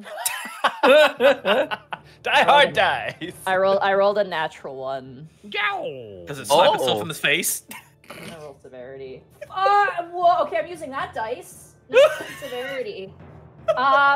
Task, you see now as a giant tentacle rises out of the water, and you're like, and you just like take up your spear and you just angle it just slightly off. As it drops down on you, it just goes right through the spear, and you hear a roar gurgling underwater. Go ahead and just for me roll, if you have a spear, roll spear damage for me. I do not have a spear. You want me to roll that? I got spear. You have a trident, don't you? What do you have? You have No, like a... no, that's been gone for like fucking hundreds of episodes. Oh, that's right. He's got a sword.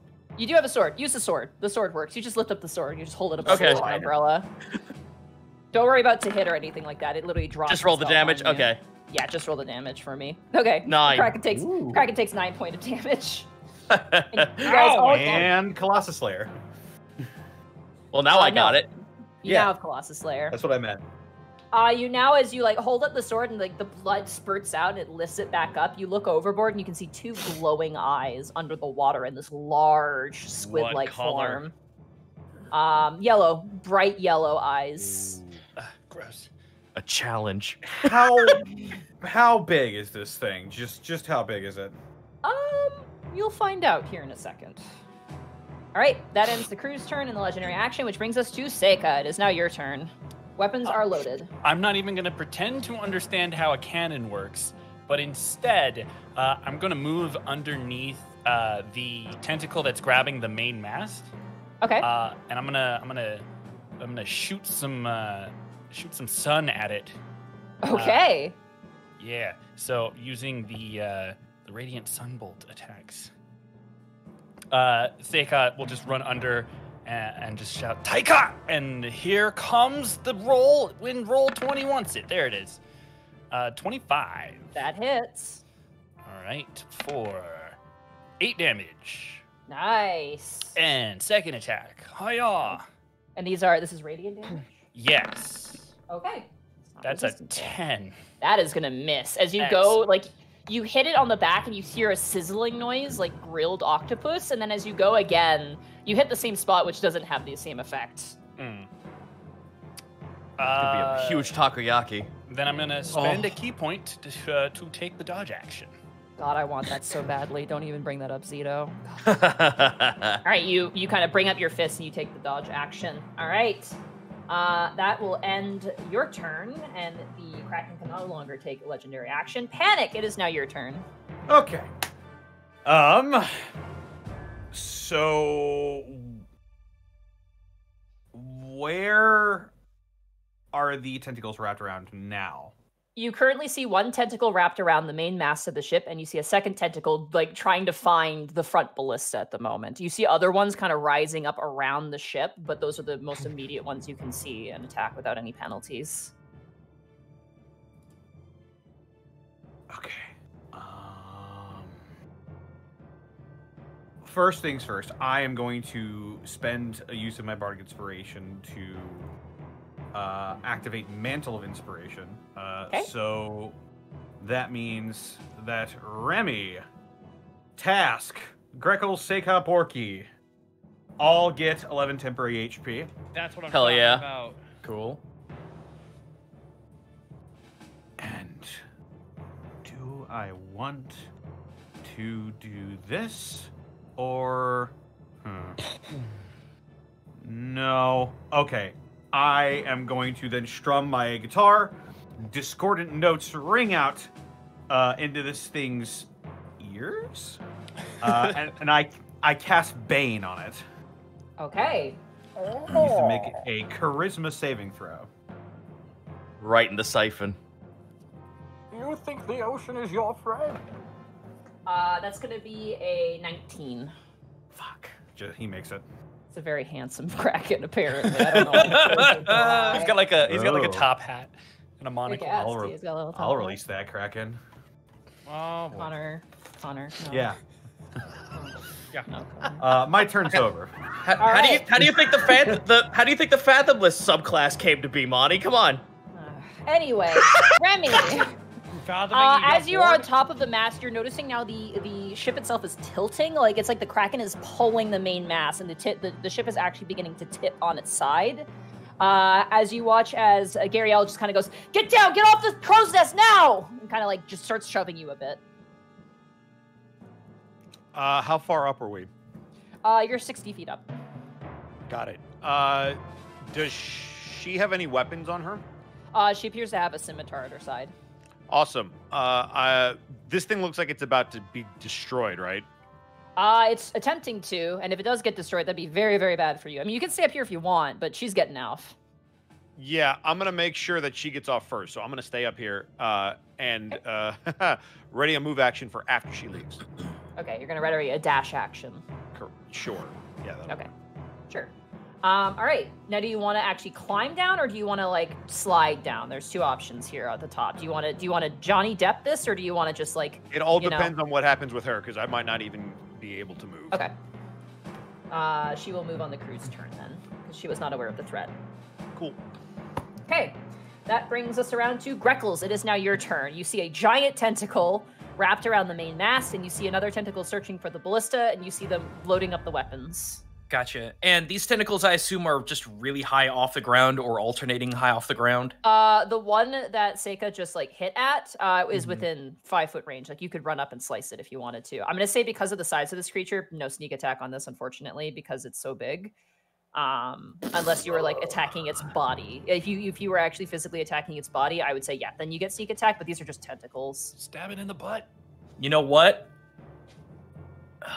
This is stupid, but let's do it. Yeah,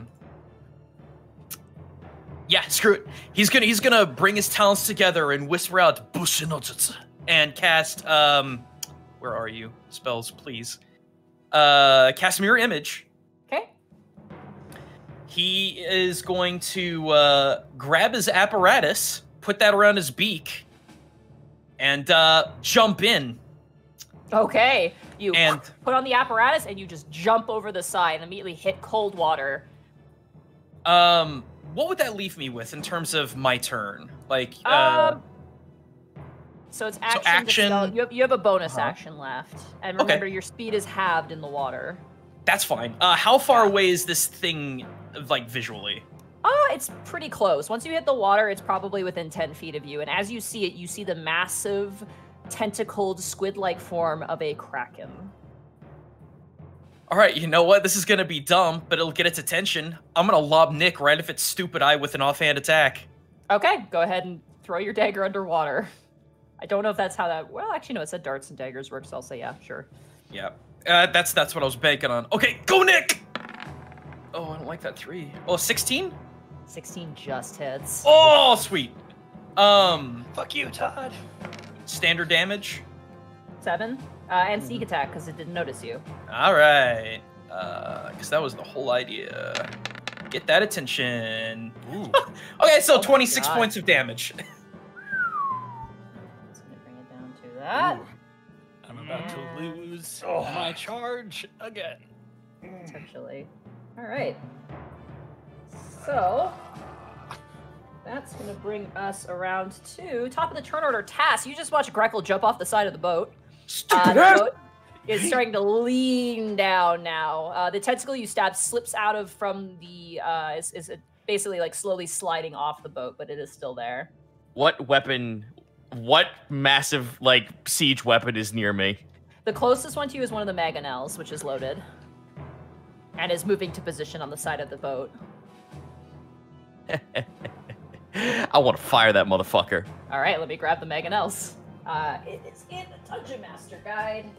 So you run. Oh, before I do, bonus action Hunter's Mark. Okay, you bonus action Hunter's Mark, and you get the sense of the size of this creature. It is not gargantuan, but it is big. Mm-hmm.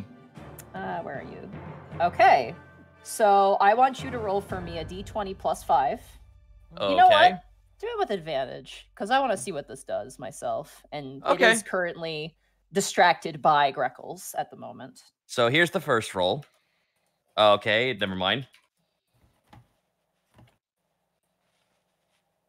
There we go. Okay. So 17, followed up by... I'll take the 17. Yeah, let's take the 17. Go ahead for me and roll... 1 second. That's lame. I'm going to ignore that. Fuck that. It says you cannot hit targets within 60 feet of it. You're just throwing it off the edge. You're just throwing it down. So I'm going to say that's null and void. You're not attacking another ship. Go ahead and roll 5d10 for me. Okay. Do I get Colossus Slayer on this? I'm going to say no because it's not one of your weapons. This is a siege weapon, technically. It's a bit different. All right. What about Hunter's Mark? But you know where it is. That helps your aim. All right, so you do. Yeah, I'll give you Hunter's Mark. I'll give you Hunter's Mark for it. Okay, thank you. Yeah. 5d10. Here we go. Oh my god. 33. Okay. Wait. Insult to injury. Hold on. Give it that extra 8. Is it 8? I thought it was 6. Oh god. I have it right here. It's a 6. 3. So 36. Okay. 1 second. That's wow. Yeah, you're not a sky whale, but you'll do. You just like over the side of the boat with the way that it's bent. Greckles, as you're underwater swimming there, you watch as the eye of this kraken that was looking up the boat immediately shifts towards you, and you're like, ah! Like you can feel the sudden Tension. danger. Yeah, and as it's distracted, you watch as full mock blast, like a torpedo blast, a giant iron ball just hits this thing square in the head, and you just see purplish, brackish blood just ooze out of a wound as the entire thing. You like have to cover your ears as this thing bemoans in the water. All of you on the top of the deck hear this horrible, horrible sound. Hey, and as you do, free action slow. You can't see it from this position. Beans. Okay. Yeah, unfortunately. The only one who can actually see it, like underwater right now, like you're shooting generally. It's big enough that I'll let you shoot it, but the only one who can actually has an eye shot of it is right now Greckles. Nobody else can see this thing. Okay, fair enough. Yeah, sorry. As you shoot the fire, you hear that bemoaning. You watch as the cannoneer, who is the lizard folk, the Grawl lizard folk, goes, "I think you got it." So she's kind of looking up nervously, like you, like, "I think you got it." And she gets ready to load up again with one of the big cannonballs. That brings us, Tass, that ends your turn. That is your action and your bonus action there. Borky, it is now your turn. Okay, so the nearest part of the creature is on the mast at the moment where you are. All right, so Borky's going to run up to it. Am I able to hit it with Run Vault? Mm-hmm. Borky's going to target because it's targeting the main now, so Borky's going to swing away and go into a rage before he does this. All right, you go into a rage. Slams down with Run Vault as hard as he can, and that is a 23. Oh God, I think, do you crit on a 19 yet, or is that later levels? I don't think that is until, I think that's actually fighters. It's probably fighters I'm thinking of. Anyway, 23 definitely hits the tentacle on the deck. Boom, and that is 10 plus 3. 10 plus 3, that's 13. You gonna swing again? And Borky with a flourish. Oh, give me the old double nat 1. Oh. You were thinking champion fighter. Oh, okay, yeah. Oh my God, that hurts so much. I rolled a natural 20 severity too. Borky cuts the mast off. No. God. As you swing down first, the tentacle lets go of the hull, and as you go to swing down a second time, Alla, Greckles, and the rug, the Kraken is now wielding the legendary sword of Ronfault. Everyone, how's it feel? How's it feel? Everyone, Ronfault, take him to your mind. Not now, Greckles. We're in danger. just exasperated bubbles. Can Ronfault take the Kraken to his room? Holy shit. The Kraken now Welcome, has a sword. Kraken. He's just like, I see Borky's coming to visit me again. Oh my God! Oh my God, guys, the Kraken's got a knife. Kraken's It's got a knife. Whoa. And it is knife size for him too. Is it like holding it? Oh shit! Borky has to pull out something he hasn't pulled out in a while. Borky pulls out. Oh no, other weapons. Borky pulls out. Yeah, that's right. He pulls out like Gruul hand axe. The warhammer gripples like a grenade. You start pulling out your weapons. All right, didn't think I had to do this. Fortunately, that ends your turn because those are your two attacks and your bonus action. That's it for me. That brings us to the Kraken's turn. Who has a knife? Crack's a knife. The Kraken is going to attempt to grab at you, Greckles, underwater. Well, got a lot of it. He's got a lot of boys he's got to chew through to grab me. It sure does. That is going to be an 18 to hit you. That will hit. Let me roll them bones. Yeah. What was that? 26 or higher. And there we go. Hits a dupe. All right, duplicate. Down to 2. Crushes. And it's for its second tentacle attack. What does it want to do? We got Borky, we got Panic, and Task. You're on a weapon right now. Yep. Seika's out in the open.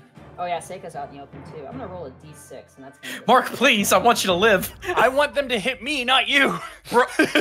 I want you to live. I'm the guy. expendable. Seika! Yeah. Ooh.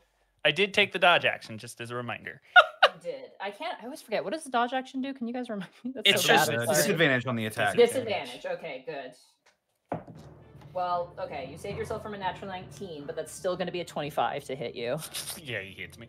It's a kraken. I don't know what to tell you. No, it's fine. All right. So, Seika, you are going to take. You're going to take 12 points of bludgeoning damage. And you are now grappled as the tentacle wraps around your body. You are now grappled. And you are restrained as well when you are grappled in this way. Oh, fuck. Yep. I just spat all over my book. Beautiful. Like Good job. Sorry, I'm excited. Like, you ever see the knife wielding tentacle with the sword? Yes. I've now created a knife wielding tentacle. The last tentacle with Ronfalt's sword is currently whipping around right now. Good. For the sake of this, Ronfalt is grappled. So Ronfalt is not being held by me. Ronfalt is grappled. Ronfalt, no. Ronfalt, no. That ends the Kraken's turn. That brings us around to the crew. Immediately, Captain Bullrock goes, "Hey, it's a kraken, but it's only a little one." Oh, good. Oh man! Panic goes, This should be easy then. Hey, he kind of waves his hand side to side. Oh, it should be easy then, right, Cap? Sure! Cannons, fire! And we're gonna roll some cannons. Fire! We all got some fire. Yep. Fire! Fire! So we are going to be shooting 8 cannons.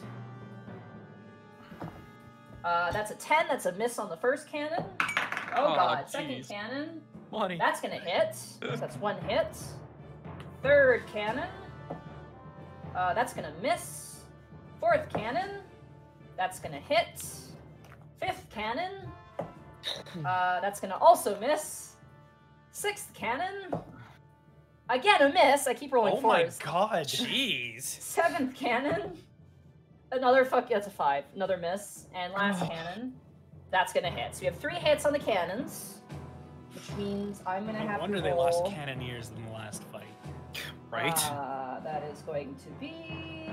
Holy shit. That's a lot of damage. Does someone want to roll for me? Sure. Yeah. What's 3 times 8? 24. 24. Someone want to roll 24 d10s for me? Who wants vengeance? You spoke up first. Go for it. Yeah, go ahead, buddy. Roll 24 D what's again? D10s? D10s, yeah. Oh god, it's calculating really hard. Oh god, Roleplay's like, her. You want me to what?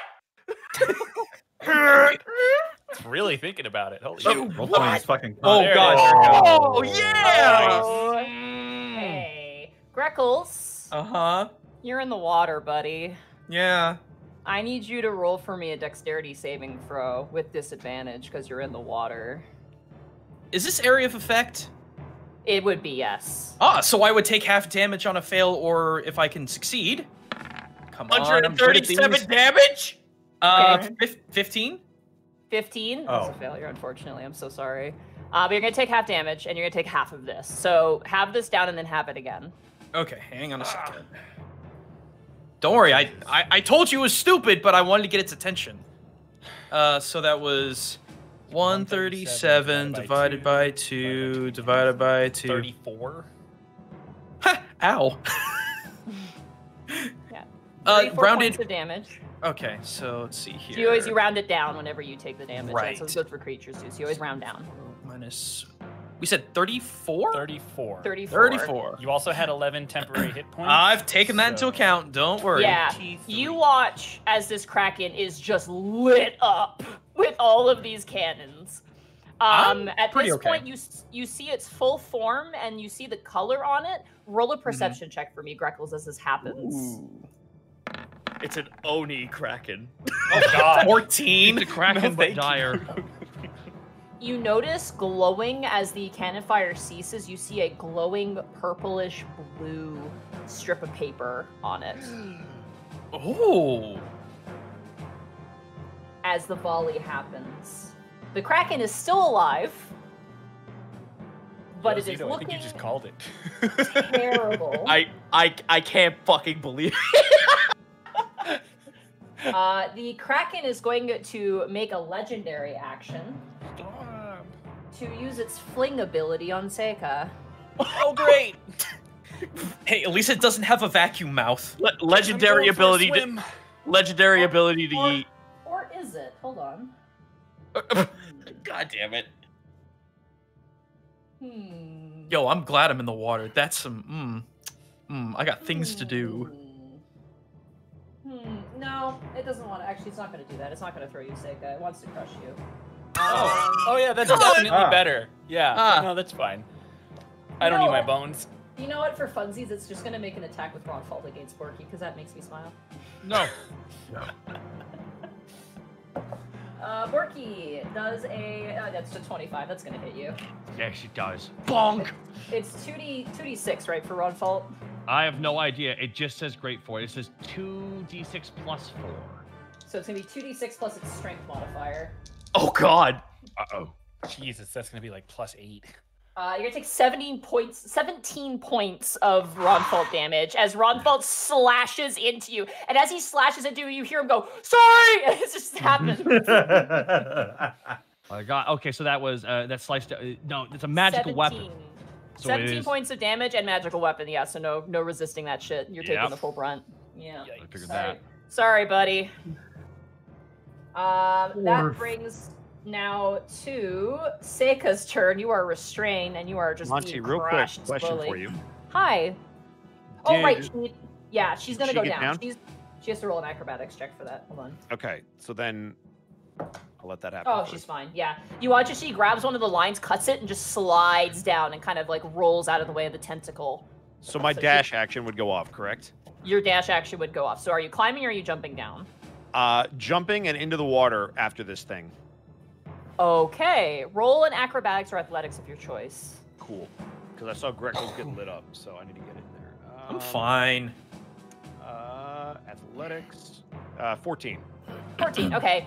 Not the most graceful dive, but you do dive into the water. You don't take any damage, but you're not getting 10 out of 10 for that one. It's got a little bit of a belly flop to it. You hear Task as you go overboard. Do a cannonball. Do a flip, you sparkly as he's we just flying hear a Greckles! Having seen you get lit up with cannon fire. All right. Fine. If I'm restrained, do I still get to attempt to escape? You can attempt to escape, yes. There's an escape So I'm PC. going to make an acrobatics check to attempt to escape. You have to make actually a no, you can make a acrobatics check for sure. Oh, one second. That is a 21. You just slip out as you. It takes your action. You land on the ground as the tentacle begins to slap around, looking for you again. You manage to slip out of the grapple and slide to the floor. You are slimy and gross. It's worse than water, and you hate it. That's great. Fuck the water plane. This place sucks. I'm going to use my bonus action to offhand punch it with Radiant Sunbolt, because that's how Radiant Sunbolt works. All right, go ahead and punch this squid. Does a 24 hit? That hits. Punch Roll damage. It's thinking about it. I had to step away for a I second think I'm because just Greg gonna was click making it noise. There we go. 9. There we go. 9. 9 radiant This damage.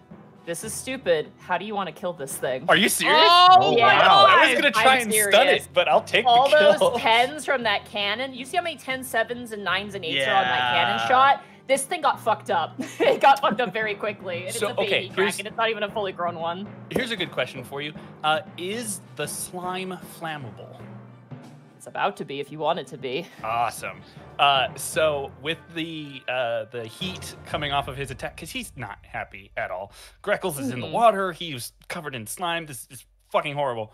So there's like just an extra bit of rage in the punch, and the slime coating the tentacle will ignite as the fire travels up the tentacle even through the water and reaches the body of the kraken as it then fries the head and boils the brain inside. So you flex your hand around, and knowing the techniques you've learned from Master Kai and the acolytes of the Phoenix, you are so done with this. You palm thrust, and the outer part of it catches flame. But what you don't realize is that the inner part also catches flame through just the fury of your Fire Ganassi will. You watch as the flames travel through the bloodstream into the creature. Remy, as you're swimming down to Greckles, and Greckles, you see that talisman on the head, and you kind of swim forward to go and do something about it. Remy grabs you as you watch, just running down the tentacles, the fire, until eventually the body just, like almost like a concussive underwater mine going off, just explodes. And you watch as the creature, you watch as all the tentacles drip off the edge of the boat. Borky, you watch as Ronfalt slips off the side of the boat too with it. No! Can I dive? Can I dive to grab it? Roll a dexterity check with advantage because of your trap senses. I'll let you do that. So roll a dexterity saving throw for me. Money, did that paper get burnt up as well? 17. Nice. As the tentacle goes off the side of the boat and it hitches the side and it flips up into the air, Borky, you like grab it just before it falls into the water by the hilt. And you're like, oh, jeez. Greckles, as the creature begins to sink, you see the slip of paper kind of staying behind and gently floating down, and you manage to swim over and grab it in your hand. Yeah, that's the whole. Yep.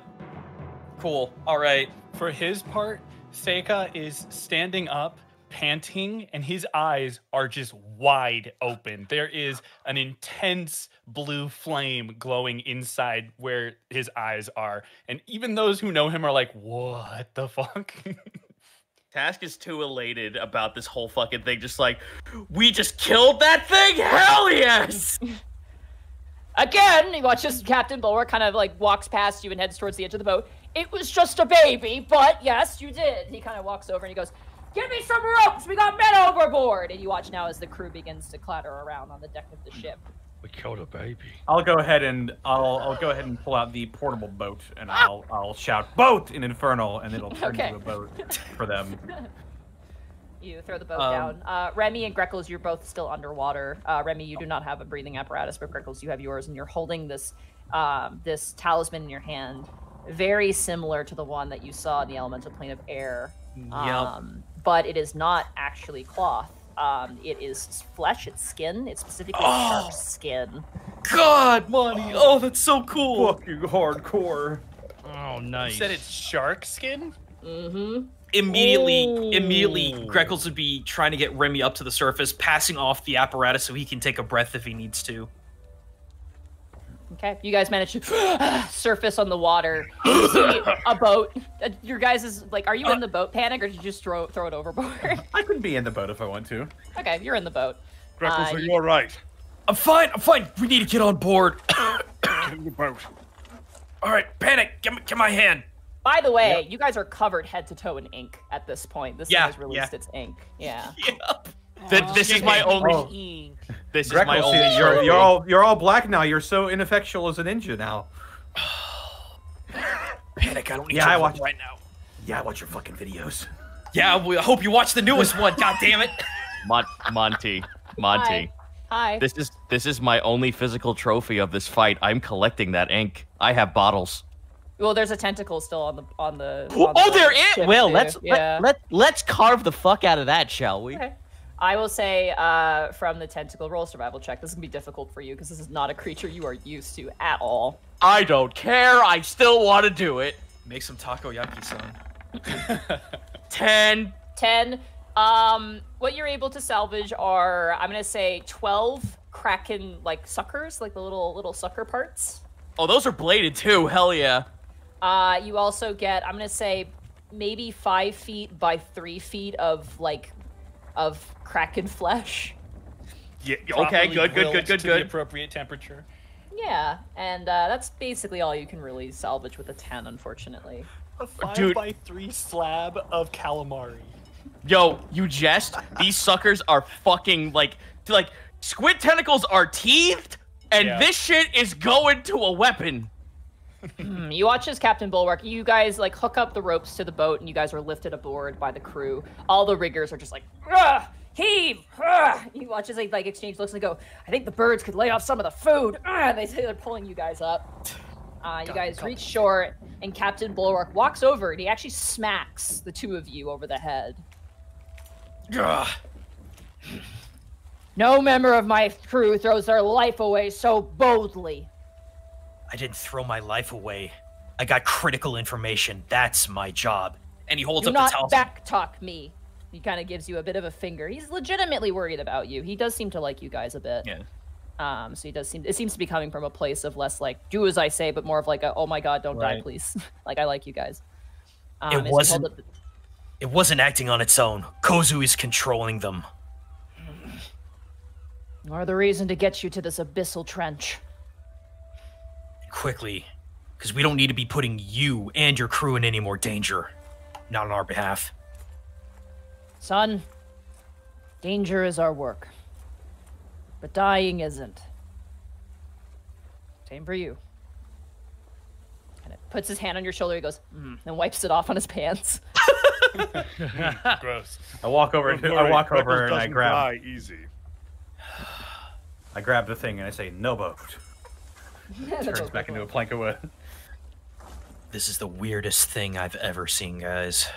It is much more different than the one you saw. It's similar but different in ways. The runing is completely different. You can't really make out exactly what it is, but it's very clearly a talisman of the exact same sort of style of design. It's not carved in blood, is it? No, but it is definitely like, instead of being like written on, like, this is a water plane, so anything written would reach out, so it's clearly carved in with intent or burned in. It seems more like it's cauterized it, like someone took burning mark to it, but it's very clearly shark skin. It is rough in texture, and very thick as well. It's very leathery. Panic, could you have a look at this, see if you might identify anything? Oh boy. Specifically identification. I think you're out of luck, but I'll try. Oh, no. Just if you recognize anything. Okay, let's take a look. Do I detect magic? I can cast detect magic. Yeah. I'll since we're not in immediate danger, I'll ritual cast it since I don't want to waste a spot. He watches like Remy and Greckles are standing on the deck. He watches Bulwark, goes, "Can we get our cabin boys up here to clean this up?" And you watch as the kids come up with. Remy is going to cast prestidigitation on both Greckles and then. It's himself. still on the deck of the ship, so they need to clean it. Oh no! I don't give a damn about his ship. I'm talking about us. How is Seika doing, by the way? He is standing there heaving. He's trying to get control of his emotions, but he's livid. Task walks over to Task walks over to him and kind of like playfully jabs him in the leg to get his attention. He looks at you and there's just fire. Fine hunt. I hand you a sucker. Here, trophy of your kill. I'm gonna burn it to a crisp. I was about to say, you're gonna Luke Skywalker this shit, aren't you? Yeah. You hand it to him, he takes it and like grips it in his hand as you just see smoke and you hear the sounds of searing flesh. And when he lets go, smells it's good just over ash that falls to the deck. Task is all like banana cats just a little bit because you like wasted a good hunt, but a hunt piece, but whatever. It's your reward. Panic. You detect enchantment and deep primordial magics in this object. Yep. Nope, we're getting some more of that primordial shit in this. Also, definitely was controlling the Kraken. I was gonna say, no juvenile Kraken of that age would attack so boldly. Just thought maybe I could get to it quick enough and maybe it'd leave on its own. You watch now as the sun begins to rise over the ocean horizon. Oh shit, right. This is way earlier than when I would usually wake up. For the rest of your venture, you guys recuperate your energy and rest up. Anything used is regained. I will allow that. And the ship's crew continues their work. You guys work the rigging. You guys help with the cannons, which work really, really well. And they do mourn the loss of their one weapons, their one javelin, not javelin, sorry, ballista. Oh, he wasn't found? No, he died. He got eaten. He literally got poor eaten. guy. Yeah, he was their Sorry, half nameless orc. cannoneer. He was a half orc. What was his name? Do you want to know his name so you know who died? No, that makes I it think it'll- worse. It'll hurt We have less. to put it on It'll the hurt less that we manifest. don't know. Okay, well I didn't find it anyway. I want to find it. His name was Zurith. He died. He was a half orc. Oh well. The fuck, we said we didn't want it. Aw, you got a really sad backstory too. That makes it worse. Anyway. Good. Hey, but at least we didn't kill him. That's true. You guys was sail avenged. for what feels like hours, singing with the crew and laughing until eventually you're all gathered up on the deck of the ship.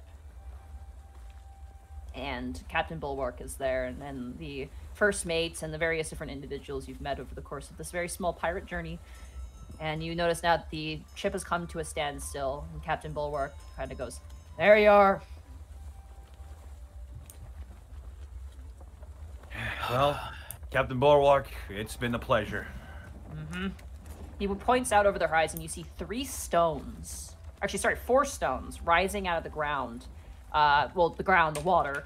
And it's actually breaching the surface of the water. These kind of light gray, bluey stones with moss kind of climbing up the sides of them. And he points them out and he goes, that's the entrance to the Abyssal Trench.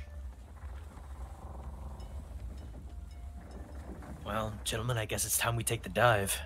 Well, I was thinking, and he walks over to the Mangonels and he goes, kind of pats him and goes, how about a bit of a head start? Oh. Well, I was thinking. Task looks at Greckles and smiles the same smile from the sled race. He smiles that same dumb smile back. Let's Not gonna fucking shoot us. go. Let's do it. You're not going to shoot us out of cannons, are you? Not out of cannons, but out of one of these things could be quite fun. Task is already up there. Okay. He's like in it, like let's go, let's go, Let's go. Okay, Task, as you kind of like ball up your legs as they set it up. You know Wind Waker when they shoot Link? Yep, when they shoot Link yeah, out of a cannon. Yeah. Yep. You kind of ball yourself up and you watch as the Grawl, the lizard folk, the Komodo dragon lizard folk, actually kind of stands next to you and goes, "It was a pleasure meeting you. May Uspa guide your breath." You put on You your as breathing well. apparatus and you Yep. set yourself up. Actually, oh no, they were gonna do this for you. I remember. The clerics show up, and they are all gonna cast water breathing on you guys. Oh, sick! yes! Oh, cool. As a party gift. Finally. They're gonna cast water breathing on all of you. You still have your that's breathing so good. apparatuses, but now you don't have to worry about them as they the Azamar and the dwarf come out and they cast water breathing on all you guys. Do we know how long that lasts? I think it lasts 24 hours. Oh, sick! Yeah, I think it does. But Hell look at yeah. You are the god of this world. You can determine it so if you desire. that. Well, ease up there, guys. Yes. Water breathing is 24 hours, yeah. 24 hours, yep. Nice. Crazy. The sorcerers can also do it too, which is really nice. I think you can, yeah, it's up to 10 creatures, so 1 cleric is enough. Wow. Ilona walks up to you and she casts water breathing on all of you and goes, "May Ilene guide your path." And you watch as the dwarf goes, "And may Uspa give you gentle currents." Task, you load up onto the Let's Mangonel, and let's go. you hold your breath and you feel your neck go into your body as you are launched into the air, and there's like, you guys watch off in the distance, there's just like a little splash off in the distance. Oh, it's like the end of that giant whale fighting Kirby Superstar. Yeah. Hold on. Spread out. Let me simulate the sound real quick.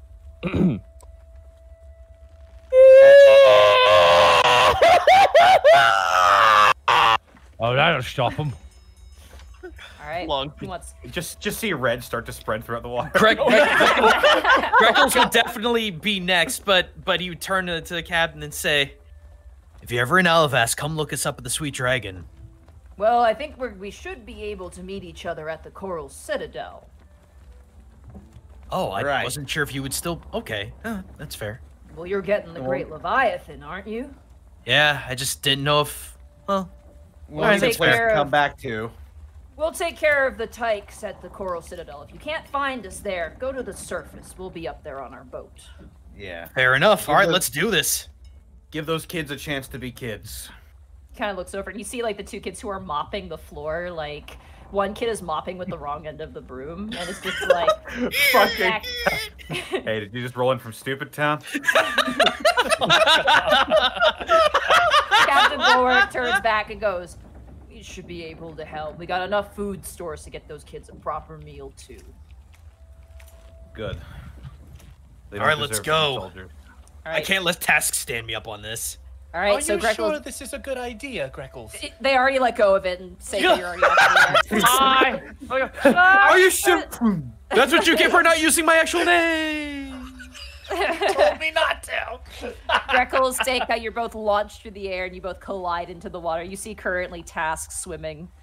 There is actual foliage here that you guys can hide in as you guys kind of quickly swim because you are, you know, trying to sneak around a little bit. I just imagine that Greckles just grabs Seika, just like balls them up together and they just launch. Task is currently like at the surface, like wide-eyed, like a fucking, like when a lizard sees a cricket in its enclosure for the first time. I would assume Greckles would pop out of the water. You know that SpongeBob alternating shoulder up, down, up, down, up, down? That's probably what he'd be doing. You guys are underwater now. Like, that's the thing. You guys were launched into the water, so you guys are underwater. All right, then I'm arm pumping underwater.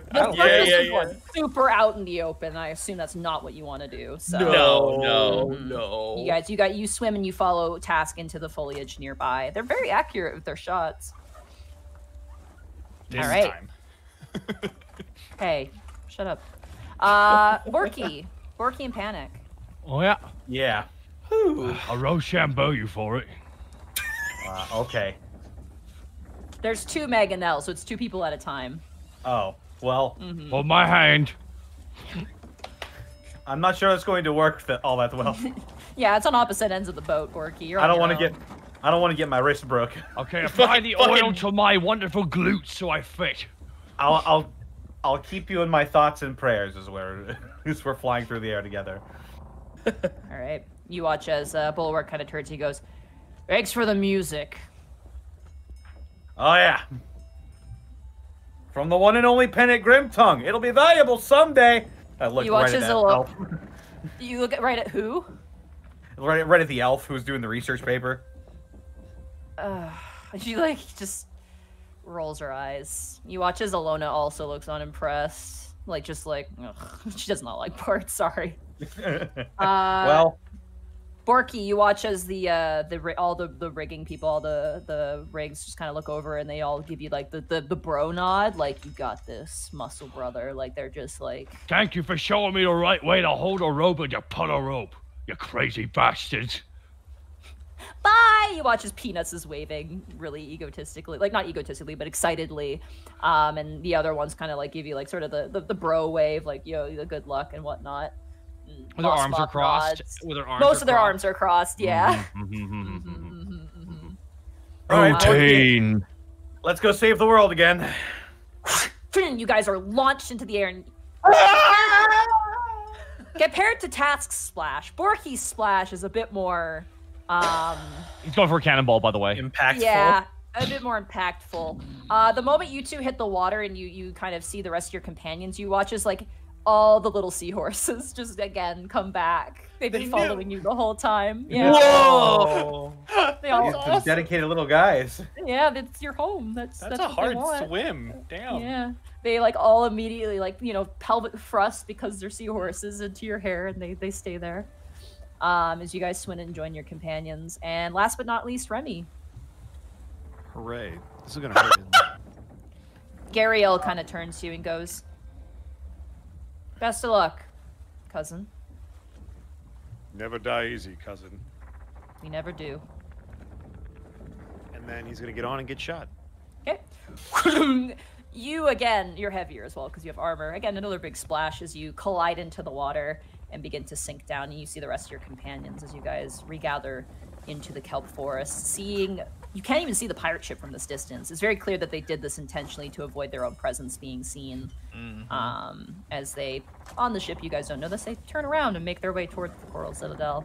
You guys are all underwater and you see further up ahead these stone structures. And as you guys kind of begin to make your way, I would like a group stealth check from everybody. Oh, meanwhile, Task is muttering under himself, again. Again! We'll get you a cannon when we get Jesus home. Christ, Bosco. We have cannon at home. 11. We have cannon at home. 20. That's a natural one. Wait, guys. Monty, do the thing. pass without a trace. All right, I'll allow that. Oh, thank you. Plus 10 to everyone's That's a roll. natural 1 with pass without a trace. 28. Oh, Hey, that's another natural guys. one. Oh my god. To the tune of 16. Okay. And Still a nat 1. 35. 28. Holy shit. But it's also a 16. Okay. Hold on. Give me half a second here. I gotta Find the stuff out. average. What? Gotta find the average. Okay.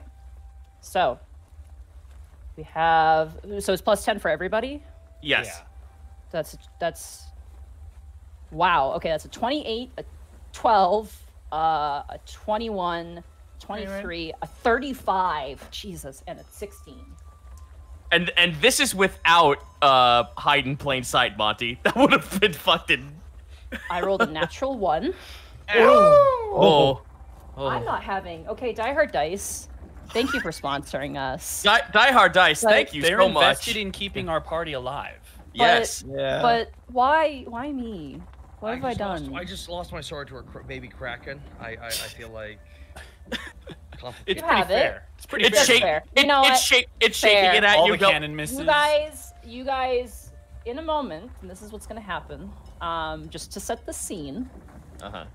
you hide in Panic and Remy. You're grabbed and pulled into the foliage as you guys are stealthing around, and you notice a massive form swimming above you, making its way to the abyssal trench. And you guys hide for a moment as surrounded in an entourage of probably about at least 10 sea goblins. You see this form swimming back to its home. Oh boy. Uh-oh. Uh-oh.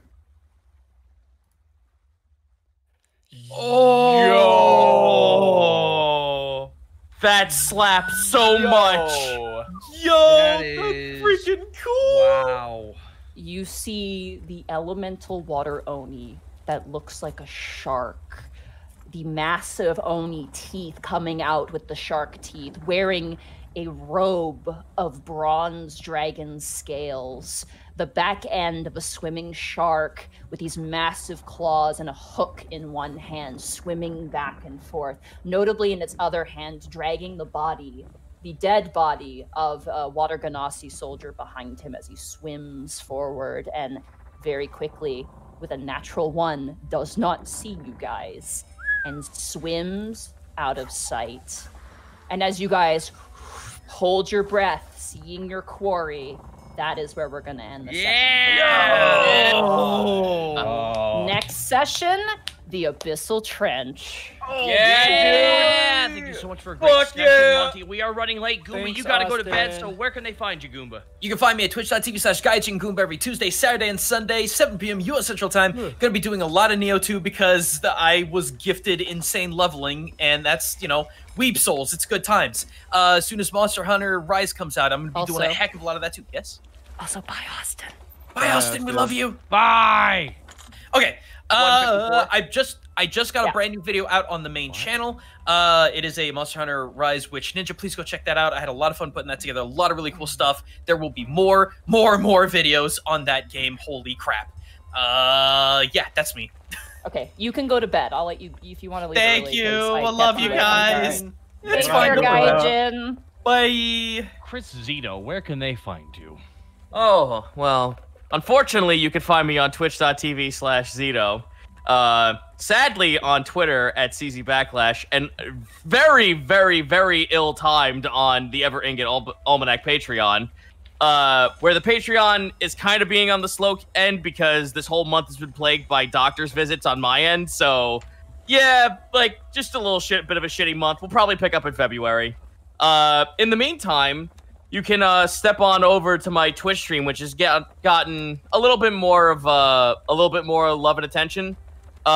We've been playing Super Animal Royale, which is just 2D PUBG, so we call it the Funny Animal Gulag game.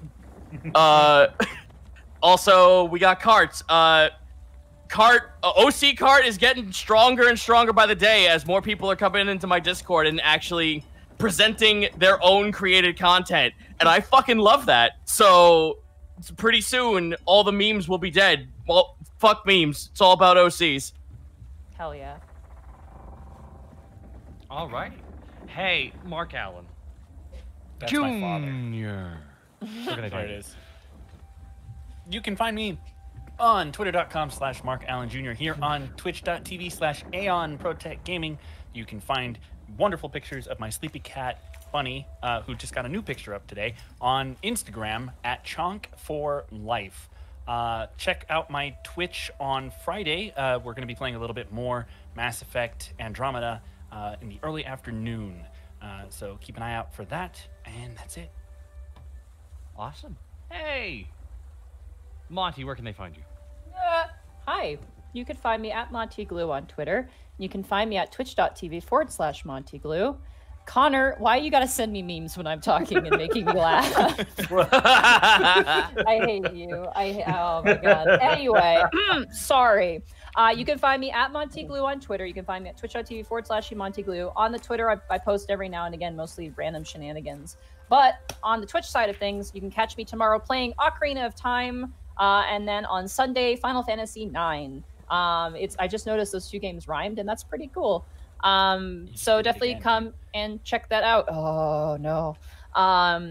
You can also, I forgot to mention this, I actually did an unboxing stream where I opened up all my Die Hard dice. So you can check that out too. It's on my VODs, so you can definitely check that out. Also, shout out again, artwork by the lovely Jack Kaiser. I wish Gaijin didn't leave because like this was a really fun Oni that he designed. This is awesome.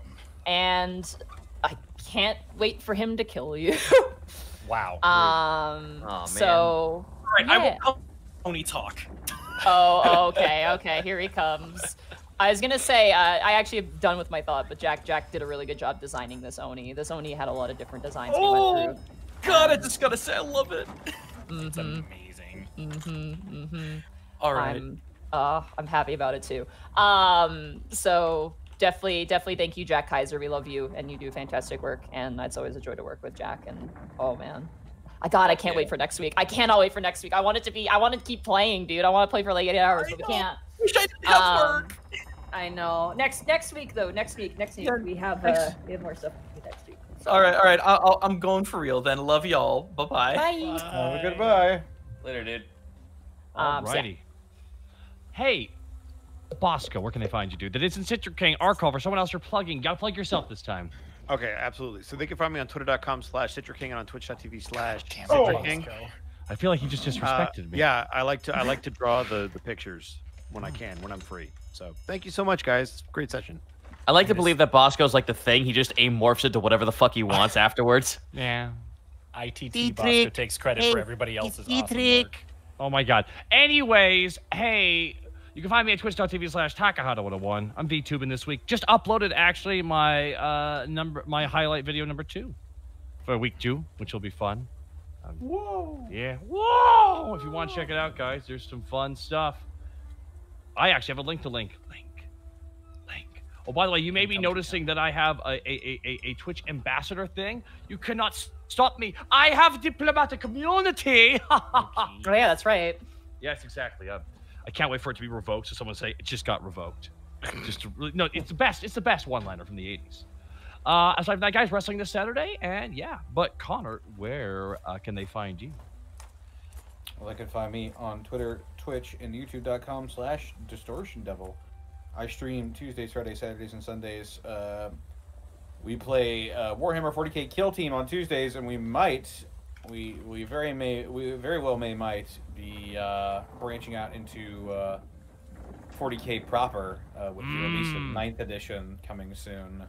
It'll be my first big foray into one of the 3 nerddoms, which is tabletop wargaming, and yeah, I'm excited to pull out an Astra Militarum army. That'll be a lot of fun.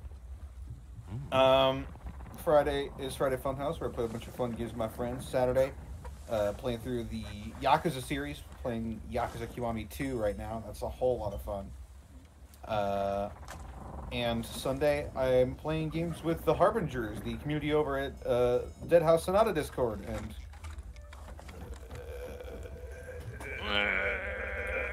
Dead House Sonata.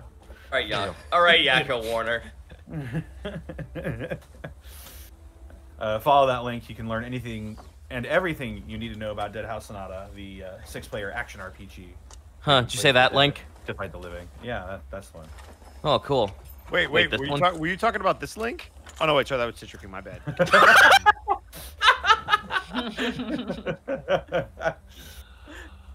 We also got a sponsor. We got a shout out here, don't we? Yeah, but I first got to plug my other stuff. Oh, that's true. I also have a DM's Guild page. Released a bunch of subclasses on there. The Wizard School of Finance, the Paladin Oath of Joy, and the Monk Way of Emptiness. You can find all those on there, and be sure to tune in next month for the Passion Domain Cleric, which is a very fun subclass that I've been developing for quite some time. I think the Passion Domain is the first one I ever worked on, as a matter of fact. So yeah, be sure to be on the lookout for that. The Ceremony spell has been expanded as one of your first abilities you get, and it's going to be a lot of fun. Has to deal with festivals and emotions and stuff like that. It's going to be really cool. That's coming out next month. Other than that, I'm all good. And I'd like to thank our sponsor for this episode, Die Hard Dice, for not killing us and having Monty roll a lot of bad rolls. For real, though. I rolled some good rolls, though, too. I rolled a couple. That's true. It's almost like luck as a concept is sort of weird and non-existent. Yeah. But regardless, thank you so much for the dice. They're beautiful. Yeah, they are really material. Die Hard dice come in polymer and metal. A whole bunch of different designs, and they just keep adding more. When will they stop? Nobody knows, but we hope they don't do it anytime soon, because they have a whole bunch of great products, including, but not limited to, carrying cases and also magnetic foldable dice trays. You can take them with you everywhere and keep your desktop and your dice safe from rolling off. Yeah, and from just damaging the table underneath as well, and the dice, because they can get the paint scratched off of them after. Oh, I better stop that shit. Yep. But if you want to go to dieharddice.com and pick up any of these great products, you can punch in the affiliate code EXPECT2021 to get a whopping 10% off your order price for the remainder of January. And then next month we'll have a different code. Yeah. Shout out to Diana and everybody at Die Hard Dice for being very supportive, and thank you guys if you guys have bought dice. Like, it does help us out too if you use the code and whatnot. It helps us feed Austin so he doesn't leave us, because we like Austin. We want him to stay. I guess, Kurt, if you want to read off bits and subs, and then we can... I would be more than happy to do just close that. out this. Yeah. Lovely here. So we're going to be closing out here. Not that much to close out here, too, because we've got most of the people here. Mad Montague, thanks so much for the bits. Beautiful session for everybody. Love you all for the awesome roleplay. Homeless Stone, Infinity Judge, May DeBerry. Thank you so much, guys, for all the subs. That's really it, actually. We didn't have anything since the last break, really. Oh, really? Wow. Okay. Well, all right. We took our break pretty late, so. Yeah, we did take our break pretty late. Sorry about the late break. I was like, wow, they're role playing way more than I expected, but this is good and it's fun. I just, felt a little. Monty, you handed me a nautical themed fucking roleplay session. How was I not going to? I know. I love how you guys are like, bye, Bulwark. We'll never see you again. I'm like, guys, they're literally going back to the Coral Citadel. You'll see them again. Assuming we don't die. And nobody dies. Monty, we were bracing for the worst, so we don't be disappointed. Exactly. It's just we're keeping track of our own If psyche. you don't expect anything, you'll never be let down. Wait, does that mean I'm pessimistic or nihilist? Yes. Nihilistic. A little bit of column A, a little bit of column B. I have a recommendation of who to raid today. Go for it. What do you got? Do we want to raid Coup Eater, because he's currently playing Final Fart 7. Ah, I don't know what that I see. Final Fantasy VII. Oh, okay. I thought it was like he's finished. legit, like I see he's Is it the finished with remake or Indigo the original? Prophecy. I like the way you thrust, Cloud. Hold on, is he playing the remake or the original? I don't know. I assume He it's is the playing original the- game. He is playing the original because he. All right, then we can rate him. I'll allow He's it. finished streaming the remake. What should our raid message be?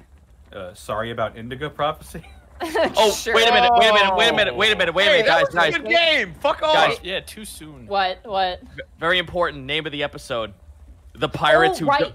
The pirates. I suggest the pirates who don't do anything. Pirates who don't do anything. But you guys did a lot. They did a lot. But Pirates who did some things.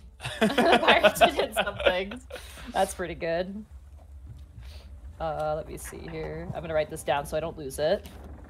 Pirates who do some things. There was one I saw earlier. I'm trying to remember what it was, but it was like Italian something. I don't remember what it was. Dreamboat. Stallion. We've come full circle. We're back to Italians now. Well, yeah, but like also, her last name is Italian. Like it's perfect. my thumb is at its side.